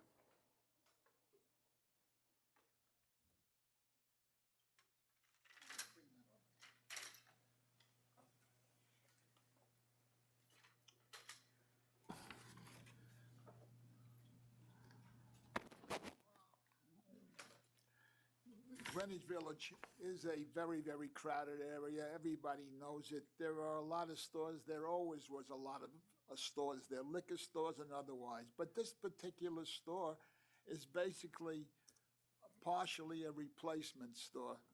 The wine store that was there before could not make it because they didn't have a full license. They could not compete with the other stores in the area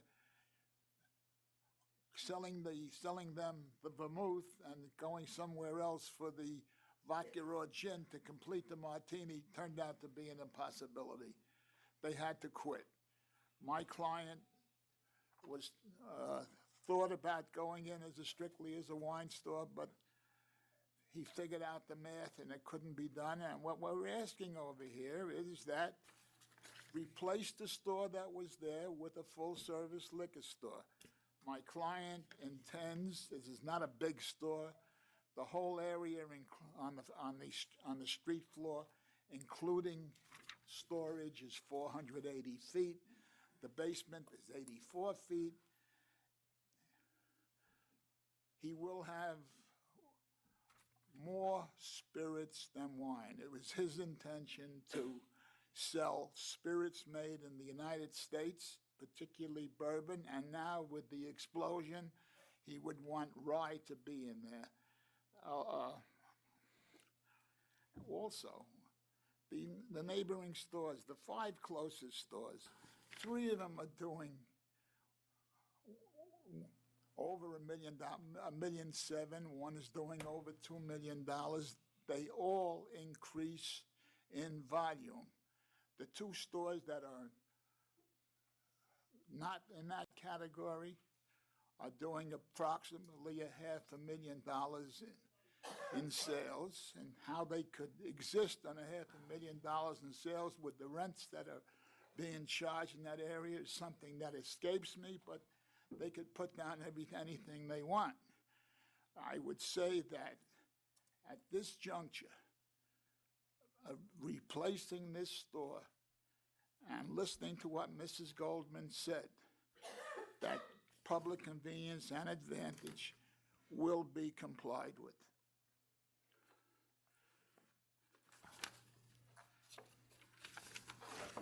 One more statement? Go ahead. Mr. Simon is talking about that it's a replacement store, but it is a store that is ostensibly replacing a store that went out.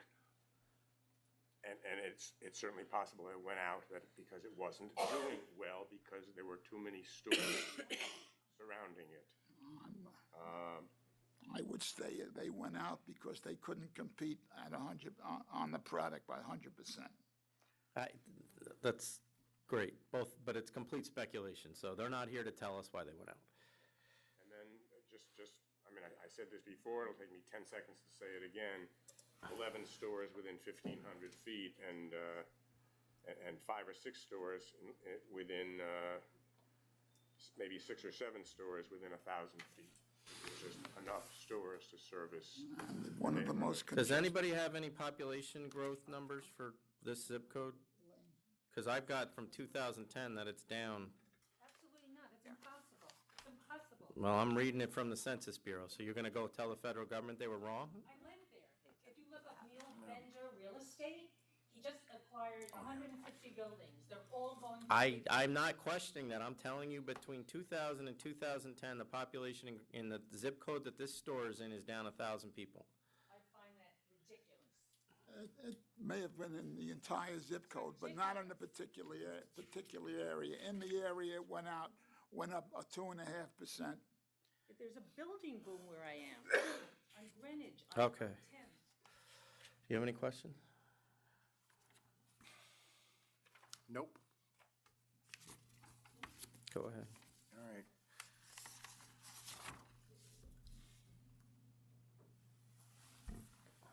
Yeah, it's speculation why the other store closed. You know, maybe they. It's not, I'm sorry, that's not speculation. They couldn't make it. There's one lady who was here and she knew that. I spoke to them. They sold wine and they only applied for a wine license. I think he's going to vote, so. I'm in process of voting now. Sorry. Oh, no. Go ahead. Let's say what you want. Oh, say what I want? No, your client asked to say something. Yeah, please. Oh, sorry. Go ahead. Pick it up. First of all, good afternoon, Chairman and Commissioner and member for communities. Go ahead, talk loud. And since I work in the wine shop, and this is my biggest opportunity, it is my biggest dream to do this thing. And it's when I learn about the wine and spirit, these things, that's why I got an opportunity to do this. The existing store I want to replace with the wine and the spirit. I'm gonna bring more higher because of this because of the storage and the space.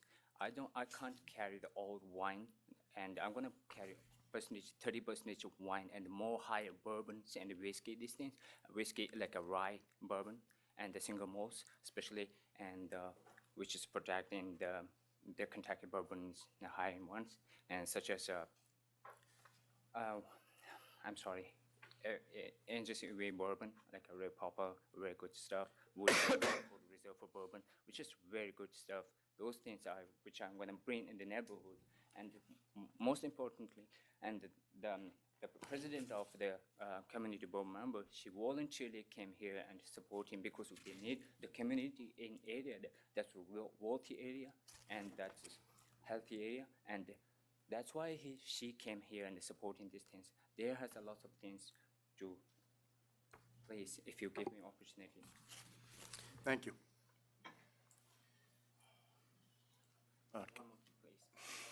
Yeah, I'm sorry, but that is. This is my dream. This is my life for my distance. Sir, I got it. We have 100 people behind you, and you're saying exactly what you already said. I'm sorry. And one thing, whatever I sold, I have a share property in my hometown, Tibet. I sold out, and I invest in particular business because I see this as an opportunity for me. Okay, thank you. Okay. I beg your pardon? It's not for you to say, ma'am. Can I say one thing? No, listen, we're going to Yeah, vote. I wanna Thank you for vote. coming. I wish to vote now.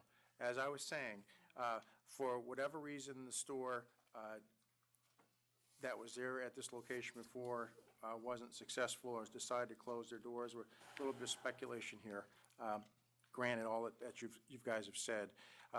Could have been because they didn't go large enough, that they just chose to go wine. Could have been that they didn't run the business correctly or not. But nonetheless, I don't have a problem with the store replacing the one that was there.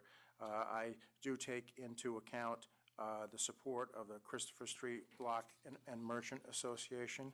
I kind of think you probably know your neighborhood a lot better than I do. The two closest stores seem to have sales that have been increasing.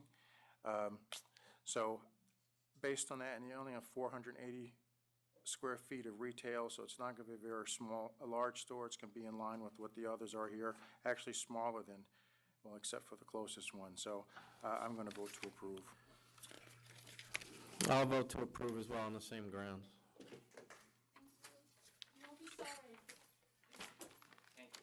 You're welcome. Good luck.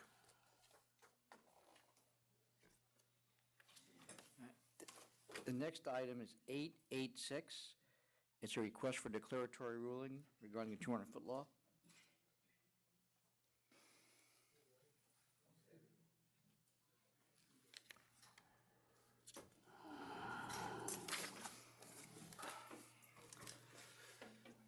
Good afternoon, Donald Bernstein from Bernstein Redo, making this request for a ruling. Quite simply, So we've got too many people here. I'm fine with this. It's grandfathered in as exception of 200-foot law. thank you. Approved. I'm fine with it, too. Next item is 887, another request for declaratory ruling regarding on-premises licenses. This one we're going to have a little problem with. So let me see what I can do to try to alleviate that problem. The premises will have members. It is rather exclusive because it is very high-end. It's a very unfortunate name. Which name? What they're calling the club the One Percenter Club? No. That was in a memo from counsel's office to you. That is not what we are calling it. Okay. So, and I take exception to that characterization. Okay. Maybe it's correct, but I also think it's irrelevant, and there's... It is irrelevant, but It is the relevant part is that this is not open to the public. Well, let me make my point, if I may, because there are a number of reasons why it is open to the public. And we do have a case, and I think it's important to discuss the case because this issue has been determined by the Court of Appeals in the Playboy Club of New York case, decided, as I mentioned, by the Court of Appeals. So just to go to our method of operation, anybody that wants to come into our premises will be admitted. There's no wait list. There's no vetting process. If you say you want to come in, you can come in. There's a fee. It's not cheap. There's a fee to go to a concert in Madison Square Garden. I can't walk into a Broadway theater and say, I want a drink. You're open to the public. I would like to have a drink, and then I'll leave. If I don't have a $350 ticket, I'm not going in. And there are many, many other examples of that. But the Playboy Club case is more precisely on point because that involved a restaurant. It was a self-described club. You had to be, you were going to the restaurant in the club, and they were charging you $25. You had to pay a $25 fee. That may seem like nothing now. In 1966, that $25 would be over $225 today. Not cheap. You had to pay in order to get in. And the issue in that case was, is it still considered open to the public if any patron that is allowed entry, and any member of the public would be allowed entry, had to pay the fee? And the Court of Appeals said it is still deemed open to the public. It said, and I have to read some of this to you, it says that it does not follow that the imposition of an admission fee on payment of which any member of the public may enter plaintiff's premises and purchase liquor for consumption in any way makes plaintiff's premises not open to the general public. Well, so let me ask you this. Since this is going to be a club, I'm assuming no matter what the fee is to be a member, that if you come with that fee, they're going to let you in? Correct. you're going to be able to be a member. There's not going to be any application process or any approval process. To be a permanent Because member. under the fee you're talking about, if I was not approved as a member but wanted to use the club, I could use it at $500 a day. Correct. Which means that my membership, even though I wasn't approved, would cost triple what the normal member would pay. Not sure. But that's permanent. So the $500 a day is a daily charge. Right. So if you want to become a permanent member, you have to pay an initiation fee, which they're now estimating to be $10,000, and you have to pay an annual use fee estimated currently to be $6,000. Right. So if you pay those, if you sign up and fill out the application and pay those, you can become a member and you have access. If you don't want to do that, But you can't, you're telling me that that's all you have to do? Correct. That the only privacy part of this is the fee? Right, that's There's right. not somebody reviewing the application or saying, I like the way this guy looks and I don't like the way she looks? No, that's correct. And if you don't want to become a member and you want to walk in and enjoy the premises, which, by the way, has a spa, has a gym, has a movie theater, it has a bar, it has a lounge, it has a restaurant, there may be reasons why people want to go there. There are, I'm sure, many people that will not want to go there. But if you come to the door and you pay the $500 fee, that's as far as it goes, you come in. And I want to point out... Just for you. Just for you. I want to point out that in the Playboy Club case, it specifically states that the general public, it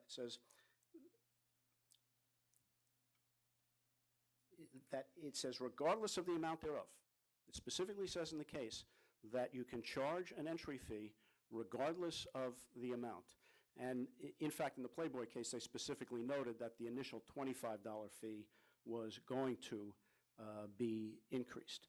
And it says that the defendants cannot, meaning the State Liquor Authority, cannot forbid a restaurant liquor license from charging an admission fee. And it says whether in the form of a cover charge or a one-time admission fee. So it doesn't even matter. It can be a one-time admission fee where you can go anytime, or it could be a cover for each time that you go. Now, there was a case cited in the report that was given to you by counsel's office that distinguished the Playboy Club case by saying that in the Playboy Club, the venue admits all who are willing to pay the admission fee, and that's exactly where we are.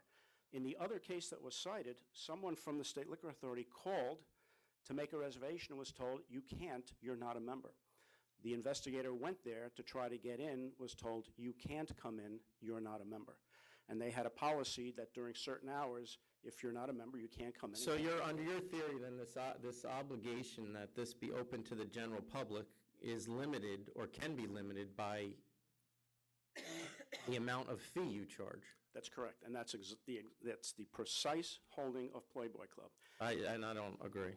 Well, I think that's exactly what. I think that, you know, if you made it to be $10,000 a day, which under your theory you could do, your argument would be that it's open to the general public, therefore. I thought about that question because I thought something like that would be coming, and am I that? I would have. Am I that predictable?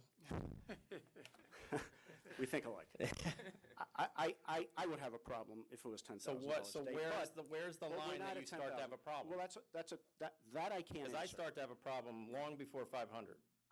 I don't have an answer for that. I think that you know, saying that $500 would somehow prohibit it, I think that's arbitrary. I think that gets to the area where. Well, most of these lines are arbitrary. I mean, we can agree on that. Yeah. Well, look, Mr. Chairman, if you want to go to the U.S. Tennis Open.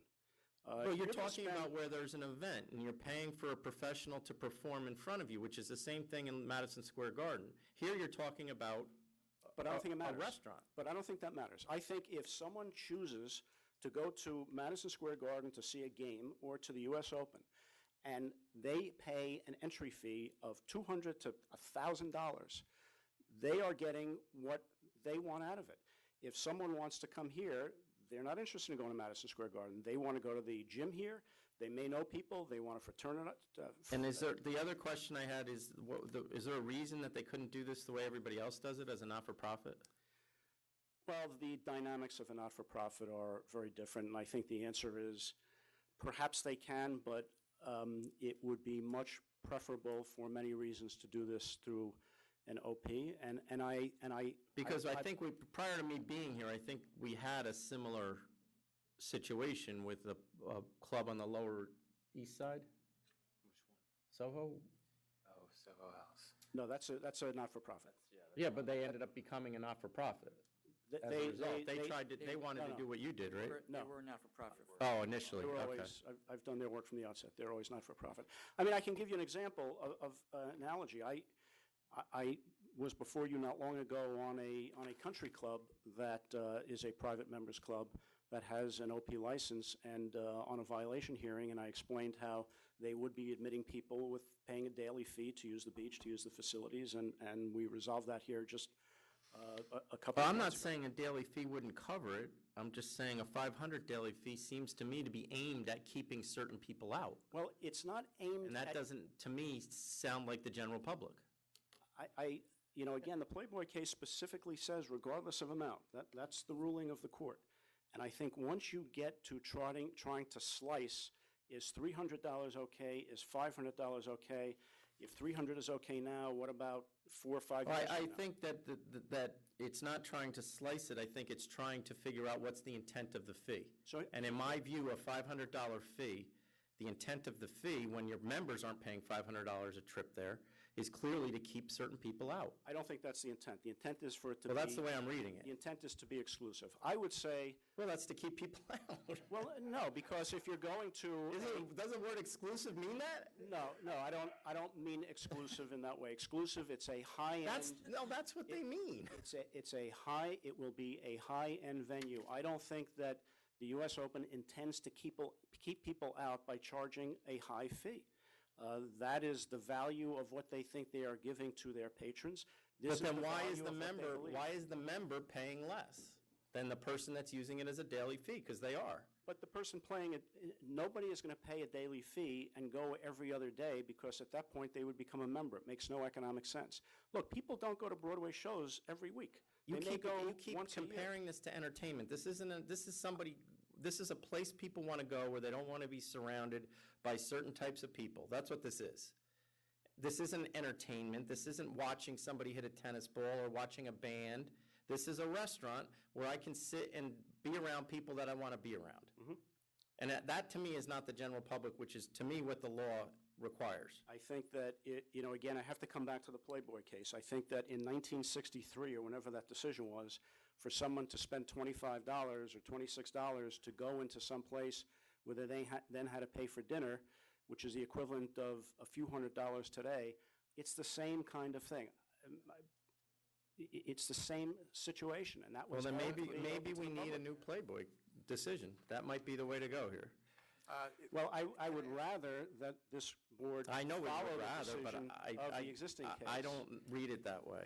And It says I here, think that... in a decision, Counselor, says, yet unless she was a member of one of the business entities or clubs selected by the 1% club, I object to that classification too, by the way, should be selected. So it's not selected. If you pay, you join, right? If you pay, you join. If you go to the door and pay $500, you're in. I'm saying to be a full-fledged member, if you just come and say, here's my 10 grand, you get admitted. I assume you have to sign adhering to the rules of being a member, and you're admitted.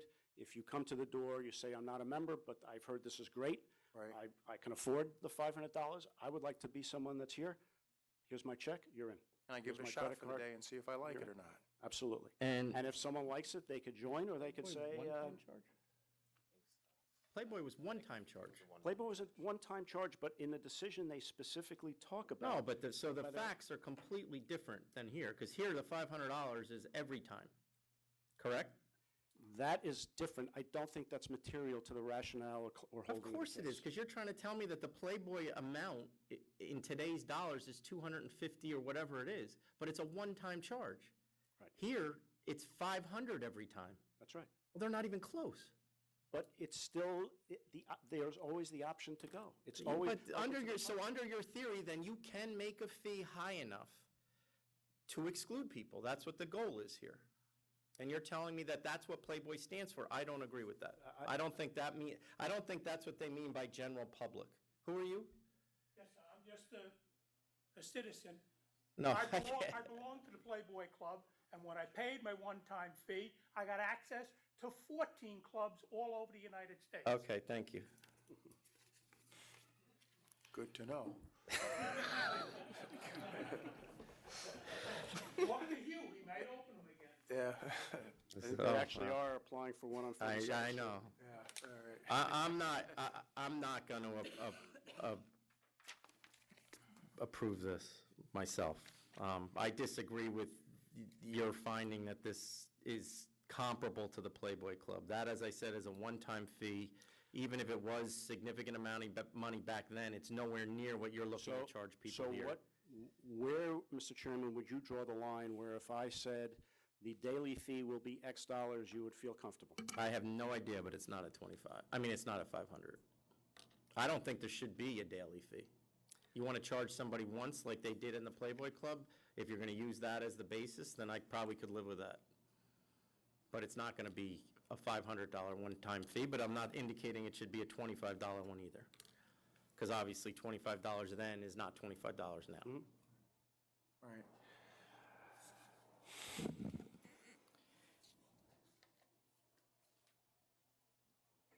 I'm trying to equate this to a golf club that I belonged to a while ago, where I had to pay a high initiation fee.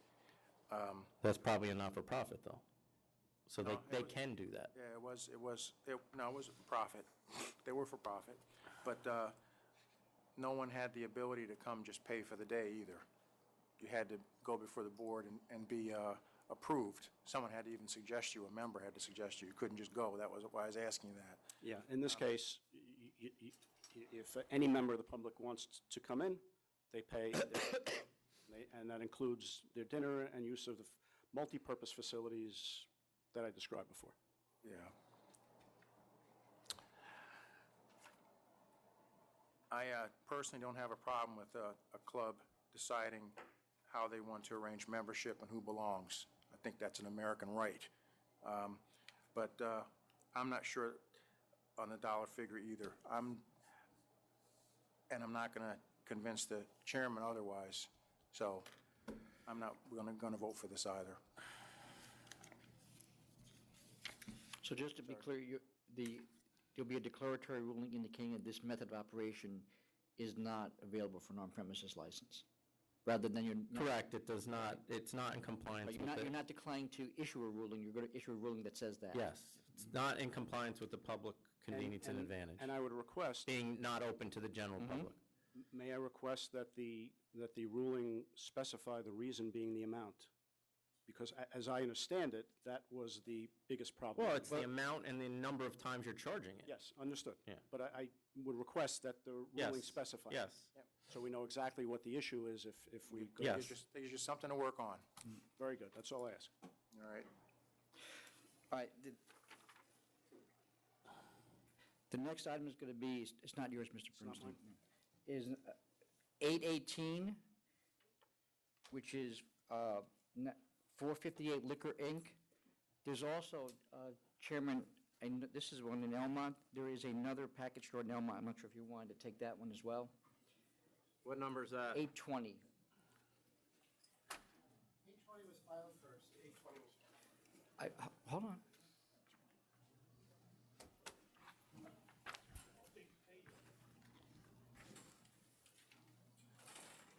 I've got to take a quick break, Chair. Yeah, while you guys set that up, we're going to take a break.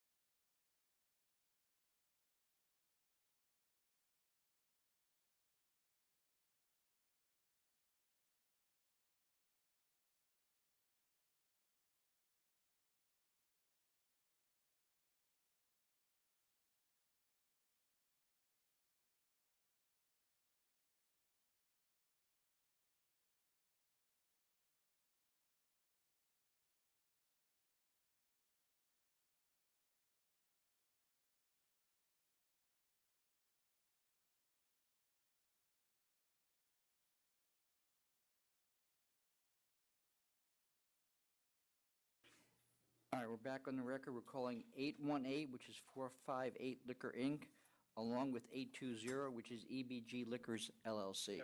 But 820 is filed first. Yes. Yes, we'll do that one first.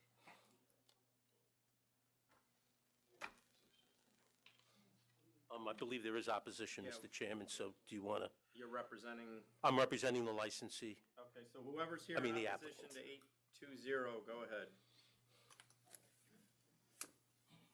I would like to say good afternoon to this board. My name is Legislator Carrier Salage of the Nassau County Legislature, which is equivalent to the City Council. I'll come forward to present, please, my business card for the record. Please, thank you. I represent the area in question for both applicants, Elmont, an unincorporated hamlet in the town of Hempstead, county of Nassau, population of about 33,000 persons. From 2000 to 2010, there has been approximately a 0.16% population growth. I'm here to submit to you that both applicants are submitting to have a liquor store in which one applicant has a liquor store located directly next to the Elmont Public Library. And this would be an affront to the safety to the community. It is not advantageous for parking for those individuals who are seeking to park at the Elmont Public Library. I could foresee customers. There's one applicant that is. It's 820. 821. Also, both the other applicant, Commissioner, is located on Elmont Road, that proposed site. And that is a north to south conduit, in which Elmont, there are only two north to south conduits. Both have one lane of traffic heading north or south. Having that proposed liquor store there would have significant congestion issues. How? In that the road is very narrow and parking is not allowed on that road. There's only some parking for a post office. Does the And store not have parking? Again, I do not know about the specific plans for store parking, but as for on-street parking, that's not available. Also, there is a historically important Jewish cemetery that is located across the street that I also fear for traffic and congestion issues. But on behalf of my community, on behalf of many residents that have signed petitions, on behalf of several other elected officials that have signed letters in opposition to both applicants, specifically the application on Elmont Road and also the application for the liquor store, the warehouse liquor store on Hempstead Turnpike, located right next to the Elmont Public Library, the community has clearly conveyed to me the message that that is not acceptable. I have sent letters to this body before and other applicants. I've been elected for 5 years. But I felt it very important to come here today in person because the specific location of both applications would have an effect upon public safety. It was only 2 to 3 years ago that our police precinct was reopened. Yes, a police precinct that was closed. Only in Nassau County did that occur. And I've been able thus far to secure funding for programs to reduce crime. Crime is an issue. Nevertheless, Elmont is a great community. It is the only community I know of that for 2 years in a row, a student from the local high school was accepted to all 8 Ivy League schools. It's a location that appreciates education. With respect specifically to the applicant for Elmont Road, the proposed site is located very close to a fire station. I've talked to many individuals who volunteer firemen, and they say that any increased traffic congestion on that road would be an issue for the fire department in terms of ingress and egress of fire trucks and fire personnel. In addition, Elmont is a community that is on the turnaround. Only recently have we welcomed new neighbors such as a Target and a Best Buy.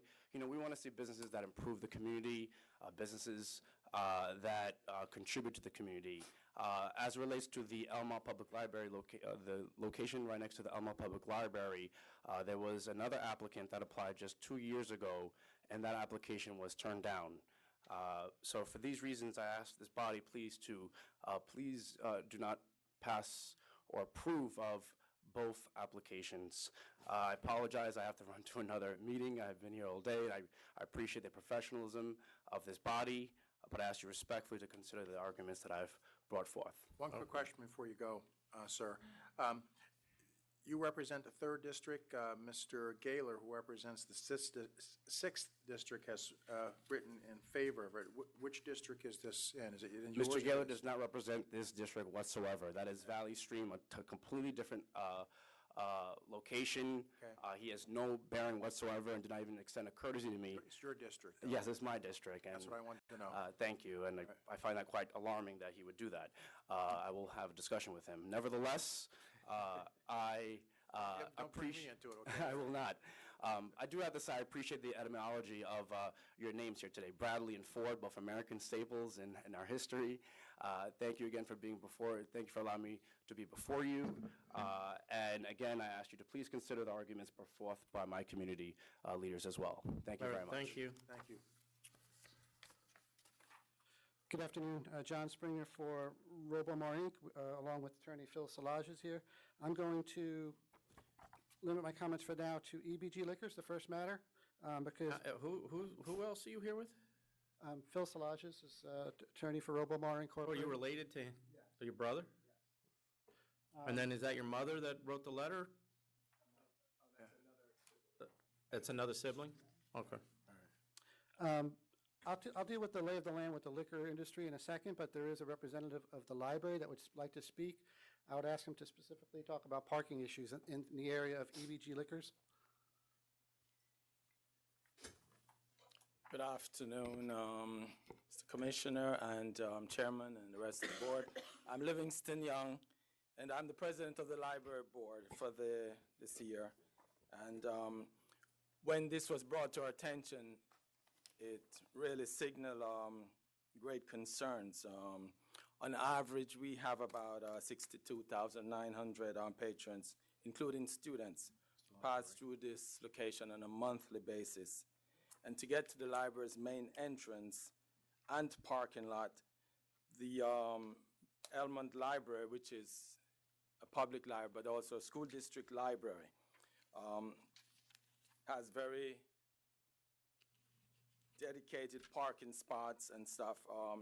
The library itself is 60,000 square feet, one of the largest in Long Island. We also serve certain parts of Franklin Square and Valley Stream.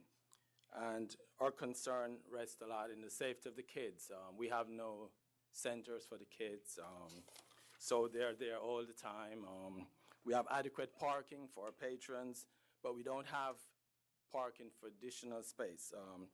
The location where this proposed liquor store intends to operate, if you travel east, it's less than 200 feet, and the stores there could hold about maybe 12 spaces on the street, and they have a lot which is limited to 12 Which is limited to what, 12? 12, yeah. So it's not a lot of space. So they're going to be inclined to enter into the library space through a very narrow gate and create a very dangerous situation. Isn't there a parking lot, though, between this location and the library, though, or another 11 one? spaces. It's just a narrow spot. There's a T-Mobile store, a deli, then space right there. Then next is the location for the proposed site, which I believe is, it was a furniture store, and that is about 10,400 square feet, which is about 1/6 the size of the library. Okay. I did some looking up, and I noticed that the New York State Education Law, Section 1709, powers and duties of the Board of Education, which states that the said Board of Education of every union-free school district have powers and shall be its duty, and item 10 says, to alter and equip for use as a public library and any former schoolhouse or part thereof, the title to which is vested in the board when duly authorized by qualified voters of the school district. And we are a school district library. We can't build anything and do it without approval. Adjoining the back end of the library is a playing field that was newly erected. The community signed off on a $30 million bond to improve on all the school areas, buildings, playing fields. So it's grave concern for us. And, in summing up, I would ask this body to look at the facts, and the 200 feet rule probably would be, in the spirit of cooperation, very applicable here. Among the other, It's not applicable, among the other unfortunately. concerns that we put forward for the safety and security of the kids, we do have security in the library to make sure that, we can keep the kids safe, and we have a huge parking lot, but Where do people park now? There's the two grocery stores that sell beer and cigarettes, tattoo parlor, all that on the same block. Where do they park now? they try to park on the street in front of the stores. That's the only available, so, and the 11 spaces there. Okay, we're going to have to move to we have a lot of people here to talk. So, we ask that you take this into serious consideration, and among all the other things that have been stated, and deny this request. Thank you. Thank you very much. Before you do, just a clarification, correction, I didn't see this before today. The store is here. Right, right. Yeah. Next to the 11 space parking lot. Yeah, it's just, Okay, go ahead, ma'am. Okay. My name is Tammy Williams. I'm also a trustee on the Elmont Library Board. I'm also a board member on the Parkhurst Civic Association. And I think in the exhibits that you have a petition from many of our residents opposing this facility, especially so close to our library that all of our kids frequently go to on a daily basis. We don't have a community center. This is a positive hub for our children, and having a liquor store right next door to it is basically not conducive to what we value in our community. Right now, we have about 5 liquor stores within a 1.5-mile radius. Again, this is not a healthy site for our children, our parents, and there's a daycare center right across the street. We've been down this road before, and it's sad that we have to take time from our daily lives, that's work, just to come up here and to fight the same parasite. We don't need it. So that's all. Thank you. All right. although I don't represent them, for the record, please note the presence of representatives or owners of Prince Liquor, DBD Wines and Liquors, and Liquor World LLC.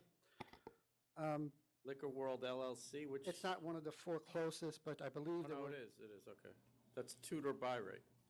Yes. Okay. You have my submission. I'll be brief. You've got 3 existing stores within 0.6 miles on the same street already. This is, the community has told you, and the elected officials have told you, that they don't want a new liquor store of any size. But this store is particularly large. It's 3,350 square feet. You mentioned 11 parking spaces. Well, they're going to have 6 employees. Actually, that was the other case. Never mind. My client's store is on the same street. It's 0.2 miles away. It's almost directly across the street. My client's store is 1,200 square feet in size. Adding a store 3 times its size, is not going to add any public convenience. It's going to set off a price war with all these stores competing for the same pool. There are 5 stores within 1.5 miles that already offer more than 12,000 square feet of liquor, wine and spirits, and I believe most, if not all of them, are open stores. Prince is 1,150 square feet. It's just a few blocks away to the east. They report very low gross sales, although they have increased slightly lately. Population's been stagnant between 2000 and 2010. Just 50 persons per year were added during each of those years. Nassau County's famous for its one-family zoning, so there's no housing project, no large apartment buildings. It's built out. Much of Elmont is the Belmont Park, and then there are the 2 cemeteries in the middle of the hamlet that take up a lot of the space. 2014, you disapproved L.I. Best and Bargain Incorporated, which would have been a 1489 Hempstead Turnpike, which is in the same neighborhood. Actually, it's within feet of where this proposed location is. In my submission, I have quotes from Chairman Rosen at the time, questioning from that hearing, questioning the applicant about why do I need this many stores within a 1-minute drive on the same road. He made similar statements when Power Liquor tried to get a store at 1545 Hempstead Turnpike in 2013. That was just 85 feet away from this proposed location. Again, he said, "I don't see any evidence that the community could sustain 4 stores within 7/10 of a mile." You've heard from the trustees. We've submitted letters from the pastors of the church. There are 2 churches close by. One of them may be just over 200 feet. It wasn't disclosed in the application. It appears like it may be just over 200 feet. You've heard from the Parkhurst Civic Association. And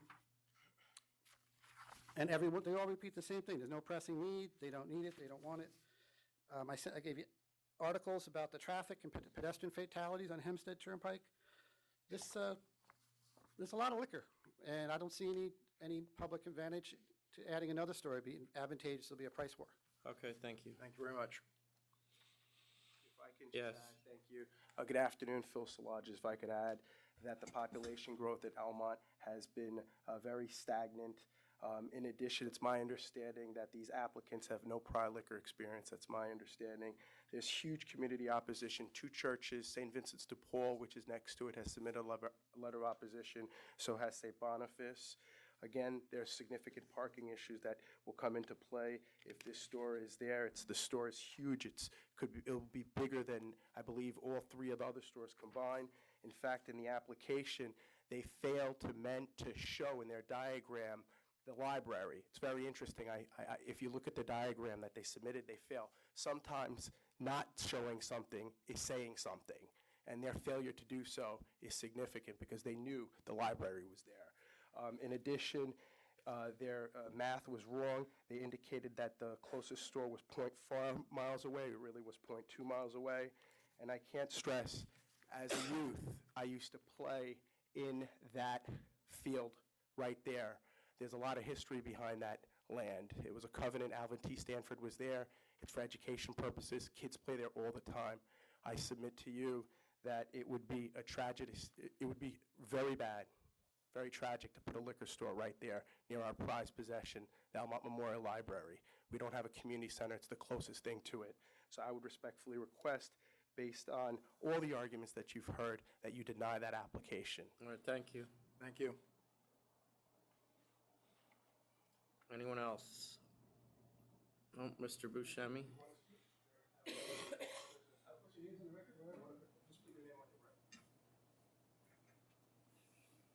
Good afternoon. Robert Flasinski, RoboMarink. I'm in opposition to open another store in our area. We got enough stores to cover all our citizens in Elmont, and we carry all the items that... Okay. Thank you. Thanks.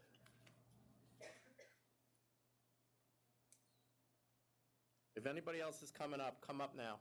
My name is Surinder Singh. I'm presenting the DBD Vanalika. I'm the managing there. I don't want any more liquor stores there. Okay, thank you. Thank you. I'm Sukhvinder Singh, Prince and Liquor Van. I'm Lilian Chen from Tula Byway. It's too many competition though. Okay, thank you. Mr. Buscemi now. Good afternoon. With me today is Emmanuel and Gregory Granater, the 2 principals of the applicant. First, I want to address the comments that were made by the opposition, and I'd ask you, one of the persons said, look at the facts, and that's what I'd ask you to do. First of all, it's interesting that the opposition raises concern about the students who would be walking past the store, the library, the sports complex, how important that is. But right on our block, we have, across the street, there's a 7-Eleven selling beer and cigarettes. There are another grocery store on the block doing the same thing. There's a tavern. There's a tattoo parlor. All of this on that block. There was reference to we didn't put the library on our block diagram. Well, the block diagram goes from corner to corner. The library is not to be included on our block diagram.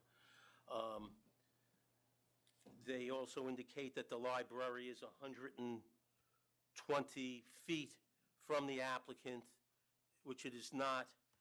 I did the Google map measurement, it's 500 feet.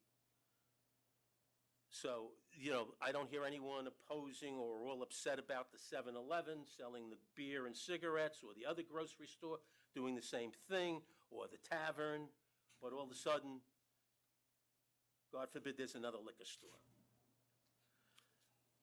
Also, there's reference to this parking issue, and I believe in the letter in opposition, and I didn't get, I did foil, Mr. Chairman, I didn't get other opposition information that was mentioned about petitions and the church, that, I didn't get any of that in my. I don't know when it came in, but. Yeah, in my FOIL Act request. So, I just want to note that. Came in on Friday at 1 o'clock, so that may be why you didn't get it. Yeah, all right, so I don't know whether. You're welcome to look at it if you want.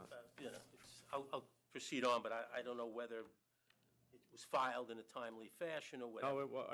It's Friday, yeah, that's timely, right, Tom? Yes. Yeah. We didn't get their submission either. All right, well, let's move on. All right, so with regard to parking, there's a shared parking lot that our customers will have access to. I made an exhibit. You can see the exhibit on my Exhibit E, where I pointed out where we are, where our parking lot is. And you also see it in relationship to number 3, which is the library. So there's no reason for our customers to be parking in a library parking lot, which is much further away than from where we are. I find it a little disconcerting that legislator Solanges is here, then his brother's representing one of the other stores. That it seems to be a family affair, and I would submit there's actually what appears to be some conflict here in the way the matter's being represented. Well, they are, even if he is, he's still allowed to come and express his opinion. Well, again, but then that's his opinion, not the legislative body's opinion. He did not speak for the legislative body. And as Commissioner Ford indicated, we do have a letter from legislator Gaylor. There was mention about the library serving Valley Stream in West Hempstead. I believe that's part of where legislator Gaylor takes care of, and also goes to our method of operation, which I will get into briefly. But if it's not his district, It's not the specific district, but where we're drawing from as far as, and I'll get into that, Commissioner Ford. I also want to point out that 458 Liquor Inc., which is one of the 4 closest stores, which was 0.6 of a mile from our location on Hempstead Turnpike, is moving onto Elmont Avenue. Not yet. Well, it's requested to move on to Elmont Avenue, which would move it further away from us. As I had indicated, we are on Hempstead Turnpike, which is a main thoroughfare. It's 2 lanes in both directions. In addition, there's a parking lane on each side. EBG Liquors is looking to do something that the other stores are not doing. First, it's going to key in on services to the consumer, as well as a different type of inventory being carried on what they're going to be specializing in. First, there's going to be a club membership here. There's a point system. Anyone that's purchasing items can sign up for this. There are points that are earned, which are redeemable for future purposes. The store, and this is all included, and you heard some of this today in other presentations. I just want to point out, this was all provided to you in advance in our submission. There will be free educational courses held at the store. There'll be classes on wine and food pairings, where there will be food served at the store to pair with the actual wines. When those type of classes and tastings are not going on, the store will have an automated machine for tastings. There will be carry-out service to all customers' cars, any customer that wants it. In addition, there will be free local delivery service for people that, locally. All of the employees, including the driver, which will be a dedicated driver for deliveries, will take the alcohol awareness course. The store is going to carry a nice line of glassware and giftware, including gift baskets, which can be made. In addition, there's going to be a localized wine club itself, which means that members can join up and receive an automatic delivery of wine. Now, unlike some wine clubs, this is going to be set specifically to the tastes of the consumer. And this is what this applicant is looking to do. It's looking to learn about the consumers it's dealing with. It's looking to learn about their likes and to cater to those likes. The wine club, if you want a monthly delivery of a case of wine, it could be on a monthly basis. If you want it on a quarterly basis, it can be done on a quarterly basis. It will be based on understanding of what this particular customer likes in his or her wines. So it's particularized, it's localized, and it will be automatic delivery for as long as the member wishes that to be done. In the area and in all these stores, and my client has gone into these stores, there's a tremendous lack of kosher wines. Other than basic kosher wines such as Manischewitz, you really are not going to have any kind of selection. What my client intends to do, and we gave you supplement here on kosher wines. We have, and there's a letter in support also from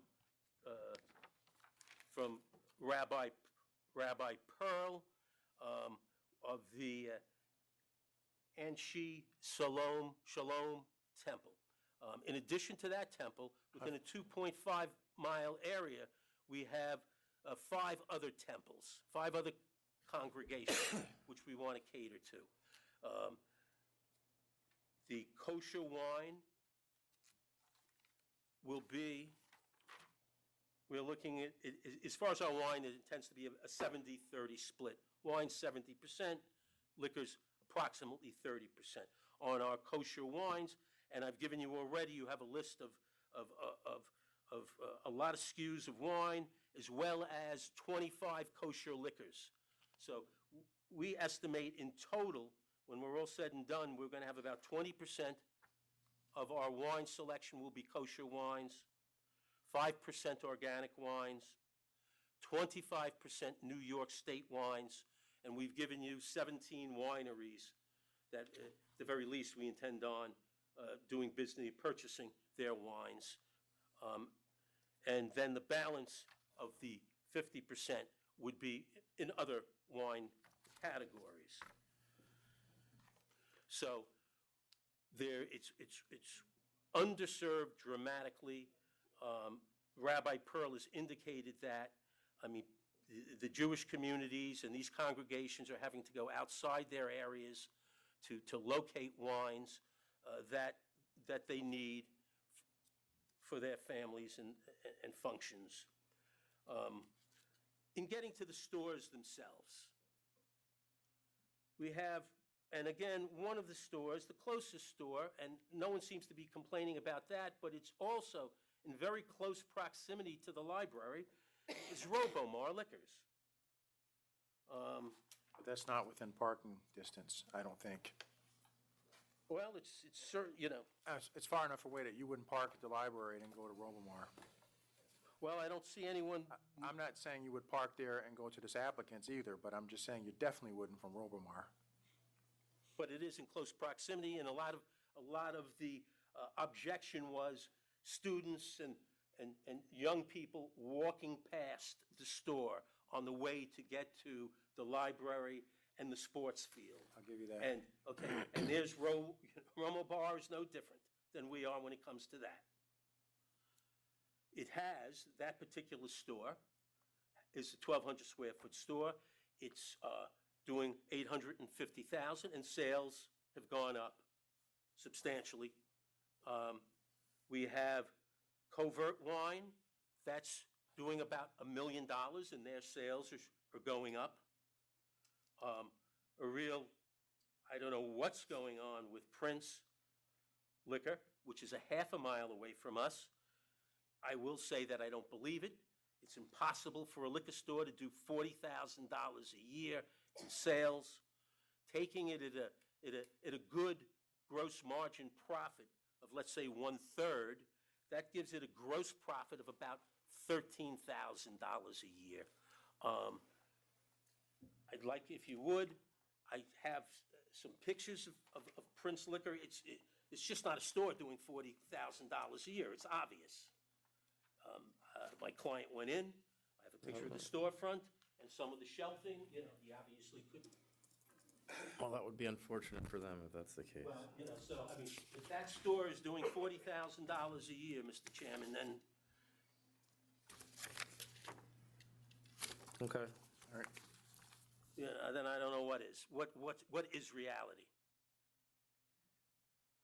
The last store, 458 Liquor, wants to remove further away from us, Elmont Avenue, and obviously we do not oppose the move to Elmont Avenue.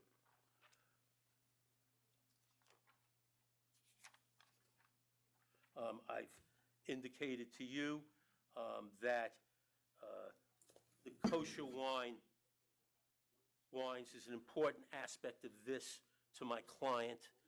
My client would like to make a brief statement to you concerning that and how he's gotten involved in that and why he wants to proceed in that manner.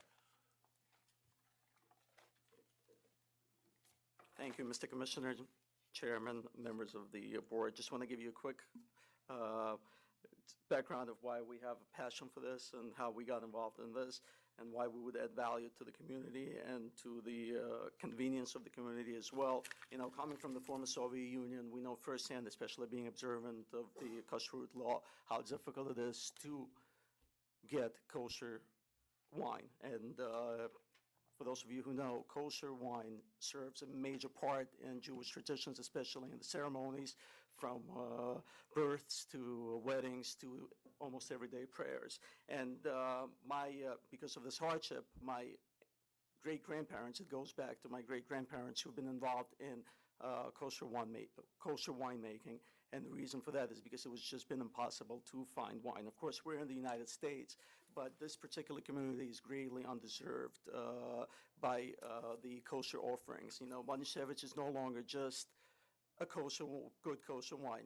As you know, as we become more sophisticated, as kosher wine and spirits drinkers become more sophisticated, their tastes change, they want more, they demand more, and the reason for that is because there's so many options, yet they're not available right in the community, and it's a shame that they have to go outside of this community to be able to get that stuff. So we're going to be equipping ourselves, you know, that's why this is so important to us. We're going to be not only equipping ourselves with the knowledge to cater to those customers, but also with the inventory to offer what these consumers demand. Obviously, also just want to make a conclusion with with all the respect to the honorable legislator. Unfortunately, he left. He mentioned that, you know, he's trying to turn around the community, and that's one of the reasons we want to enter the community as well. I don't see why he would be in opposition, given how instead he should be ecstatic, encouraging that a new business will be bringing new sales tax revenues, local jobs, revitalize the vacant space that's been there for a very long time. All a major benefit, not just to the community, but to all his constituents, and even, you know, bring people outside of the community into the community. Thank you so much.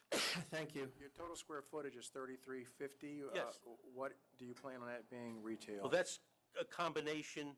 That's going to be retail space. There are high ceilings. There's going to be storage, stacking going on above and on the floor itself. Okay. So consider all of that retail. Well, retail mixed in with storage. So there's not a separate storage room? Correct. It's a mix. Right. I want to point out also the Liquor Authority, if I may. The Liquor Authority also obtained the gross sales figures of K&W Liquor, which is 1.2 miles from our location. That's a store which is going up in sales, and in 2016 did $4.5 million in sales. There was mention of demographics here.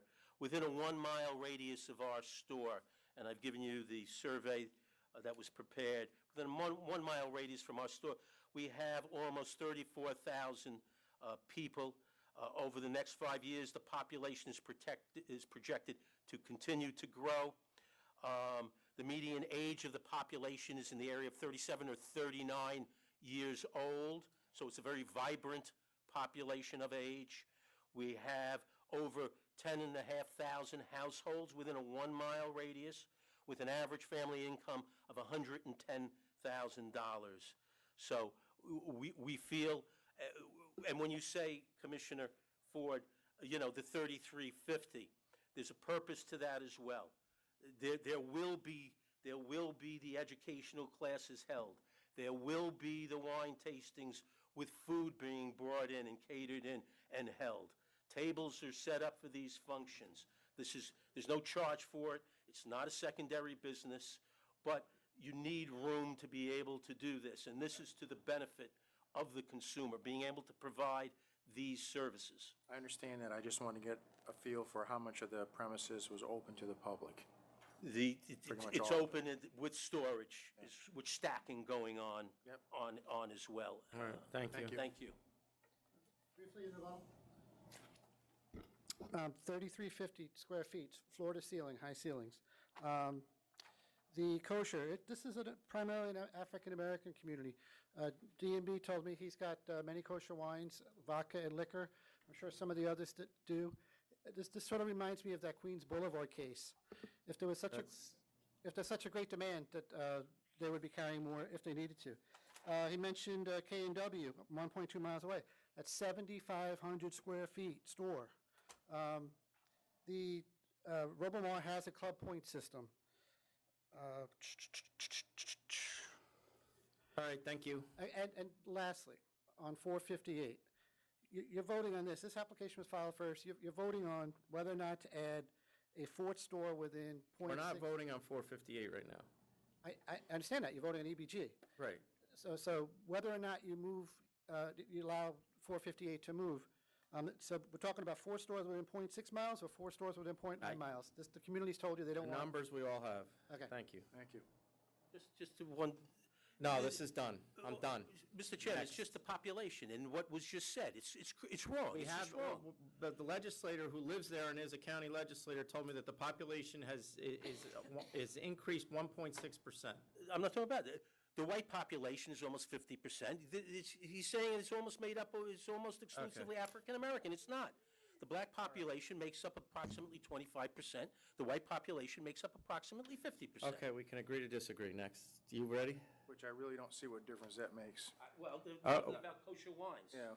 Commissioner Ford. All right. I don't know why everyone can't drink kosher wines. Are you ready to vote? Yes. There's opposition from legislator Szilagyi, the Elmont Library, Argo Civic Association, a petition from an additional 60 or so residents, St. Boniface, St. Vincent de Paul Parish, Parkhurst Civic Association, New York Assemblyman, is it Michael or Michelle Szilagyi? Mikhail, I'm sorry. And we have another license that was just opened, 458, like a year ago, I guess, which we're going to talk to them next.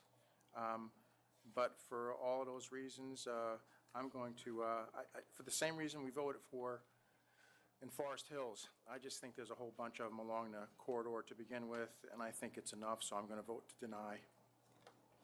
I'm going to vote to deny as well. The closest store is 0.2 miles away. This is a driving community, and it's on the same road. There are literally 3 liquor stores on Hempstead Turnpike within the town of Elmont already. And other than the kosher focus, I didn't hear anything that would be supplied that is not being supplied by the multitude of liquor stores in the area. And then on top of that, I haven't seen community distaste for a liquor store more so than I've seen in this one. So, and they know their community better than I do.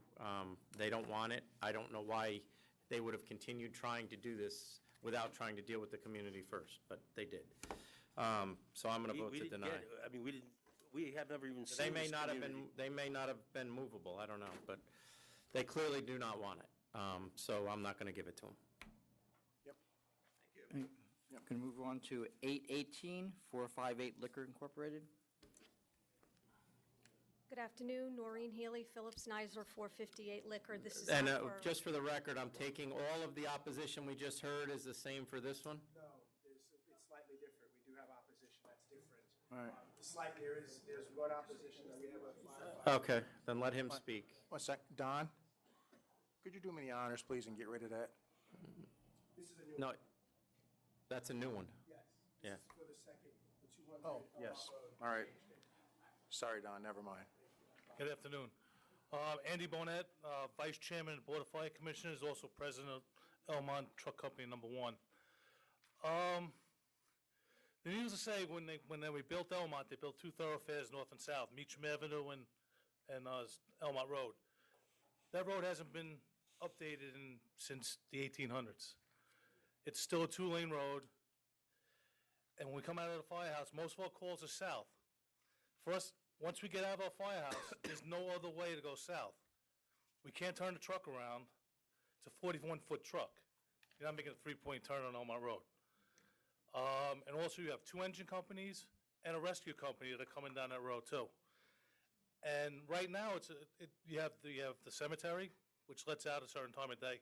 If the racetrack is in, The cemetery lets out at a certain time of day? the cemetery, they have their workers. They have a large workforce. They probably have about 75 people working Oh, there. okay. And they're all parked, they park their cars on Elmont Road. So there's. So is your argument that this liquor store is going to increase traffic? Oh, yeah, definitely. How Well, many- not even I mean, this increased liquor traffic. store is only going to be 1,000 square feet.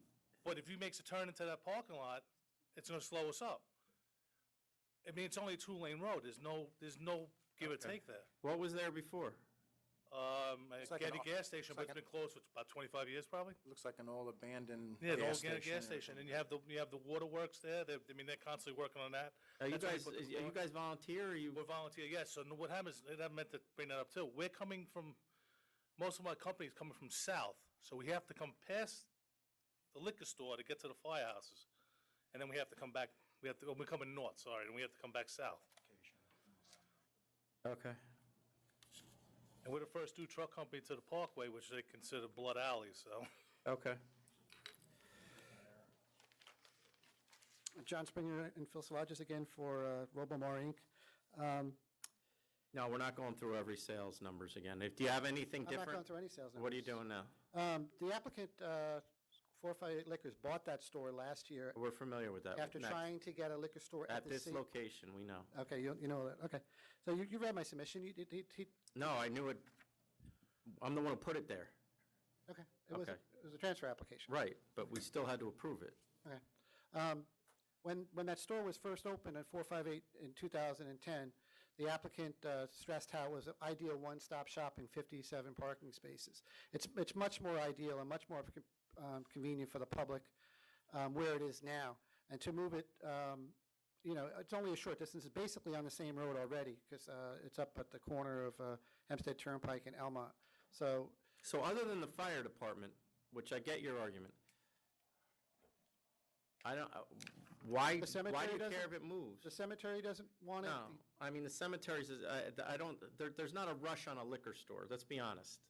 So I'm trying to figure out why, it's not going away. And I'm not saying I am going to move it, but the liquor store's not going away. It's still going to be in Elmont, one way or the other. And So why, like the last one I get, you don't want it near the rec center or the library, whatever it is. Here, you're still having a liquor store, not to mention the liquor store now will be smaller, I believe, It's correct? going to be 1,600 square feet according to the application. And how big is it now?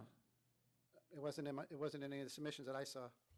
Was it 1,000 square feet was going to be retail, and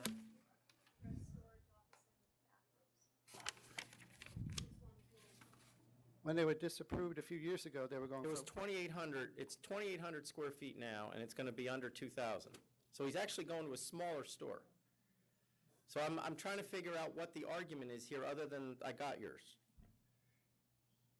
8,000 square feet The retail. store owners, they hired us. But they're all the same four closest. Yes. Nobody's moving, they're not moving closer to any of them. They're the same competitors.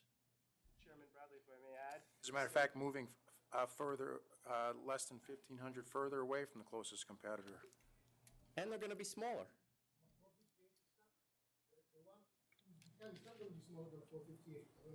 No, I'm saying it, they're moving further away from their closest competitor on a different road, of move of less than 1,500 feet. And a less busy road, it would appear, but go ahead, what? I just want to say something because I live over there. This is a residential community. We have our post office right there. Yes, we're surrounded by the cemetery. However, and I'll show you pictures of all right.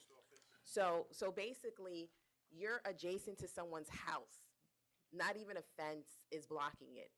So this is the corner. This is where we turn in for the post office. Right next door is Miss Joan Court. That is all residential. Presumably, this building is zoned commercial. Where a gas station, okay. A 7-Eleven, okay. All right, so now I got it. I got it. But then to put a liquor store right in between going to the post office on a busy traffic, we already have accidents there where you can't even cross to go to the post office because we don't have a traffic light. So we're talking about traffic, we're talking about one way in, one way out, and then again. But you're ready for the traffic for a gas station, but not a liquor store. Obviously, the gas station isn't even Well, there. but if there was one, you'd be happy with that. No, I will be happy with something that is positive. We don't have a community center, number Well, one. look, he's not building a community center. But I'm just saying, something more positive, we can be open-minded. It shouldn't be just, okay, because we have a certain demographics that this is what we need. But it's not new. That's the point I'm making. It's on the Hempstead Turnpike. Yes, that's commercial. Where he's located, fine. We have to deal with that. But when it comes to closer to your home and your doorstep, this is literally right next to a retiree home. Okay, I got it. Thank you. You have... Yes.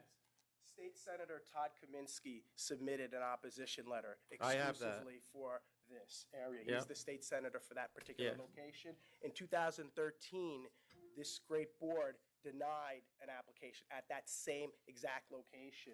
With respect to the residential neighborhood behind there, a petition was submitted. Nearly every single resident of that particular area signed that petition, and it's before your board. I understand that, but see, and I don't know what I'm going to do because I haven't heard from him yet. But here's the problem. Your brother came in here who has the ability to change the zoning if the people don't like the zoning. No, he's at the Nassau County level. So then he Zoning could is go to the town and change the zoning. The problem is now you're trying to dictate what somebody who owns a commercial building is allowed to do with it. The building is zoned commercial, correct? I'm It not must sure. be. I'm not I don't have any independent information to verify that. I'm not disputing. I mean, I'm not saying, once again, we're not talking about putting a new store in there. We're talking about moving a store less than 1,600 feet. And that to me is a lot different than what we were just arguing about. But go ahead. Our case is, it's more convenient and for the public where it is. It's more it would be less advantageous where they plan to go. It's not about trying to rezone anything. It's about listening to the community. The store owners may have their own competitive reasons. They may, worry that he's going to do better in the new location and take away from their stores. That's a self-interest. But you have a lot of community interest. And as you mentioned in the last case, you've never seen so much. But that, once again, was a new store. That made sense to me. This doesn't. I understand the difference. That's why we gave you a different presentation than the first store. We would have just rested on that. Okay. All right, thanks. Commissioner, to answer your question of the comparison between the current location and this location, the current location was 2,800 square feet. However, that was first floor and basement, 1,400 square feet on each. There is, as Counselor said, a office and a bathroom, which encompasses part of that 1,400. Right. The current location is a bulletproof store. Is a what? It was a bulletproof store. The current location is bulletproof. That's the floor plan that we had right now, where you walk in and it's a And hallway. so it's not bulletproof, you're saying? All right, well, why don't you give us your presentation? That's the diagram that I had here. Yeah. Maybe the windows are, but you can walk into the store. You can completely, I've been in there a few times.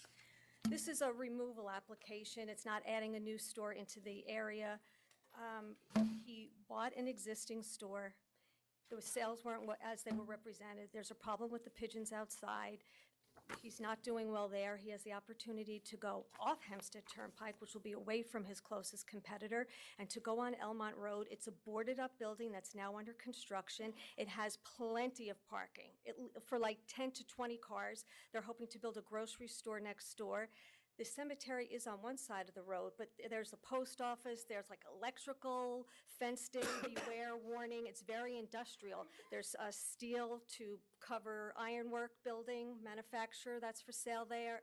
That's a building that's there that sells ironworks. There's something that sells cemetery tombstones there. It's very industrial, this area. And he's actually moving further away from the closest store, which is Robomar. And that store sales have been up every single year. It's been up 30% in the last 4 years. So he's getting away from him. And as to the other closest store, it's over a mile away. It's all the way down on the end of Elmont Road, closer to North Valley Stream, Linden Boulevard. But there are homes like literally right behind the bushes. Not right behind. He's on Elmont Road, and then there's a side street, and then you go down the side street. There's not a house right behind. I've driven around there several times. Was he the one who applied several years ago at this location? He did apply. It was a split vote, and the chairman who voted to disapprove said on the record, come back in a few years and we'll see if the area can take another liquor store. In the meantime, he wanted to have a liquor store business, so he bought an existing store, and now he moved over here. And that was 4 years ago, so Commissioner Green voted to approve. And how the long has he chairman said, been where "Come he back." is? Since Been there March? just about a year, and it's been a disaster sales-wise. The parking, the pigeons, there's excrement all over. People don't want to park their cars. I guess from Belmont. the Does he pigeons. own this building? No, he doesn't, Does a relative own this building? No, How does he I keep asked coming him back that. to this building? because the landlord is anxious. I asked him. and Hold he on, said- hold on, please. He said, no, it's not a relative of his, he told me. So is refurbishment of this building taking place right now? It is. Mhm. So what has it been approved locally zoning-wise to be? What are they refurbishing? What are they doing with it? It was like I don't think it was a gas station, because when I've been there, and I was there several times, and I went inside, it looked like it was a garage shop to fix cars, like a mechanics or a Midas muffler place. It had like 3 garage doors and an office space, but there were no gas tanks. And there's a plot next door to it that's empty, and the whole area is fenced off because it's just sort of been abandoned. And she's hoping to build a grocery store next door to bring some traffic in, but there's plenty of parking. And he's even on a side street, so if the fire department has an objection to people coming in and off on Elmont Road, he'll make the entrance to the parking lot on the little side street. I just want to show you the picture of it with the house next door. We have it right here. I'm looking at it right here.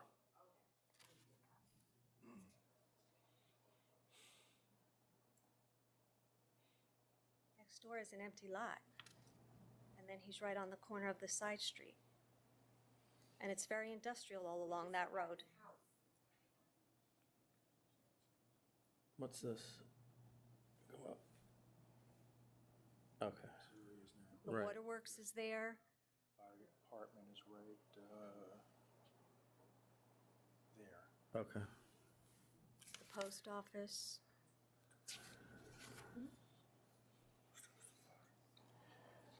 I still have a problem with, why are we back at this building, though? That's what I'm getting at. Because he has the opportunity to go somewhere that's going to be clean and new and modern. Is he and have sure he ample has parking. no affiliation with this building? I asked him that. I know you asked him, I'm asking him. No, Because, let me tell you, they're gonna come back and show me later, no. if you do, No, and sir, then you're gonna have a problem. Okay.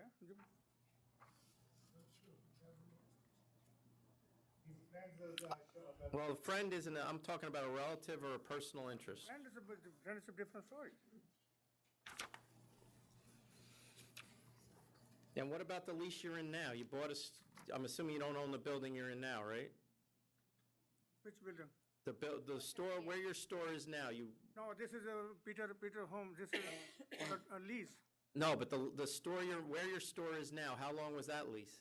It's like a 1 year. You you couldn't have, because we wouldn't have given you the license. Less than a year. It couldn't have been, Which one? right? You submitted the lease for 3 No, years. it couldn't. Which one? What? It should not have been. 458. The 458 He like said that I asked him these questions because I had the concerns too. And he said that the landlord will let him out of the lease. That's what he said. I asked him that several times. It was going to 2020. The lease is going to 2020? Well, this is what was reported at the time, it was I 2015. think the landlord was happy to get him in there because the other liquor store was going out, and he wanted somebody to go in, and so he... So why would he just let him out? But he agreed with me, he said, go move there, I'm agreed, no problem for lease. He told me. Okay. Mr. Peter Pan.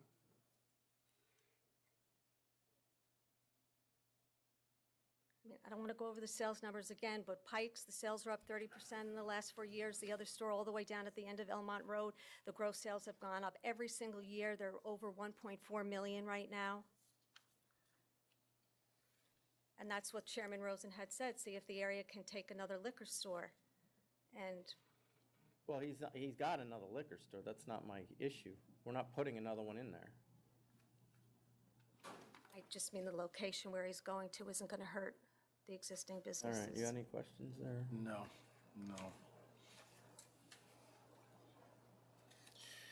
You ready to go on this? Whenever you want. All right.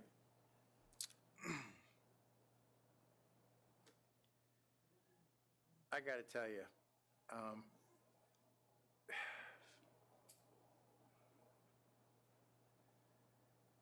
I typically don't have an issue when someone wants to move a few hundred feet away, and I really don't have it here, and I really don't,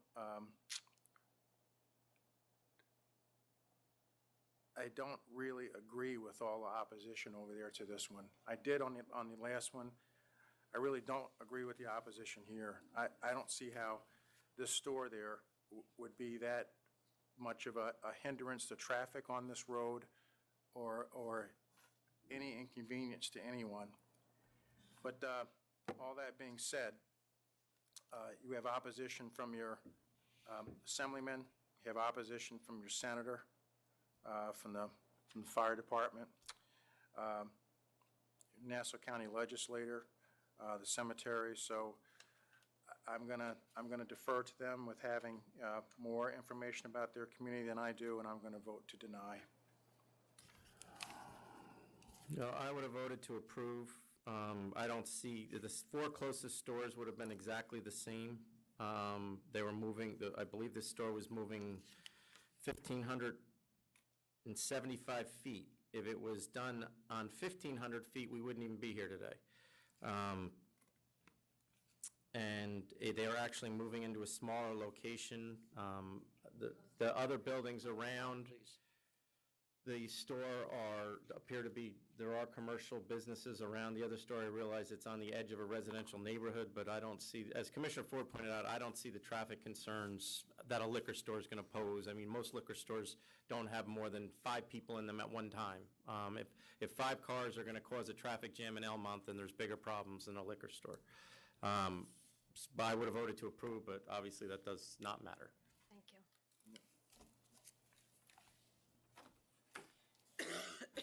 All right, we're going to call the next item 879, Rise Bar NYC LLC.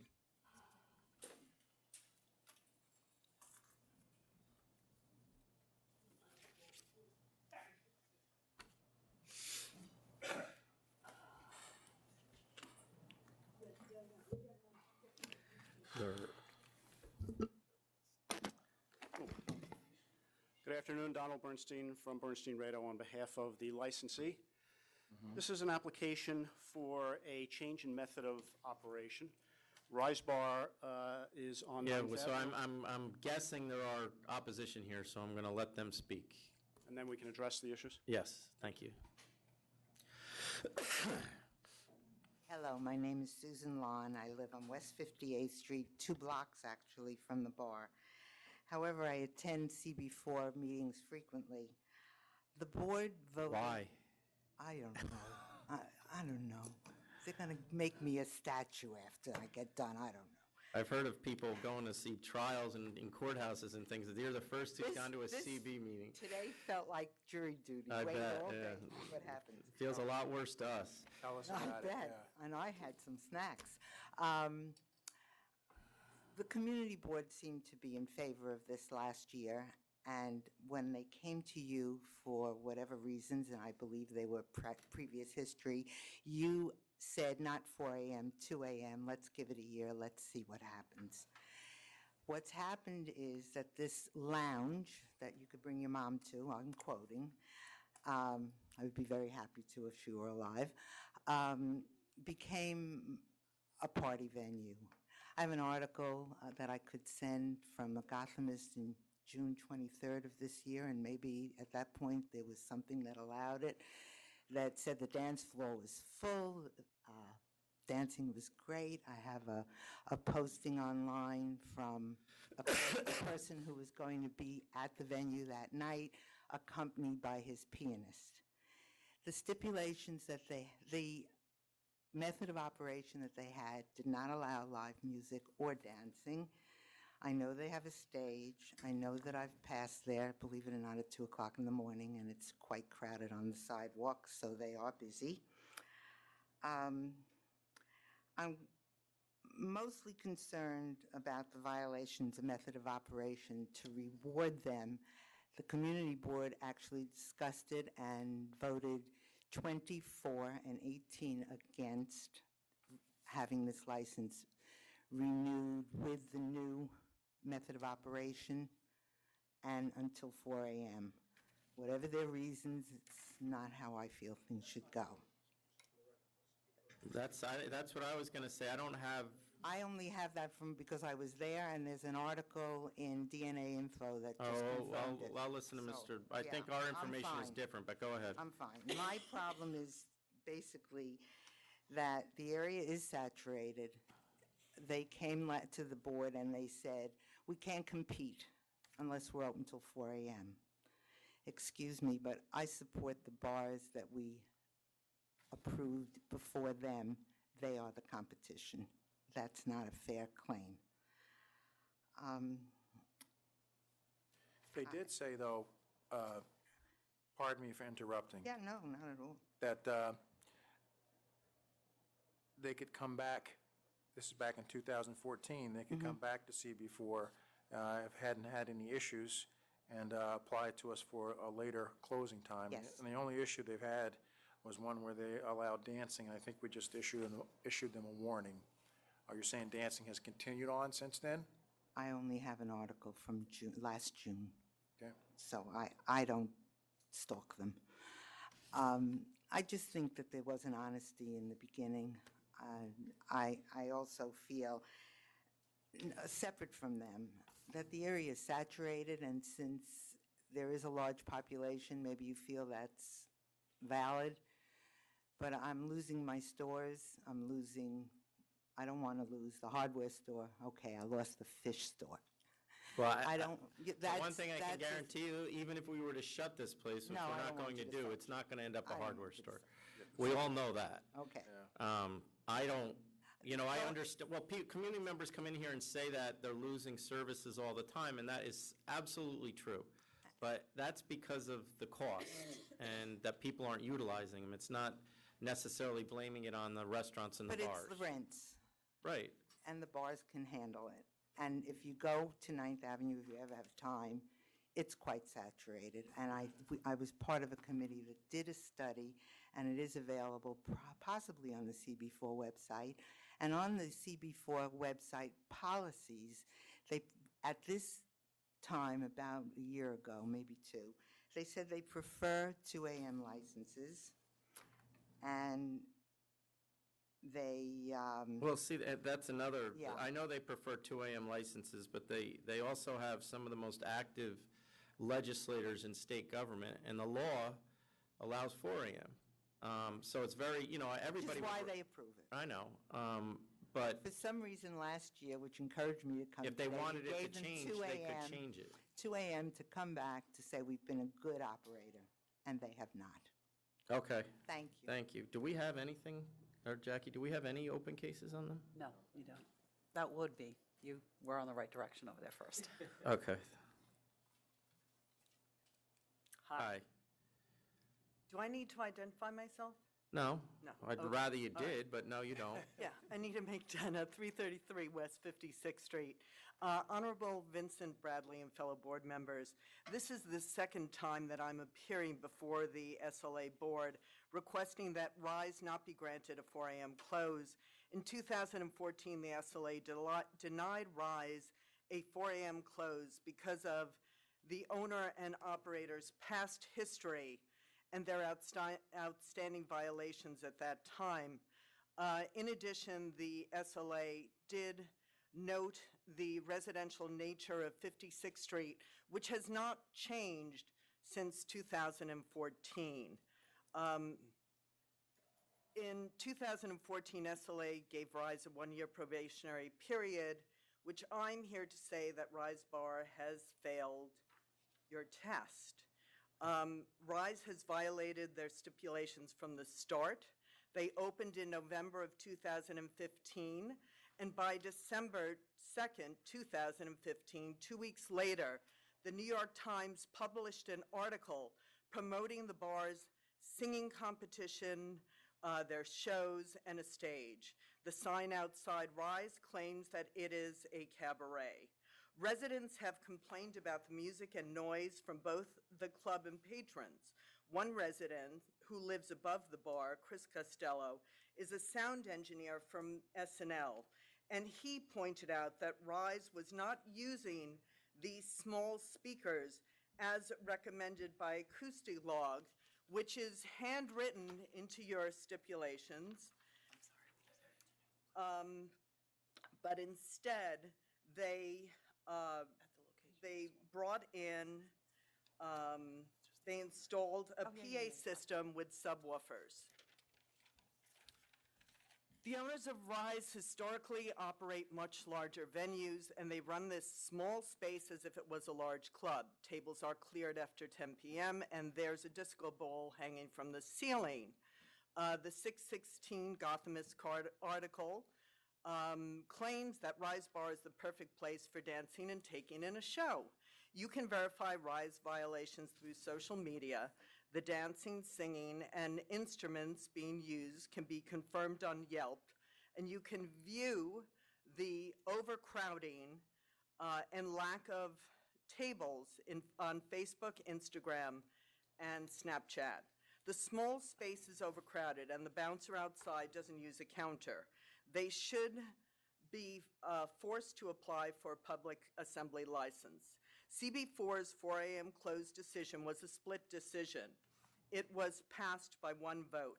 John Blair served on the BLP in prior years and still has a very strong connection to CB4. A month after the split vote, CB4 wrote to RISE and copied the SLA asking RISE to discontinue using the stage, stop dancing, and stop the live shows. And you have a copy of this correspondence, and I'm quoting exactly from the letter. However, RISE didn't stop. They still promote, they still have posters outside the bar promoting their competitions, and they decided instead to apply for a change in method of operation and to continue to ignore their SLA stipulations. RISE Bar has laughed in our faces, claiming the best revenge is success. I'm not asking to shut them down.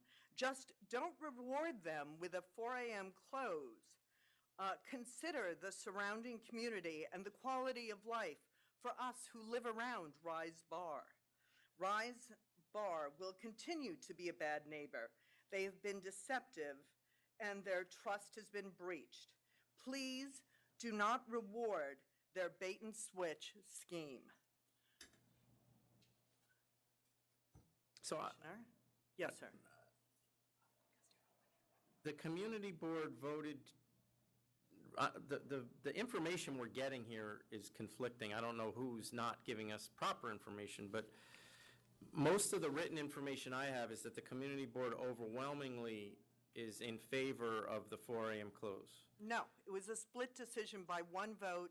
It was And written in this DNA. information is coming from not just their attorney, but it's also coming from their local state senator, their local council member.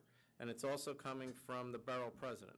So you're saying that locally, lately, recently, Gail Brewer, Corey Johnson, and Brad Hoylman wrote in? No, I'm They wrote saying in a very I'm long saying time in ago in 2000 support. Yeah, in 2016, they're saying that they were Right, good but- neighbors. Yes, but that was way before the community board voted, had that split decision. So you're Way saying now before. these elected officials are not in favor of this? Well, I've been told verbally that they are not. I have spoken to Corey Johnson, I have spoken to Brad Hoylman. Well, then why didn't they send letters? Because It's the gay community, and they don't want to do that to the gay community. It has nothing to do with the fact that this is a gay bar. It's the fact that they want to stay open till 4 a.m. Well, that to me is less of the problem than the other things that they're asking to do. Right. 4 Yeah, a.m. well, doesn't bother of me, course, since the it's- community board clearly, when they got their initial license, was in favor of 4 a.m. It was us that limited it. But that same day, they decided to write a letter to the SLA questioning their method of operation. And then they sent the letter out to Rise Bar 4 weeks later, asking them to cease the using. And when this was, I same- don't have that letter. Do we have that? Because we have Well, other than the dancing, which is one complaint, we have no complaints on this place. So everything you're give you a talking copy about, of that letter? no one called us. Yeah, I'd like to see the letter. Am I wrong with saying that, Chris? I have a dancing, everything I have is at least a year old now. Here, it was addressed to you. No, the articles I don't, that I do have. But it does have the vote, exactly as I said. You'll see it on the second page.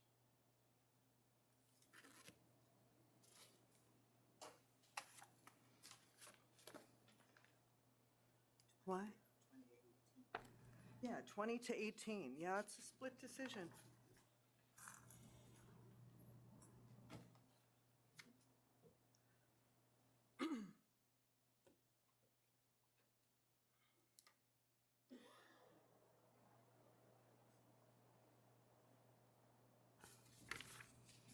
All right, so this letter's from November of 2016 and does ask them to stop having singing competitions, dancing competitions, that they're inconsistent with the stipulations. You're saying that that didn't stop. No. Yet, the community board has now approved this change of method of operation in a split vote. No. In spite of this they letter. approved the 4 a.m. close. The method of operation, what the community board said to us was that we are not here to slap them on the wrist. We are here to help business. And therefore... This at community board said this that? community board, go back to them. So they said, they're so tough on the Playboy Club, yet they are very lenient when it comes to John Blair. Okay. I've never seen that before. Well, then why was it addressed to you? I noted all the protests, but the letters aren't there. Mine. Oh, you mean he has this already? Oh. The letters, I noted all the people in protest. I've got all their Okay. names listed, but I don't know where their attachments are. Okay. So you didn't have a chance to read it. All right. So I got what you're saying. Let's let the other two gentlemen speak. I have another letter that I was asked to read to you. May I? Yes. Okay, this is from... We have it already or no? I don't think so. He 'cause asked we me got a if I lot could of read it emails. today. I know, I got it. It says, "To whom it may concern, I'm writing to you as a resident, 22 years of 400 West 56, the same building that houses Rise Bar. I apologize for not being able to be there in person this evening and saying that out loud with my own voice. It is clear at this point that Rise Bar never intended to be a simple first-class lounge or bar, despite the boxes checked off, tavern/bar, and the stipulations, background music, DJ, that were presented in the liquor license stipulation application. They always wanted to be a nightclub and cabaret, and it's evident in the sneaky and dishonest way that they have gone forward setting their nightclub up. Instead of following the initial recommendations set forth by Al Firestein in Acoustalog or stipulations attached to their license, they went forward and installed a stage, a performance PA system with subwoofers, and went forward promoting singing competitions, open mic night, and on occasion had live music performances. For example, Al Firestein recommended a large number of small speakers should be used as a distributed system. The woofers should be no larger than 6 inches. For this system, 16 speakers should be used without subwoofers. Try to keep the speakers no more than 24 inches above the customer's head. Do not flush mount speakers. Do not use subwoofers. What did Rise Bar do? Exactly the opposite, because after all, those recommendations would not work in their true intended method of operation. Rise Bar went forward against the recommendations of their own sound system designer, Community Board 4, SLA, BLP, and the living people who reside in the same building. It should be further noted that Rise Bar Facebook page was scrubbed of posted evidence of performances in competitions. Thankfully, though, members of CB4 were able to view the posts before they were taken down. I'm not opposed to having an establishment such as a bar or lounge in a residential building. That configuration is normal and frankly abundant in Hell's Kitchen. I am, however, 100% opposed to an establishment that claims to be a bar but is actually operating as a nightclub, complete with live performances, loud DJ music, and the crowds that populate the sidewalks and surrounding area. Today it's open mic, tomorrow it'll be Battle of the Bands. The pattern of deceit has been clearly established, and for that I respectfully request that the SLA consciously considered what has already transpired and does not approve Rise Bar being licensed to operate as a performance-oriented nightclub with extended hours of closing while residing in a 40-unit residential building. Okay, thank you. Okay, thank you. Thank you. Sorry about that. Hi, I'm Paul Eichel. I live at 350 West 57th, corner of 57th and 9th Avenue. I'd like to point out that the Rise Bar is approximately 100 feet from the nationally known Alvin Ailey School and Recital Hall for dance, where families take their very young children from, let's say, 5 years old all the way up to young adults. And they have recitals in the evening as well as classes. And therefore, they have to sort of negotiate the customers coming in and out of this cabaret club, what have you. Presumably, they're all home before 2 a.m. Yeah, but... Well, we're not going to, it's not going before 2 a.m. We're already open till 2 a.m. So I would hope we're so. talking about 2 to 4 right now. Okay, 2 to 4. The Park Vendome also is has over 600 units in it, and it is almost directly across the street. There's a huge open space. It's sort of like a sound cavern, and so that's a factor that we all have to deal with. The main thing is the live entertainment and the karaoke. All of that is implies electronic amplification, which is really unacceptable to the residents trying to get a good night's sleep and go to work in the morning. Having a 4 a.m. closing means you're having people drinking longer and bombing out into the streets and to the many side streets. I've spent countless times at Block Association, the 55th Street Block Association, our own meetings at the Park Vendome, and the community board meetings where people have gotten up and complained constantly through long months, I've heard this, of these people coming out of the bars using their entrances and doorways as urinals and making loud, boisterous noise. I hear it myself. So that's my big complaint. Also, we're a heavily populated area, as I just mentioned, and we already have an oversaturation of bars. Thank you Okay, very much. thank you. I appreciate it. Good early evening, gentlemen. Chairman Bradley, Commissioner Ford, I have an additional letter that I'm not going to read to you. You can in the hand it up interest if of you want, time. yes. It's basically going to echo Good. I'd like to read the letter from the organization that I'm with. Sure. I am the co-chair of the HK 5051 Block Association. And we're dealing with Rise Bar, and the letter will explain it. We're writing this letter to express our opposition to any modifications to the liquor license granted by your authority to the operators of Rise Bar located at 859 9th Avenue. Our organization was organized to represent the voices of our namesake neighborhood about 8 years ago. We have since been petitioned by the affected residents and members of Community Board 4 to become spokespersons for additional areas which were without representation. Our block association is now recognized as representing West 49th, West 50th, West 51st, West 52nd, and West 53rd Street from the west side of 8th Avenue westward to the Hudson River. We have been aware of and engaged with Rise Bar since its first appearance at the Community Board 4 Business and Licensing Committee on their original license.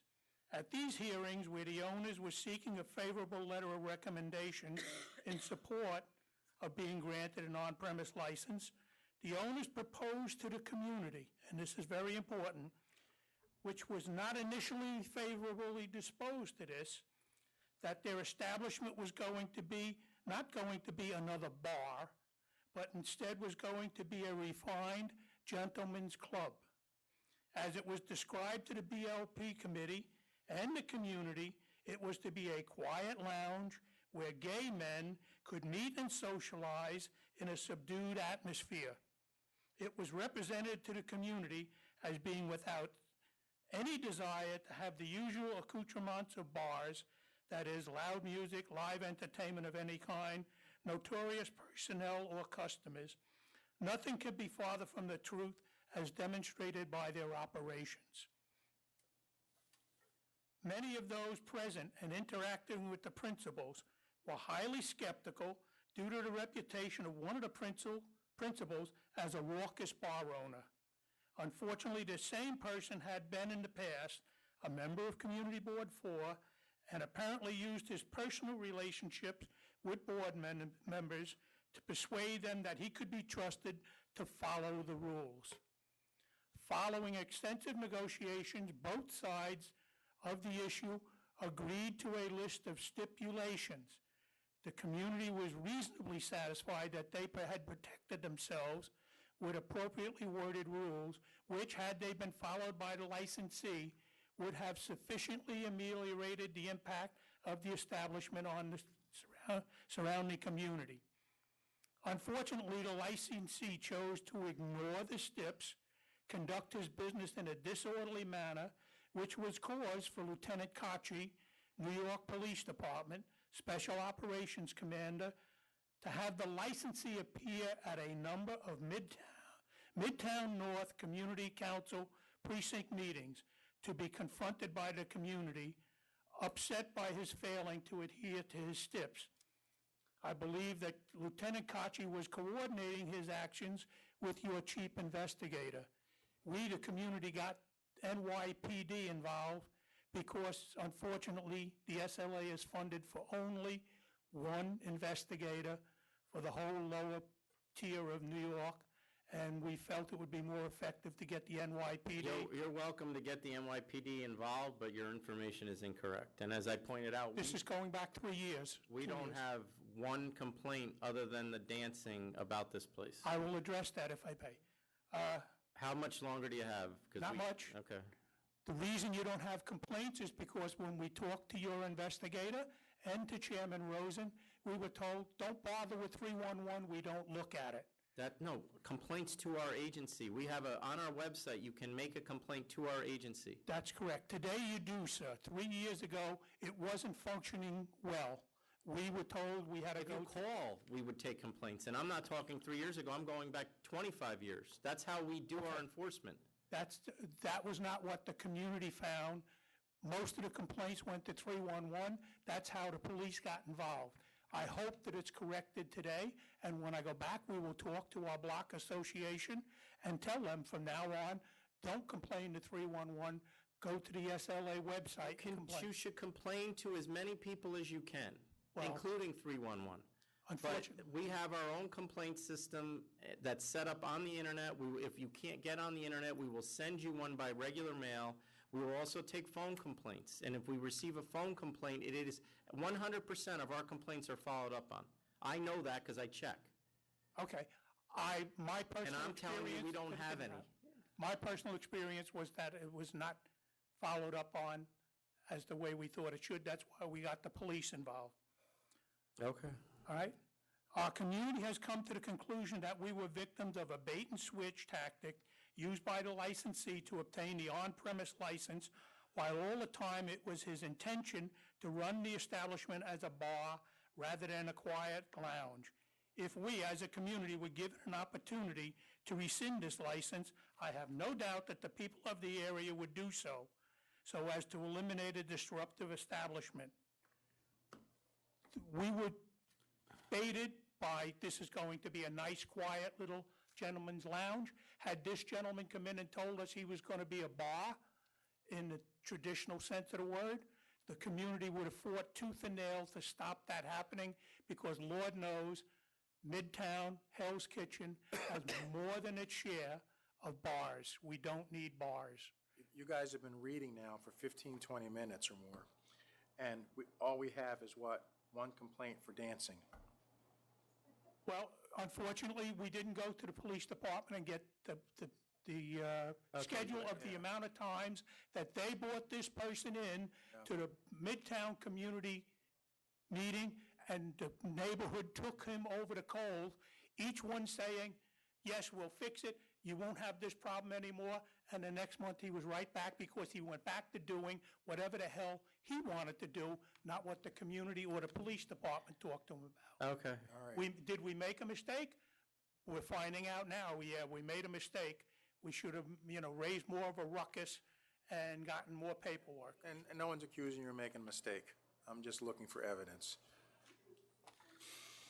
I'd like to address some points and correct a number of misstatements. First of all, the authority in 2015 did not say 2 a.m. weekends because the owner and operator had a past history of violations, which is someone said. That's not true at all. At that time, even though CB4 had overwhelmingly approved a 4 a.m. weekend close, you had gotten some residents who opposed it. We gave you hundreds of petitions and letters in support. And at that time, Borough President Gail Brewer specifically said, while she doesn't oppose the application, and she specifically said in her letter then that they're good operators, she would like it to close at 2 a.m., and that's what you did. We then have, we have... So so before we go through all of this, I have letters here that you put in, and shame on me because I read them as if they were just put in for this change, and they're not. They're clearly put in for the original application. So why do we have letters from the Manhattan Borough President, Senator Brad Hoylman, and Councilmember Corey Johnson, all in 2016 when this was approved, and now we don't? It was after it was approved, and we had been operating for a number of months at that But you're time. handing me these. That's all we have. We have No, but other- so am I to believe that they support this now? As far as I know, I have no... Then why don't we have letters saying that? Because I can't these letters are over a year old. I can't answer that. What happened was when we had gotten those letters, you had asked us, the authority had asked us to wait a year. And one of the reasons why the authority imposed the 2 a.m. weekend close originally, notwithstanding the CB approval of 4 a.m., was based in part upon Gail Brewer's letter. When we got her letter saying she now supports 4 a.m., we made a request for a change of method of operation at that time. Carrie O'Brien at that point spoke to me, and she said that the authority would not entertain it until after the year. So we got those letters. We thought we would make the request. We were told, come back, wait the full year, which is what we did.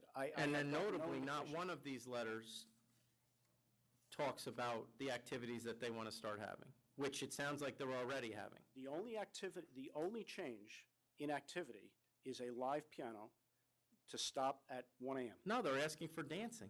No, we are not asking for dancing. Your application indicates that they want employee dancing. Oh, yes, we said, no, That's not dancing. employee dancing. Wait, let me clarify.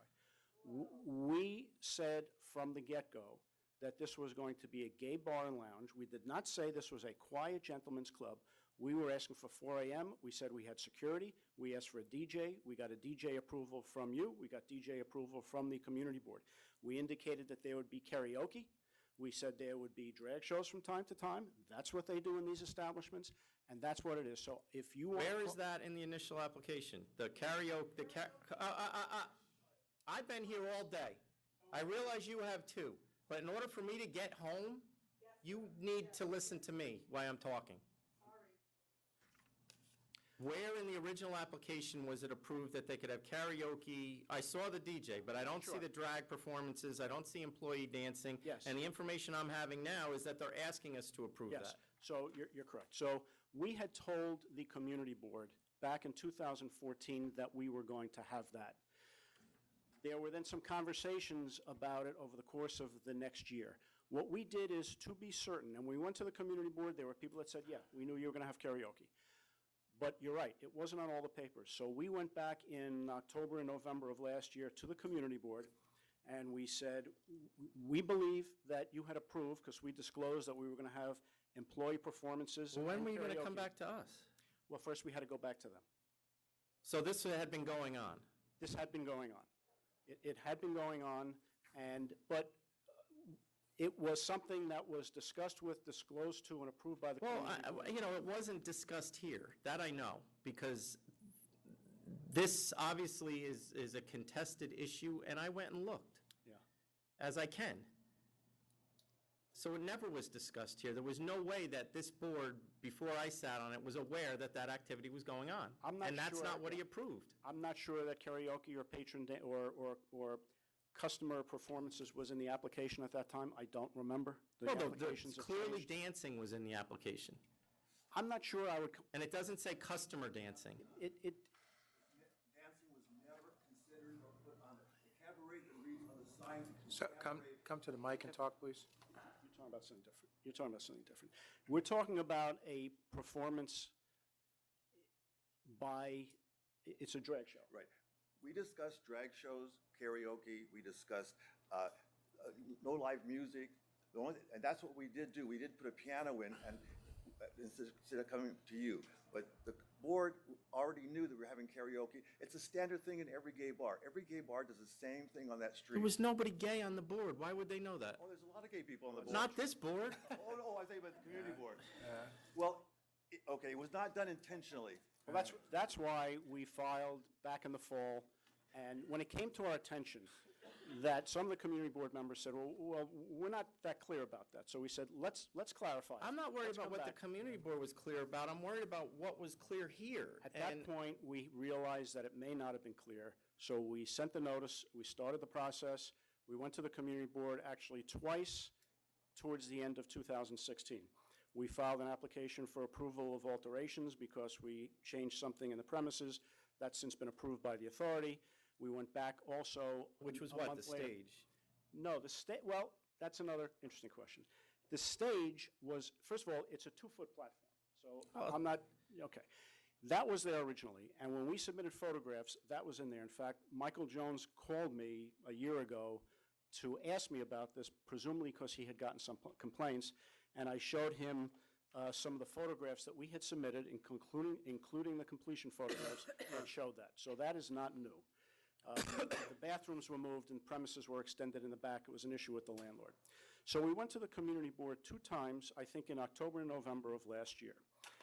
Both times we discussed the live music, which is limited to a piano, and we discussed the hours of operation. We discussed the alteration that they had no problem with, and we clarified that karaoke was always part of this. The same people that were here were heard. We have, just so you know, and I just want to make sure I get this out, significant support. I have petitions signed by over 800 people in 2016 in support of the later hours. We have letters, and I'd like to give these to you, from 11 people in our building. These were from October of 2016. These are 11 people in our building Again, 2016. Who are in support of this application. We had two people here today who live above us in our building who were speaking in support. They could not stay. They had to go to work, but they were here prepared to speak. And as you mentioned, Mr. Chairman, we have the support of we certainly have no documents to detract from the support that we have of the council member, the state senator. Do we have and the any, borough president. Jackie, do we have a list of the stipulations? The original stipulations? The original. They weren't as detailed back then as they were now. We have what was listed as the method of operation. It just takes a minute to get through. The last full board submission was over 200 pages. It kind of takes a bit to get through. I also want to point out, if I may, on the business with karaoke. What was listed on the original method of operation. But was it in the application? Is it in our application? The word is in our application. They did not check the box. We also have the 500-foot hearing to go through as to what was discussed there. When we discussed karaoke, we also pointed out that we were approved for having a DJ. And karaoke is someone singing to recorded music. That's what it is. The piano, the live music, the extent of it is a piano, which we agreed with the community board to stop at 1 a.m. And by the way, we originally wanted 4 a.m. Thursday, Friday, Saturday, which the community board approved in 2014. They approved that again in October of 2016. When we came for the alteration, and by now there were some people that were upset about some things, they asked us if as a concession we would give up the request for a 4 a.m. Thursday. We said yes. So we are only asking for a 4 a.m. close on Friday. And they approved, so you're telling me that the community board approved 4 a.m. for Friday and Saturday on a closed vote, but they approved it? Not on a closed vote. First of all, they approved, if you count the committee and the full board, they approved 4 a.m. 6 times. 6 times. I'm not worried about that. I want to worry the most recent vote on the full board. The most recent vote was the committee voted in favor 8-2, and the full board voted in favor 24-10. That was in, I believe, January of 2017. And they voted for 4 a.m. Friday and Saturday, and did they also vote on all of these activities that clearly were not part of the stipulations? They confirmed karaoke was part of it. They agreed to live music till 1 a.m. And why don't we have a resolution from them? This is one of the most active community boards in New York City. Yet they've decided I don't know. that they're not going to weigh in on this at all. I was at each of these meetings, Mr. Chairman. I can represent to you that this was overwhelmingly approved. I was at the same meetings. We're one of those crazy people that attend the community board meeting. We also attend all the business and licensing. So are you telling me it wasn't approved or it was approved? It wasn't approved for karaoke and all the other stuff. They did approve the 4 a.m., which was over the objection of a number of people there. The 400 or 800 signatures, look. Well, yeah, but they're Sir, all from Brooklyn. I get it, but can you please sit down? Yeah, they're all from Brooklyn. They're not from the neighborhood. Do you have anything to add here? The full community board approved it. Otherwise, I'd like to. By a vote of 2-1. There was significant support. There always has been significant support for this. This is a bar. It's not that large. It's on 9th Avenue. I think there are only about 16 within 500 feet licenses. There are other bars that cater to this community that are on 9th Avenue. Some are on 54th Street, like Industry, Boxers. They all have 4 a.m. weekend closes. One of the issues that I just want to point out when we went to the community board committee is that some of the people that were opposing were talking about, in general, noise and hearing things outside. Nobody had specific complaints about boxers, other than this claim about dancing. And that was specifically discussed at the committee, the fact that Boxers seems to be a good operator. And we got 1 or 2 issues to clarify. Let's clarify them and let's get straight. And they were fully on board, as they've been consistently since 2014, with this 4 a.m. weekend close. Okay. And now we have the elected officials, which, of course, I've not seen anything to have that retracted. Okay. But none of them are talking about allowing these performances, these letters, the support you have that's all written. None of it indicates that we're supporting karaoke. We're supporting Because, yes. Drag shows, we're supporting, they just say we support them being open Friday and Saturday till 4 a.m. Right, because, and I can't answer for that, but I can tell you that our understanding all along, based upon how we always presented this, was that there was going to be karaoke and there were going to be drag shows. So it didn't occur to me that there was any confusion on this point until the middle of last year. And at that point, we discussed it, we looked at the documentation, we said, you know what, maybe everything wasn't so clear, let's get this corrected. And we went, sent the notice to the community board, and we fully aired this. This community board has spent hours and hours on this, and it was all See, approved. that just goes, again, one of the most active community boards in the city of New York, yet they do not feel the need to tell us anything. That I can't speak to. There's Mr. not Chairman. one of them here, one, and two, they sent nothing in writing. I'm surprised, but I can't answer that. I can just tell you that they are fully in support of all of this. Support or Now, it's against? possible that the resolution is in the file for the alteration application. I don't know, because we did file a separate alteration application, which was approved about a month or so ago.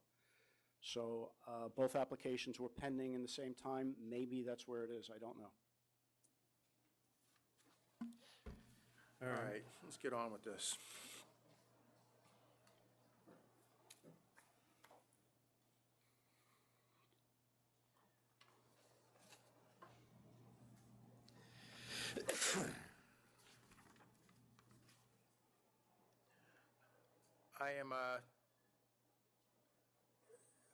I'm kind of concerned about what's been going on that isn't in your official method of operation with us.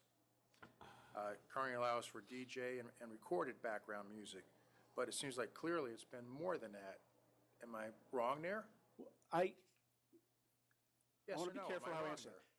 there? The karaoke is recorded music. No, karaoke's karaoke. Karaoke's It's on the karaoke. application. That's different. That's I different. don't know that it was on that form, but fine. That's different than a What DJ? is- That's The different one than a thing that we did that is not on, was we had live piano. That was not on.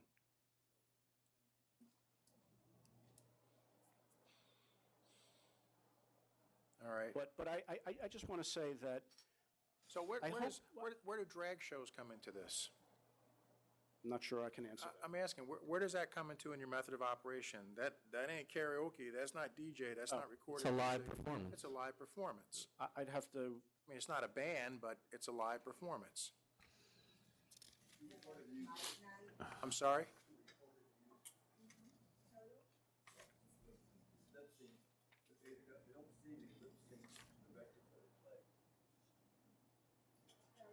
Okay. it's not karaoke. It's been a while since But- I've seen a but look, drag show, so pardon me for asking, because I'm not sure how to go Maybe these I can get days. at this another way, if I may. All right. We acknowledge that there may have been some gray areas. We acknowledge that the piano shouldn't have happened, it did. Notwithstanding that, we have an operator that has been around for 30, 40 years in this business, has had licenses since the 1970s, 80s. And even Gail Brewer, in her letter opposing the original 4 a.m., said, these guys are good operators. And they have a real history here without operating, without violations. Even some places that had great difficulties in the past, they operated well. So they have a very good track record. This is a smaller place in a very busy area, and the complaints have either been just generalized about Hell's Kitchen, or, as you said, this one complaint about dancing. And I'm sorry to keep going back to the community board, but we spent a lot of time there. They have supported this so strongly. And I hope we're not in a situation where we're sort of exacting some punishment. Well, we're not going to approve it because you did some of these things. I think when we realized there was some gray issues, when we realized we had to make some changes, we acted on that right away. We notified the community board. We went there. We filed with the authority. We've been above board about it.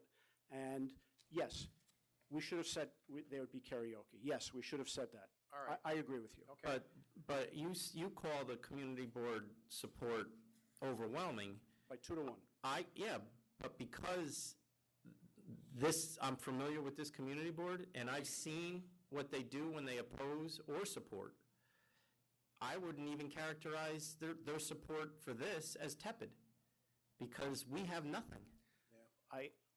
And I've seen what they do when they want to oppose something. They would be here with 20 people. And I've seen when they want to support something, I would have 5 letters from them. And I don't have anything. If that's a failing of their office to send it. I can't respond to that. I can just tell you this was their resolution. Well, or it could just be that, you know what, we're okay, but we're not great with it. Right. I wouldn't characterize it one way or another. They voted, they debated, they discussed Well, this. because I'm sure these people didn't many just come in and times. yell at me. They've gone and yelled at other people as well. They have, but there also were a number of supporters that were in favor of this. And they spoke in a number of occasions, people in the area. Remember, we've got these letters from 11 people that live in our building. They're not having problems. Yeah. There's no one from the building here that's coming here saying this place is horrible. Yeah. And by the way, I am. I also want to just note that we did have a sound. We did have a sound report in 2014. We asked him to come back because we wanted to make sure that there were no further problems with the alterations. And we have a letter from Alan Firestein in December 2016 where he did another sound study. He actually went up to the first floor and the third floor. He turned the volume up as far as it can go. I want to give you a copy of this. And he said the music could not be heard. All right, I don't need it. I'm going to vote. All right? This is going to be my decision, and Chairman can agree or not. We'll see where it goes. But I'm willing to let you go till 3, not 4, basically because you've been operating in a way that really isn't on your license. It's a gray area, I'll give you that. We have no complaints about it, really, but we have some pretty strong opposition here from it. So I'm willing to give you till 3 o'clock, and I also will insist that you amend your method of operation to officially get karaoke or whatever you want to call it. That's on part your of this license. application. Oh, That's this Yeah, application. karaoke, live music, and performances / drag shows, which will be deemed employee dancing. And the live only. music ends at 1 a.m. All right. No stipulation You with the said CB. live music And I'm in ends at agreement 1 with a.m.? myself. All right?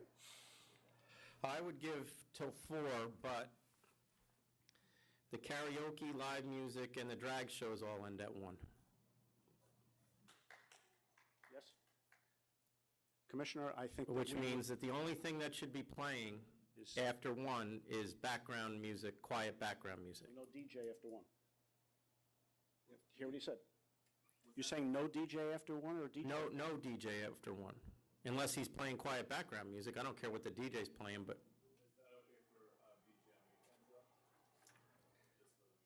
No, you can have a DJ whenever you want, but everything the music shuts off, the loud music shuts off at 1. Since the loud music is not really bothering anyone in the building, I don't Yeah. know how this is important.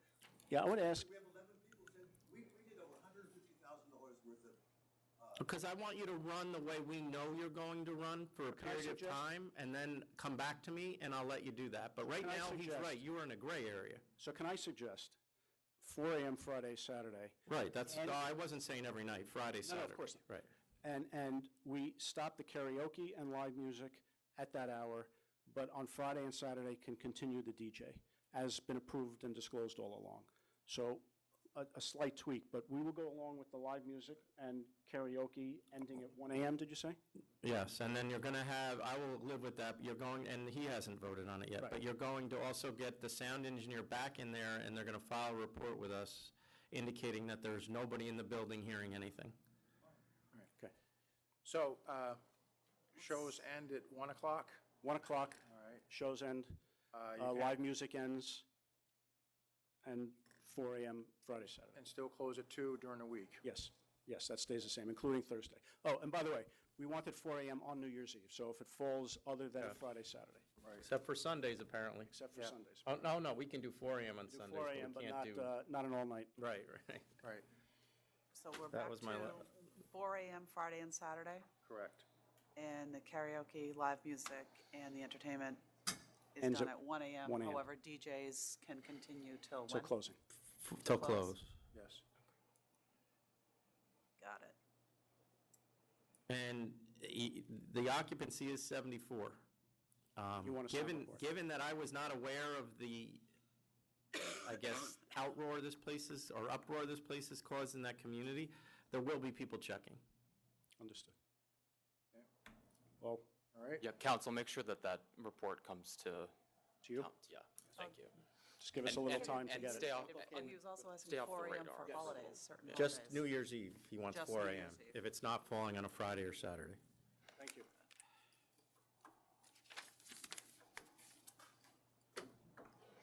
Thank you. Was there a vote on that? Yes, no, you're good. Okay, good. Awesome. If somebody would wake Mr. Lynn up, and then Mr. Levy can come up for 877, RI Park Wine and Liquors. Was he really asleep? He was, He was sleeping with his eyes open. That makes two of us. It's already after 4. What are we doing, 877? 877 is one we held over earlier. Good afternoon. I apologize for the confusion here. Joseph Levy on behalf of RI. Listen, where were we going? Yeah.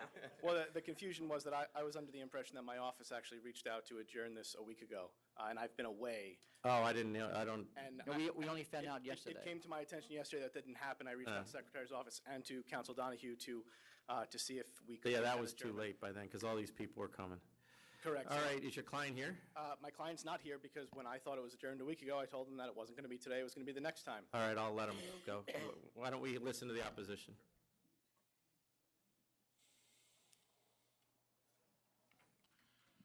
Charles Len for the opposition.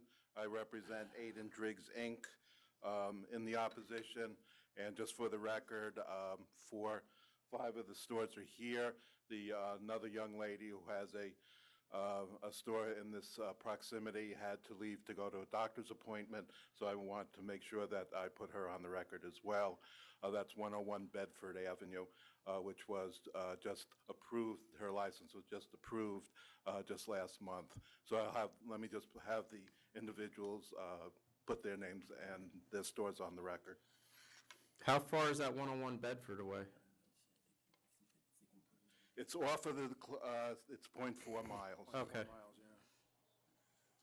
For the record, Joseph Grillo, Yeah, I got it. Northside Discount Liquor and Wine. Thank you. My name is Daniel Mensch, co-owner Pier Wines.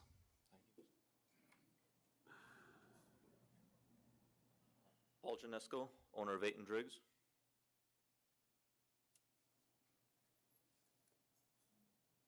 Jeffrey Patton, owner of Uva Wines. Jonathan Park, owner of Alexander Wines. Okay. You may have only the 4 closest, but the proximity report for the location has 7. And the reason for that is because of all the close distances of all the stores. I would just like to point out, it's basically a saturation argument.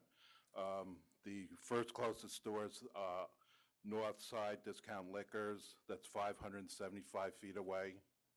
UVA Wines on 199 Bedford, 690 feet away. Alexander Wines, 132 Kent, 825 feet away. Pier Wines Corp., 164 Kent, 840 feet away. I would just point out that those 4 closest are 0.1 and the other 3 are 0.15, 0.1 and 0.15 miles from the applicant. Then you have 8 and Driggs as being 1,285 feet, CK Brooklyn, 1,425 feet, ST&RV Inc. at 240 Kent Avenue, 1,555 feet. And the reason why I brought up the next 2 is that they are also 0.3 and 0.4 miles away, and they were just newly licensed. Metro Liquors at 298 Metropolitan Avenue was issued a license on September 13th, 2016, being 0.4 miles away. And then the one on 101 Bedford Avenue was just approved at the last meeting, and she hasn't picked up her license yet. So you actually have 9 stores within 0.4 miles, but basically you have the 4 stores right on top of each other, being the 4 closest stores. This is Williamsburg area. The population has significantly increased, but to have 9 stores within this specific area is an oversaturation. What's interesting, at the other last approval was the fact that I think the board got an inkling of the type of stores that are in the community.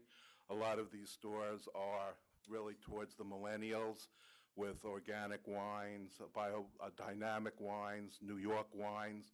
And the reason for the approval on 101 Bedford was that it was finally bringing in some major discount store in a condominium or co-op that had 350 units. But there are also discount stores as Northside Discount Liquors being only 575 feet away, and the rest of the stores have a combination of almost every variety possible. So I don't know what, what the new store could bring in that would aid public convenience and advantage in such an area that is so, to me, appears to be so overly saturated, and one where we just had 2 stores that were 0.4 and 0.5 miles just approved. You have a,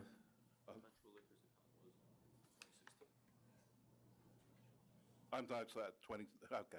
I was told Metro was last year, and I, for some reason, said 2014, 2016. It was okay, September last. you did say I last year, but you gave the wrong year.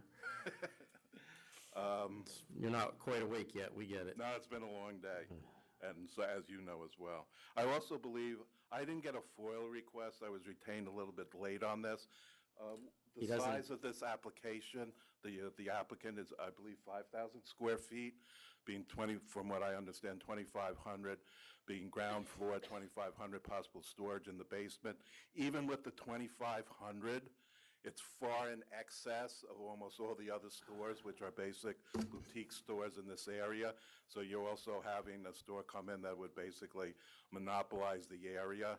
So there's a lot of major factors here that I think that public convenience advantage would not be served by having them licensed. Okay, thank very you. much. Mr. Levy? So again, I thought an adjournment request had been submitted a week ago. It wasn't. I tried to do it yesterday. Secretary Donahue indicated he would bring it up when the matter was called today. Actually, wasn't even expecting to be here today for this. I was here for another matter. I was under the impression this was just going to be adjourned, as it was the first time on, and this was clearly just an error in my office. And believe it or not, I actually do have some great paperwork for you and some good information that I would have submitted in advance if I actually thought this was happening today. So I do respectfully request that this be put over to May 10th. I understand the opposition came and sat here all day, and I've certainly been in that position before, where an applicant hasn't showed up or made a late request for a layover and it was granted, and I would hope to get the same courtesy so that I can put forth the best case possible for my client, who also would like to be here to Well- think about their concept. I don't know, what do you think? I don't need, I mean, we heard from them, I don't need to hear from them again, so they don't need to come again, and Mr. Lynn, you're usually here anyway. Right. So you don't have an objection to that? Okay, then we'll adjourn it. Appreciate it, thank you.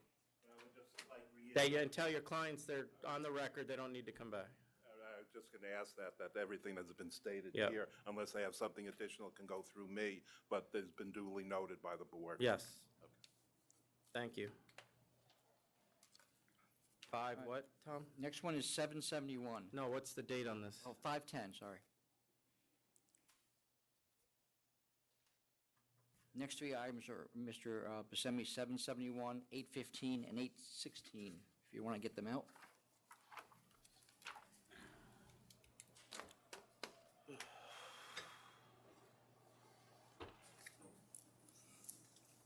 $771. Oh, ma'am, what are you here on?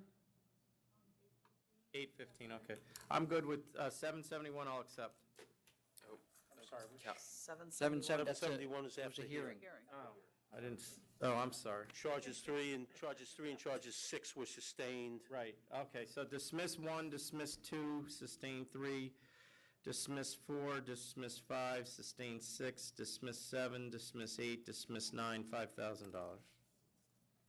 5,000.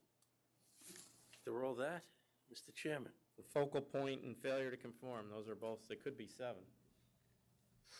What's the next one, Tom? 5,000, yep. Okay. 815. 815 East Savoy. Nothing since November 2015? No, after hearing charges 8, 9, 10, 12, 13, 14, 15, 16, 19, and 20 were sustained. The other charges 1 through 7 were dismissed. Charge 11 dismissed, 17 and 18 dismissed. Ma'am, did you want to be heard on this? Yeah, are you in objecting to it? Well, you can to a limited extent. I'm not really allowed to take testimony about you complaining about the place. Margarita, who was the lawyer, told me I need to witness what the judgment was. You can do that. She, If you're still going to issue them a license, then I was here to oppose, but she told me the neighborhood, and I didn't have to get new letters. Well, no, what? It's all on the record. Yeah, it's in the record, and it's illegal for me to take, the law doesn't allow for me to take objections from the community on a license, on a penal. Okay, but you're certain, obviously, you're welcome to listen. So charge, sustain 8, 9, 10, 12, 13, 14, 15, 16, 19, and 20. I would just note for the record, for the board, the prior conduct and the prior issued fines that have been fined against this particular establishment in the past. $15,000 so And I would far, also note for the record that there is a sustained charge of 118. Okay, and dismiss 1, 2, 3, 4, 5, 6, 7, 11, 17, and 18. I have cancel and bond, given their did you past say history. 17 and 18? Dismiss 17 and 18? Yes. Right? That's what you have, right? Yeah. No, that's what was done. I didn't Yeah. hear whether that's what you said. Yeah, I would want to point out that 1 through 7, which was a sale to minor, and a number 3 through 7 disorders were dismissed. Noted, but Cabaret wasn't, which they've been before. I mean, it's a lot of the same stuff over and over again. That's the problem I have, so I'm canceling and A bonding. lot of it was like code violation stuff. Cancel and bond. Yes. Commissioner Ford? Yeah, focal point for police Jensen, that's been a couple of times. Yeah, cancel and bond. All right, 816. So their license was canceled. Is going to be. Their license will be, there'll be cancellation orders sent out. They can apply as many times as they want. It doesn't mean they're going to get one. And the community board will be notified and whatever. You'll get notice of that. The community will. Yeah. Right. What number, Tom? 816, Blaze Inc. Dismiss 1, sustain 2, dismiss 3, 2,500. 2,500. Let's see. Take care. Actually, charge 3 was withdrawn at the hearing, just for the record to be clear. Hey, Frank. All right. 889A, La Chamosa Corp. All right, well, hold on to that. I just want to make sure. Thanks. How about 776? Mr. Sycamore? What happened to 889A? Ms. Tavares has left the room. For the day? Hopefully not. What's the next one? Sorry, what's it called? 776. Hi, thank you for listening. My name is Gary Jonas. I'm the owner of 1118 Cortellia Road LLC. This business was actually sold in early February. In August, we got a multi-agency raid, and any documentation that came in from other agencies, we took care of right away. For some reason, I'm not following you. You're the new owner or the old owner? I'm the old owner. And so in August, we got a multi-agency raid, which we dealt with all of the correspondence from them. For some reason, we did not get anything from the SLA. Well, And so, excuse me for a second. It was sold? it was sold in There's February. a temporary permit active for Well, the. Did they buy the corporation, or did they buy or did you just move out? We moved out, they moved in. They're operating on a temporary right now. So, but a new corporation? Correct. Okay. And so, for some reason, we did not get. Who are you, sir? I'm the counsel for the new applicant, Oh, the holder of the temporary license. Okay. I just want to make sure that. Okay, yep. Yeah, so for some reason, this didn't get to us, which is why we haven't responded to it. Why didn't it get to you, do you know? I don't know, maybe it was because the business was sold and there was a new ownership at the building. Nobody knows. We have management. But that it was in hasn't seen it. safekeeping since 2/3, and the pleading went out 2/28, so. Oh, okay. All right, I'll reopen this back to counsel's office. Well, we're trying to close it out as soon as possible. Well, then I'll So give can you, I offer I was gonna fine you 10,000. I will accept 8,500. It's just, we can't Yeah, really. well, that's why I said I was going to send it back to council's office. Can we do You can work with them. 5,000? All right, I'll do 5,000. Thank you. Hold on. 5,000 is fine. Or I could have just canceled and bonded it, couldn't I? I was going to ask that. Kind of makes a transfer difficult, but it's fine. All right. Could have. 864 down to make sure CDT it's Ludlow, paid. Inc.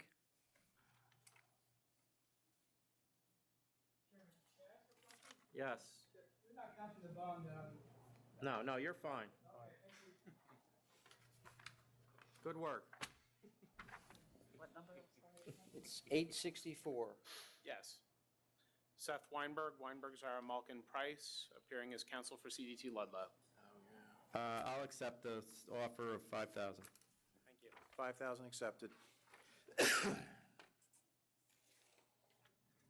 Next item is 779 Black Sea Imports. Seth Weinberg, Weinberg's our Malkin Price, appearing for Black Sea Imports. Oh, I did have that.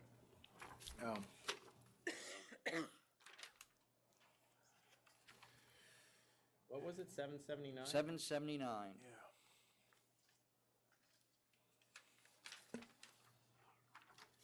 I'll accept 6,000. Thank you very much. Have a great day. Oops, hold on. 6,000 accept. Okay. Sorry. All right, now you step. No, okay. 866. Okay, the attorney had signed in for that, but he had a family emergency and left. I wasn't sure anybody else was here for that. Is anybody else here for Studio Wines and Spirits? Okay, so that's going to just be held over to 510. Okay.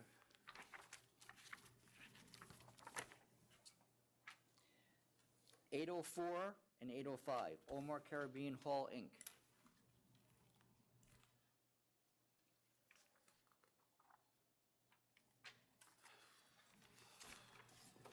Good afternoon, my name is Frank Palillo.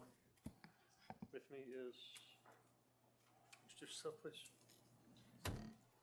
Just introduce yourself. Dr. Stewart, Kendall Stewart. And with me is, Dr. Omar Stewart. so an offer before you. Yeah,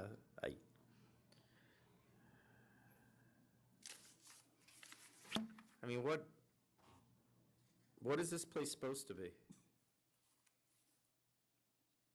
Is this a restaurant, Jackie? It's a restaurant that does catering. By a Hot 97? I think we've had some events that featured talent from Hot 97, yes. Well, that's going to end. If they're going to stay open, that's going to end. So are you prepared to take stipulations or go to hearing? Because I'm going to put stipulations on this if I accept anything. What type of stipulation, sir? Hours, no promoters, no live music, no DJ. We don't use promoters. Somebody promoted, Hot 97 is, to me, a promotion. No, it's, There won't be, let's put it this way, there won't be any special events, period. Well, we discontinue any special events that we had. Wait a minute. Someone who was coming into there Special- and we discontinued that way back last year. so you're not talking about private parties and things like that. I'm talking about any sponsored, promoted event is canceled. If they have a private party, it's private. Most of these things are private parties. That, Hot 97, when they're saying that they're going to, I'm sure on their Facebook page or social media, that to me is not a private party. Just because you're paying a cover or buying a ticket, that's not private. Private party's a birthday party. Right. I mean, here's the deal. You're a restaurant. If you want to be a restaurant, then you can continue. Right now, you're not a restaurant. You're a club. And you didn't sign up to be a club. That's not the case. We are a restaurant. This is a premises that is open 7 nights a week for dinner. We do indeed have several private events a month. Many of them are over 55 events, some are retirement parties and things like that. Hot 97 is our gateway to the West Indian community.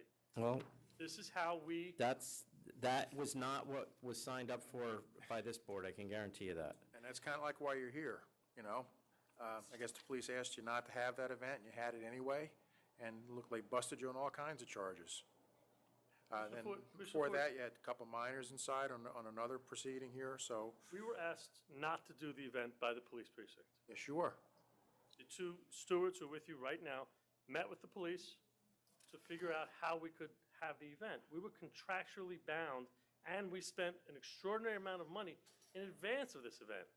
What no one seems to realize is, it's not like the steward said, we're going to do whatever we want anyway. There was a true concern for the economic loss as well as their physical well-being. Well, Go ahead. got you a lot of charges. We went to the precinct, sat down with the community officers there and tried to figure out how we're going to get something to say, well, listen, we want to get out. And that, if this was the first time that you had been here, I would probably take all of that into consideration. But you have a failure to conform to the application in November of 2015. You have a failure to conform to the application in May of 2014. You have a failure to comply with local regulations, books and records, unlicensed cabaret, improper conduct, all in 2015. You've been warned over a 3-year period. And I want to note for the record, we just sent out a new notice of pleading. And what's that entail?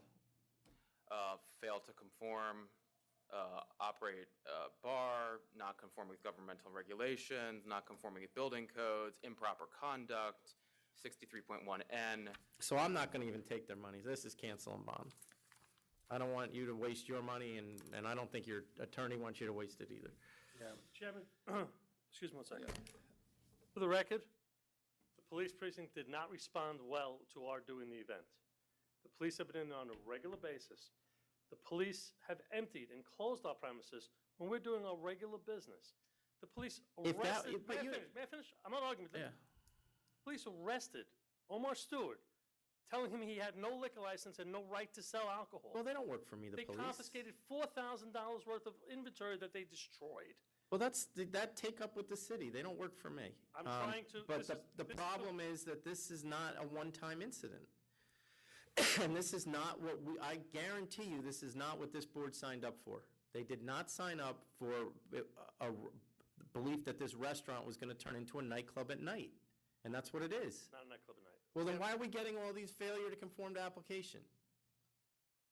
I don't know. I haven't seen that charge. Well, no, they've already pled to it twice. This is the third one. I don't believe there's failure. Is there failure to comply in this one? Failure to conform to the application, yes. Failure to comply, they paid $10,000 within that one. Right. Actually, twice. I'm asking about this one, though. Failure to comply. I mean, all of these charges, when I read them, indicate to me that this is a nightclub, and that's not what we signed on for. There is failure to comply. Yeah. All right, then we'll go to here. Yeah, I'm canceling bond also. I thought 15,000 plus 15-day suspension was not nearly enough. Canceling bond would be cheaper. Then we'll go to here. Okay. Thank you. Thank you. All right, 869 TJW Family Foods LLC.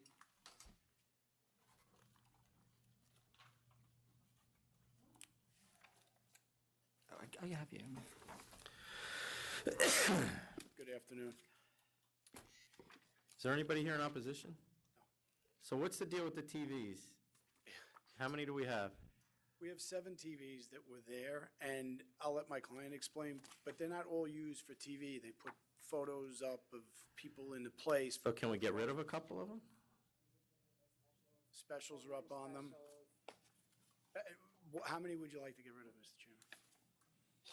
I mean, it seems like the only issue they have is the TVs. Yeah, you know, to be quite honest with you, if you look at the 500, it's ridiculous that the only issue is the TVs. What's more ridiculous is that, you know, Community Board 2 tells you to go to BAMRA. Go to BAMRA, make sure you see BAMRA, do your thing. Well, you know I don't care about that. I understand, but you go through all that effort, make the stipulation with BAMRA, and then Community Board tells 2 is basically giving you a resolution that has to do with the prior person we've bought from the place from, and not. Yes. And not this. And they then find out what they were doing, and all they do at that point in time is then cast aspersions upon this applicant. When this applicant has been operating for 4 months under the temporary permit, actually a little bit more than 4 months, without any incident whatsoever.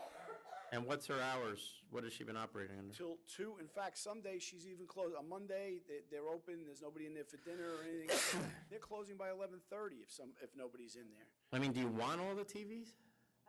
Show, like, the name of the restaurant is JoJo's Philosophy, so we show pictures of famous philosophy buildings and, Edgar Allan Poe, The Raven. So it's sort of like related to the. So how many TVs are actually showing TV? Half of them show, 100% of the time, half of them are on cable and half of them are on pictures or specials. So 4 of them are showing whatever's on TV, and the other 4 are showing? Yeah, The other 3, yeah. 7, okay. All right, well then just keep it at that you can only have 4 TVs showing basketball, baseball, whatever you're showing. The other ones, if you're running a circular thing, then fine. Yeah, okay, That's fine. And then 2 a.m., Right. no DJ? No, are you doing any music? The background. It's background music? Just if you look at the stipulation we entered into with BAMRA, we are fully in compliance, and that's the stipulation we wanted to enter into. And that's what we went into Community Board 2, saying that we did this with BAMRA, and All right, well then let's make that the stipulations. You're fine with the BAMR stipulations? Yeah, we close the windows at 9, we do everything they ask. Except they want, 2 televisions with no sound. yeah. Yeah, the televisions were the only thing. They wanted to, it came with the 7, they're kind of, some of them are set, so it's kind of hard to rip them out unless you're going to go to expense. So you can keep the TVs, but only 4 can be TV. I'm not even going to call, well, you might as well call them all TVs, I don't. All 7 of them are hooked up to and the monitor for the computer. All right, but these stipulations are going to be part of the license. You're to close at 2, there's no promoters, No promoters. and I'll approve on that. Good luck. Same here. And I find that it is in the public interest. It was previously licensed. There is not substantial negative history with the former licensee. And it's going to basically be a restaurant. They were a sports bar. You're not even going to be a sports bar, right? Okay. Good luck. Got 880 CTRV TV TRT Corp. Yeah, sorry about the name. This is before the board because it's 400 and odd change feet that we're moving around the corner, literally around the corner. The reason for the move is that the lease is going to expire. I'm okay with this. The store's going to be 200 feet bigger, square feet bigger. There's one protest. It literally is moving around the corner. And the 4 closest are all going to remain the same, so the competitors aren't even going to change. So I'll approve. Yeah, it's actually moving further away from the closest competitor, so I'll vote to approve. Thank you very much. Mr. Flynn, do you have these 3 defaults? Did you sign in for? I signed in for because I saw it's, All right, I have 836 is JDRC Grill LTD. yes. Right. We've always represented JDRC and Grill before. We've handled matters for them. I actually thought it might have been an offer of compromise when I No, saw it on you there. have, all 3 of these are But defaults. defaults, You want to get rid of it? I don't even. I mean, I have 5,000 down. I don't know why they wouldn't have got it. It says it was delivered, so I'm not going to open it up again. Okay. I'll give you 4,000. 4,000, sounds good. And then the next one is 824 Transpicos Inc. That's not me. Can I just ask? That's, If I call counsel's office, I'm just going to ask for a copy of those because I never got the charges, so I just. oh, you want- can Yeah. always tear it. Okay. Thank you very much. Have a nice evening. Wait, hold on. 824 what? I think 824 We didn't Oh, it's resolve not that. yours? Which way? It's not yours? 824 is not mine. Trans That's yours? Pecos? All right, hold on for a second. What, and the other one's not yours either? I'm done. Okay. All right, now we're going to recall 889A. Good afternoon again, members of the authority. I'm here on behalf of La Chismosa, which means the gossip columnist in Spanish, DBA Cliff, with the owner, Dora Russo. So this was a default, and I dragged them in here because she's heading in a bad direction. That's what you said, you wanted to see the operators. Did they default previously, Tom, or, not, I'm asking the wrong people. Would I ask you that, Jackie? That's him. Did they default on the other? Trying to pull it up. Why is she defaulting? Quiere saber por qué no te está llegando la notificación de estas violaciones. Now, that was a CNC deal. CNC is what it looks like at that one. There was another default, though, mixed in there. So why is she defaulting? She says she really doesn't know why she didn't get it, because aren't those sent certified? Somebody signs for them, right? It was delivered, Dice que llegó left with an individual on February 1st, 2017. en febrero 1 de 2017. And she says that when she gets something from you guys, she's here. Well, what is she doing to fix this issue she's Está having? haciendo para recoger- the issue with the default or the issue with Not the... well, that and the issue with the, This disciplinary that we're before the members of the authority for, I'm always in contact with the 34th precinct, and it turns out that across the street from them is a parking lot where 3 of the restaurants in Washington Heights park. And when they get out of the restaurant and then they go to the parking lot and they cause disorderlies there.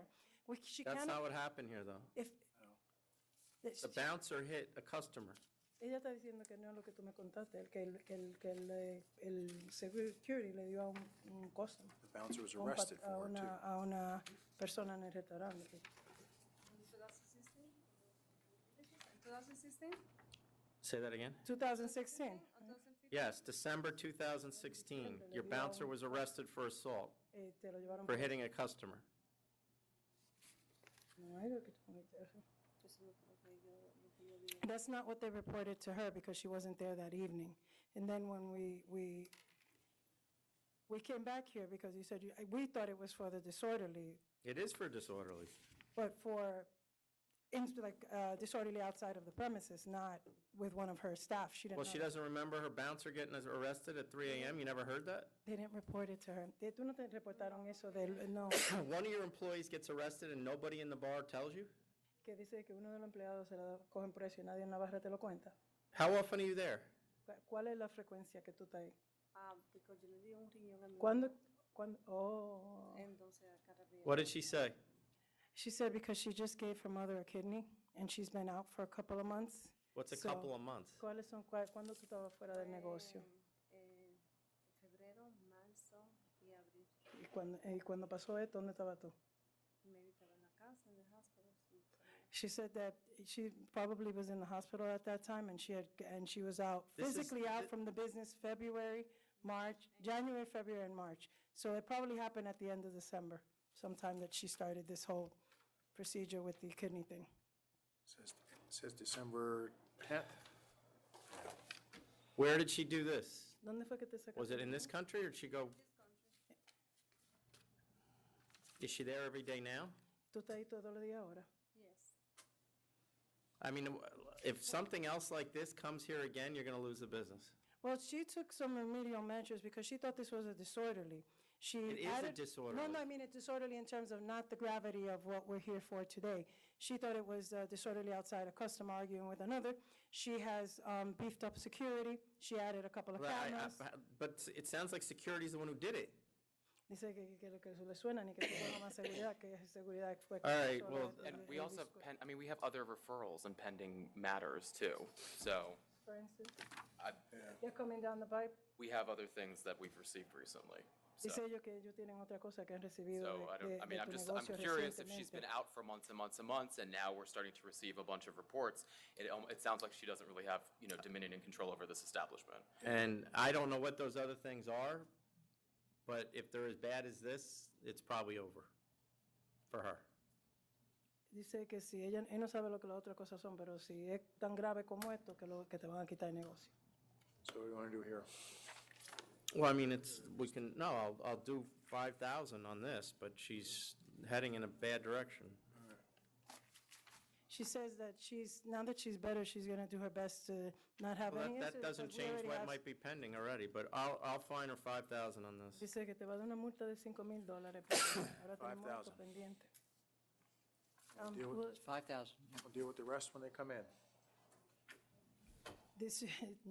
She's asking for 3, because... The last one was 10, there's no la more última bargains. vez dice que no hay más, no hay más... They're only going up from here until we Ya- take it. Ya va a seguir subiendo hasta que te lo quiten, porque esto es un regalo.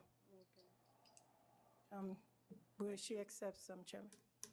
Thank you, everyone. All right, so now we have 824 and 834. These are both defaults, right? I don't have It's the same licensee. 834. Oh, and Good afternoon, evening. Mr. Levy, it's my understanding, just so that I'll make this clear for the members, that you and I discussed this and that we've come to an understanding that, at least between us, that this is just a cancellation for the record now that it's expired. Correct, the license was surrendered, since expired, my clients vacated the premise, not operating anymore. Cancel, and so there's no bond left. No, there is a bond. Well, they haven't paid the other fine, so depends on when. Oh, okay. You just So we'll record bond it on out. that, all right, so we'll get a We'll just bond. do cancellation on this and a bond claim on the other. Yes. All right. So You're not gonna pay the- cancellation you're not on gonna pay the other what? money. I'm sorry, one more time? They're not going to pay the other money that's due. There's $2,500 still for Correct, float. my idea is just to cancel for the record because it was surrendered, it's expired What we're saying since- though is we're going to claim the bond on the $2,500 when it's floating around. Fine, Okay. So Thank we're you. canceling for both of these. thank you. Are we canceling both, taking bond for both? No, we're going to take the bond on the, there's an outstanding $2,500 penalty. Right. We'll just do a bond claim and a suspension for the record to clear up that one, Okay. assuming you don't pay. All right? Okay. Thank you. Take care. There are no other matters signed in. Yeah, amazing. Did you ever go have your pizza, Jackie? No. Close the door in the back. I actually ordered pizza for us from Mr. Flynn and Mr. Palillo, but they apparently have not come back with it. All right. Go ahead. Starting at 772? 796? Wait, what are we starting at? What happened to 772? Oh, I'm sorry. I had that on top by mistake. I apologize. 772. Dismiss 1 and 2. Dismiss. 773. Sustain 1 and 2, $250. 250. 774. Sustain 1, $10,000. 774? Is that what you just said? Yeah, so with the cigarette. 10,000? Okay. It's our second one. Oh. That's it. Oh, I'm sorry, yeah. Fake Thanksgiving in the store. They were given a fake tax ID, though. Is it their responsibility to verify such information? Yeah. No? Okay. 774 is 10,000. In my mind, yeah. 775. 6,000. Except, I mean. 6,000. 777. 3,000. 3,000. 778. Letter of warning, except. Letter of warning. 781. I'm not giving any lower than the offers for 4,500. They combined two restaurants and didn't tell us till we got there and appeared to combine purchases of the two restaurants too. So 4,500.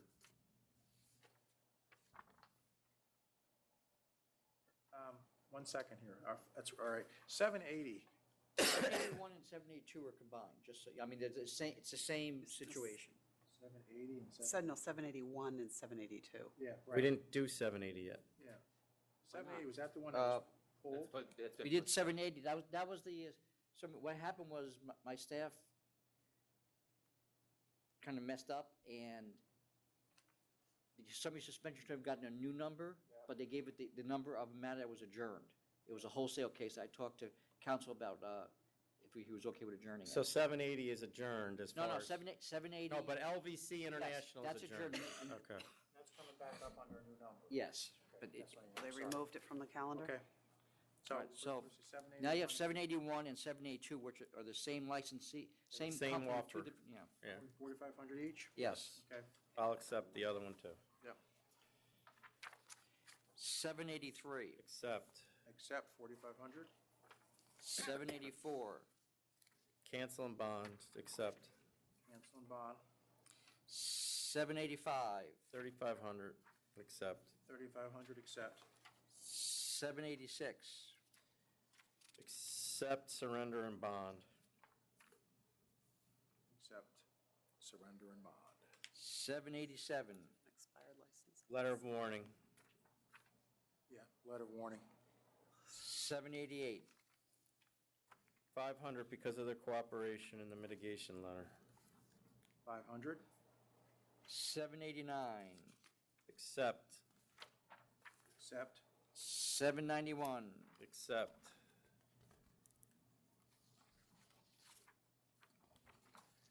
Accept. 792. Accept. Accept. 793. Accept.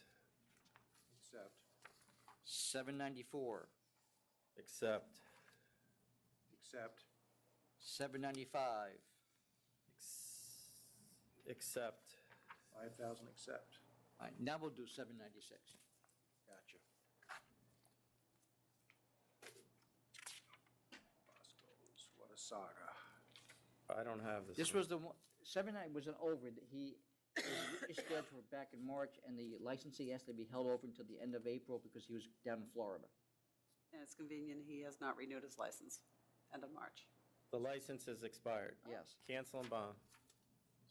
Cancel and Well, bond. Well, It's an offer, right? Counter. We've already given him 15,000. Oh, he wants reconsideration. he wants you came back with a counter offer, and now he wants reconsideration. Yeah, I'm not of the counteroffer. reconsidering because he hasn't renewed. Let's accept the 15,000. If he doesn't pay it, then he's revoked. He didn't accept the 15 though. No, you offered 7,500. You rejected that, you came back with 15. Right. I think what what's he Jackie's looking for? suggesting is take the 75. We're not going to get either. All right, I'll reconsider and take the 75. And then if he doesn't pay, it gets canceled and bond anyway. All right, okay. Then 75. the case is done. This is the one where the son called in, and this is just a weird one. Yes, that was a weird one. All right. We do weird. Yeah, it's odd. 797. Accept. Accept. 798. Accept. 1,500, accept. 799. 1,500. 1,500. 800. 1,000. 1,000. 801. 1,000. Why are these all not off calendar? These are defaults. Because it defaults, yeah. Oh, 1,000. 1,801. I mean, that's And normally something, 500. that's something council's office can look at, is making Should be those. 500? All right, 500. That's a Yeah, right, 500. 500, I'm sorry, it was a renewal. Do you want to go back to 800? Because you. Did I do the same thing there? Yes. All right, It's 500. It's 1,000 if there's, History. right. history. All right, so 500 on 800 and 500 on 801. 802.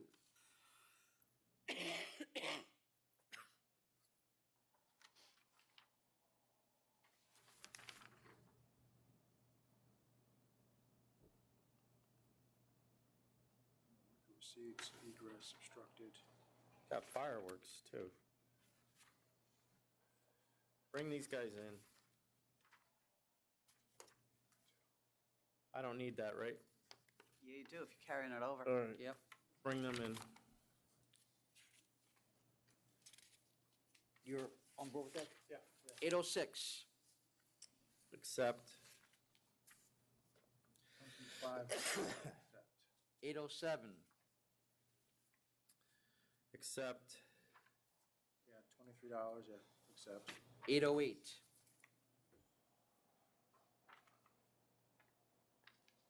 Oh, Jesus. Not a lot to go. All right, we got to hurry up here. 808, sustain 1, 2,500. Wait, 2,500. 809. Dismiss 1 and 2. Yes. 810. Accept. 3,250, accept. 811. 6,000, accept. Accept. 812. 6,500. Accept. 813 was held over. Mr. Mailer was here, but it's Yes, been held over right, next month. okay. 814. Cancel and bond, accept.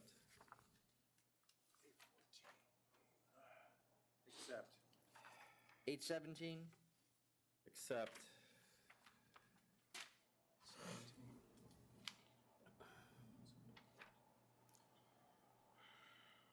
17, 6,000, accept. 819, Cancel and bond, counter.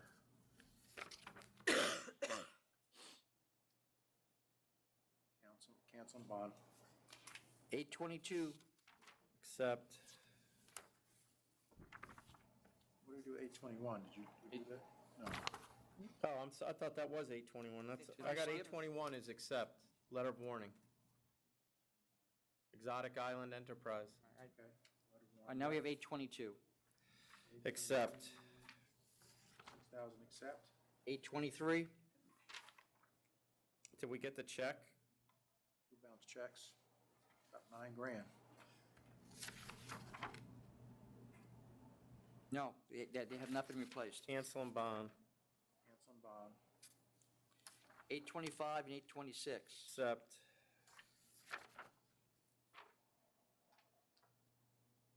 Cancel and bond for both proceedings, yes. Cancel and bond. 827, Accept. Accept. 828,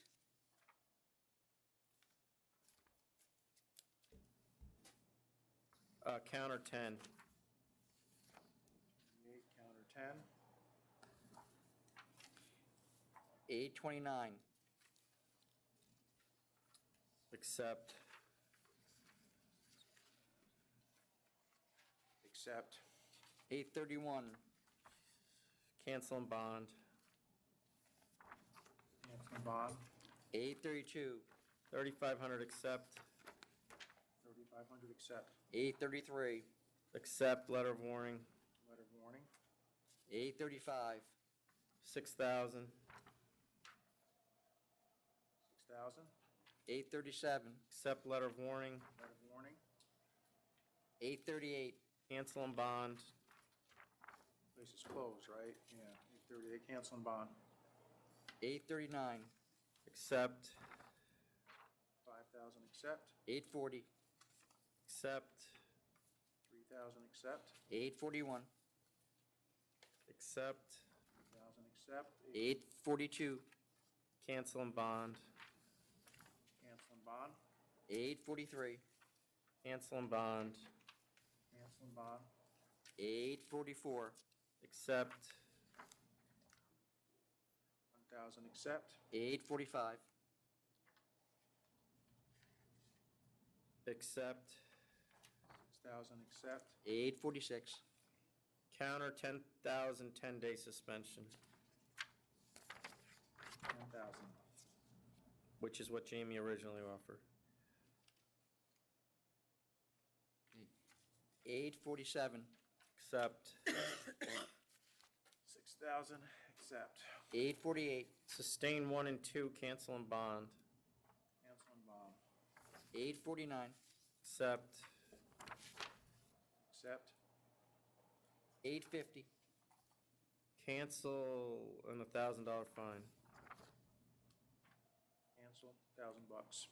851, Cancel and bond. Cancel and bond. 852, Cancel, no bond. 852 is a, Cancel, did you make it a counter offer? must get $2,500 off. There's no bond available, I Right. just took, oh, I see, oh, I'll take the penalty. Why do we not have, no, yeah, it's a counter offer. What do we want, say 2,500 plus bond? No, I have canceled, there's no bond available. So you just want to make a counter offer of cancellation? Yeah. Okay. Yeah, Oh, we had it's imposed expired. cancellation easily, earlier. All right, just cancel. Okay. Nothing to take. 853, Accept, Accept.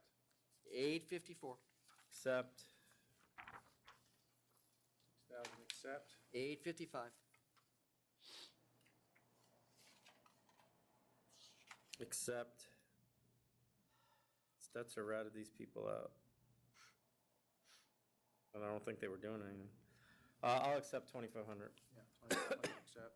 856,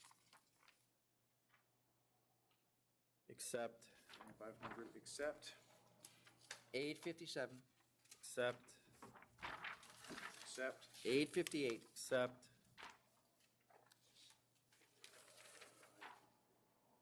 5,000, accept. 859, Accept. 3,500, accept. 860, 61, and 62. Accept, but any method of operation change has to come to the board. 12,500, accept. 863, Accept. 10,000, accept. 883, Accept. I had 874, did we not do that? And 878, was that part of something else? 874 we did early on. Okay, and 878 too, I guess, all right. Mm-hmm. All right, 883, is that what you said? 883, yes, was the 750 civil penalty. Accept. And then 884, Cancel and bond, accept. Cancel and bond, accept. and then 885, Accept letter of warning. Letter of warning, 889. Accept 2,000. 2,000. I don't have anything left. 864. Oh, we did it already. I got it. And then 889A? We did that. That was the last matter we heard with Ms. Taveras. 5,000. Yes. All right, that's